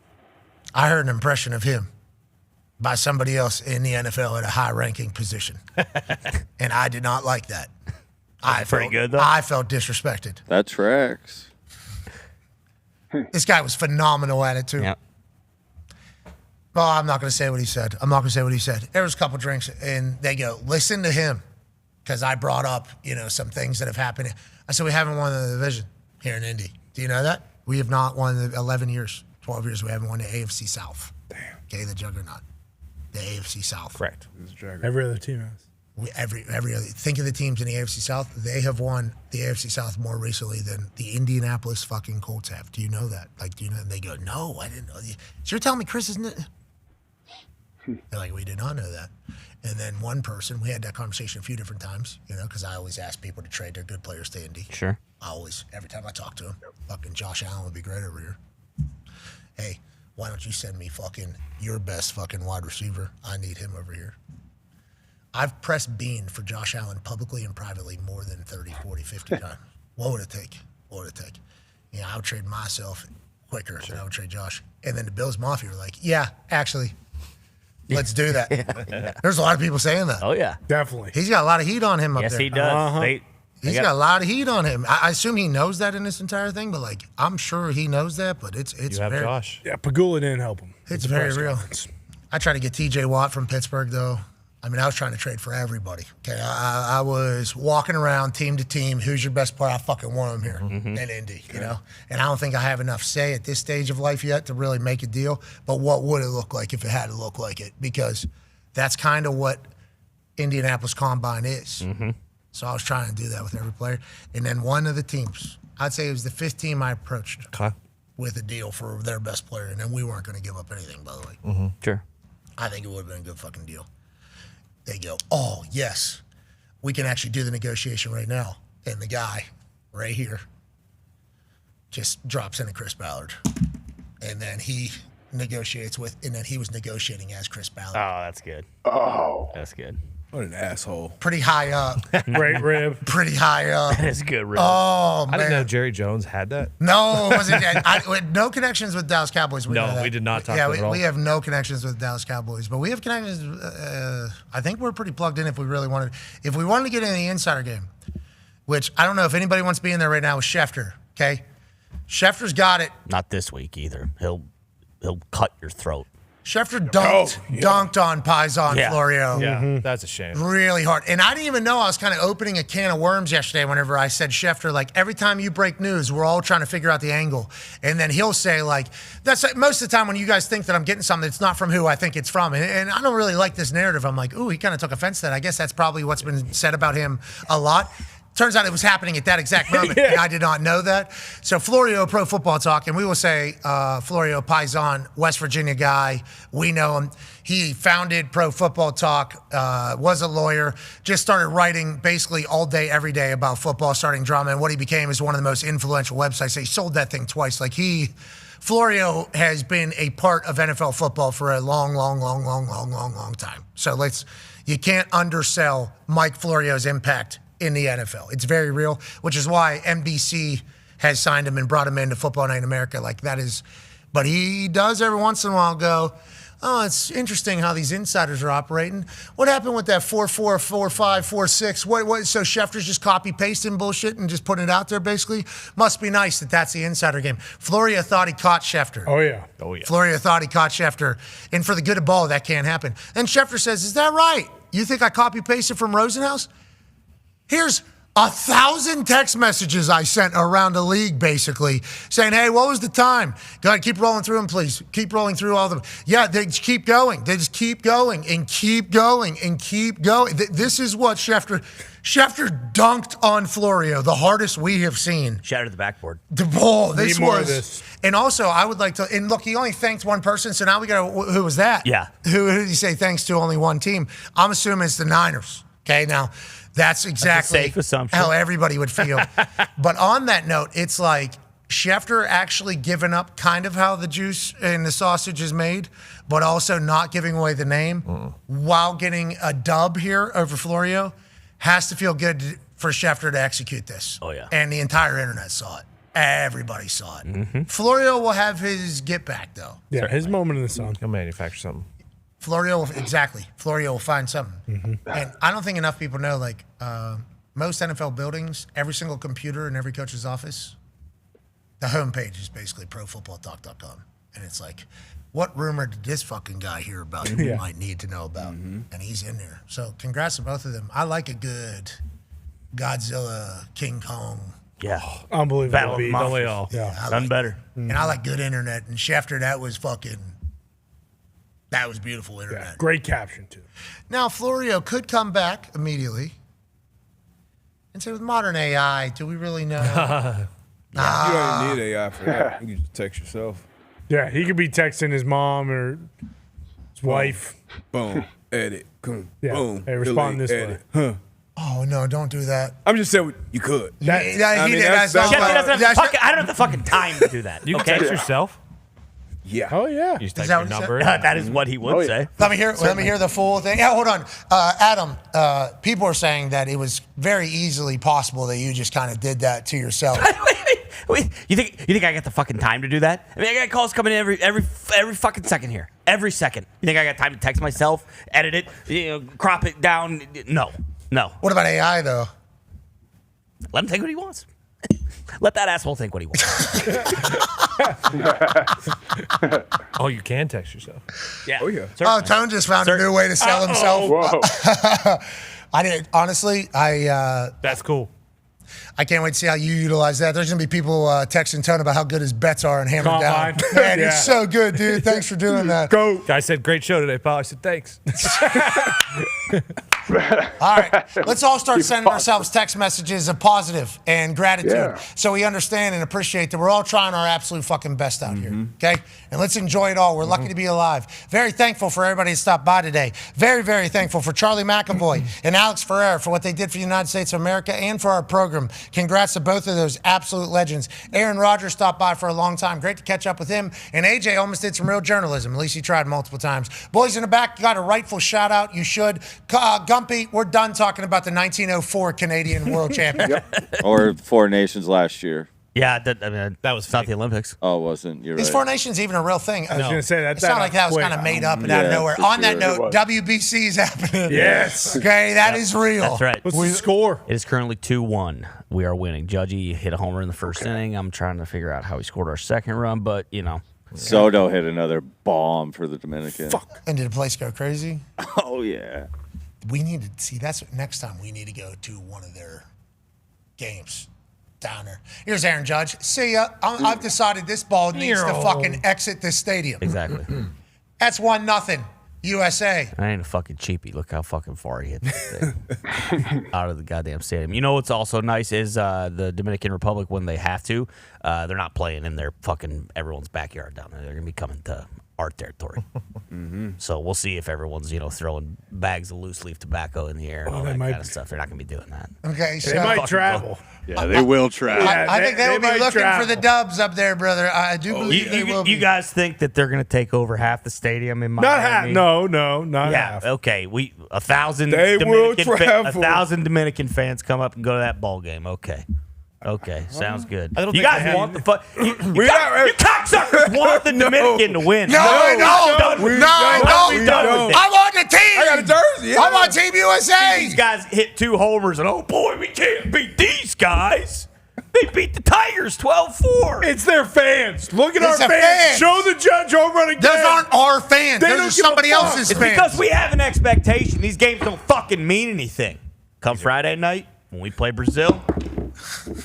Are you all right? Nah, what was that? He's pounding the pace. Yeah, you're Let's right. go. Pounding the table for these boys. And That's right. Standing on it. I appreciate that. And I'm on team. And I love our team. I know. So start acting like it. This ain't a Ryder Cup situation, all right? No, it's not. Don't I even agree. bring It's that not. up. It's not even close. Okay, it's not. I'm telling you, though, whenever you see that atmosphere down there in the Dominican, I get it's it. hard not to go like, whoa. I get it. They're a bit more excited about this than us. And then Aaron Judge hits one fucking 500 feet today. It's like, let's go ahead and let's all remember here, we're in reality.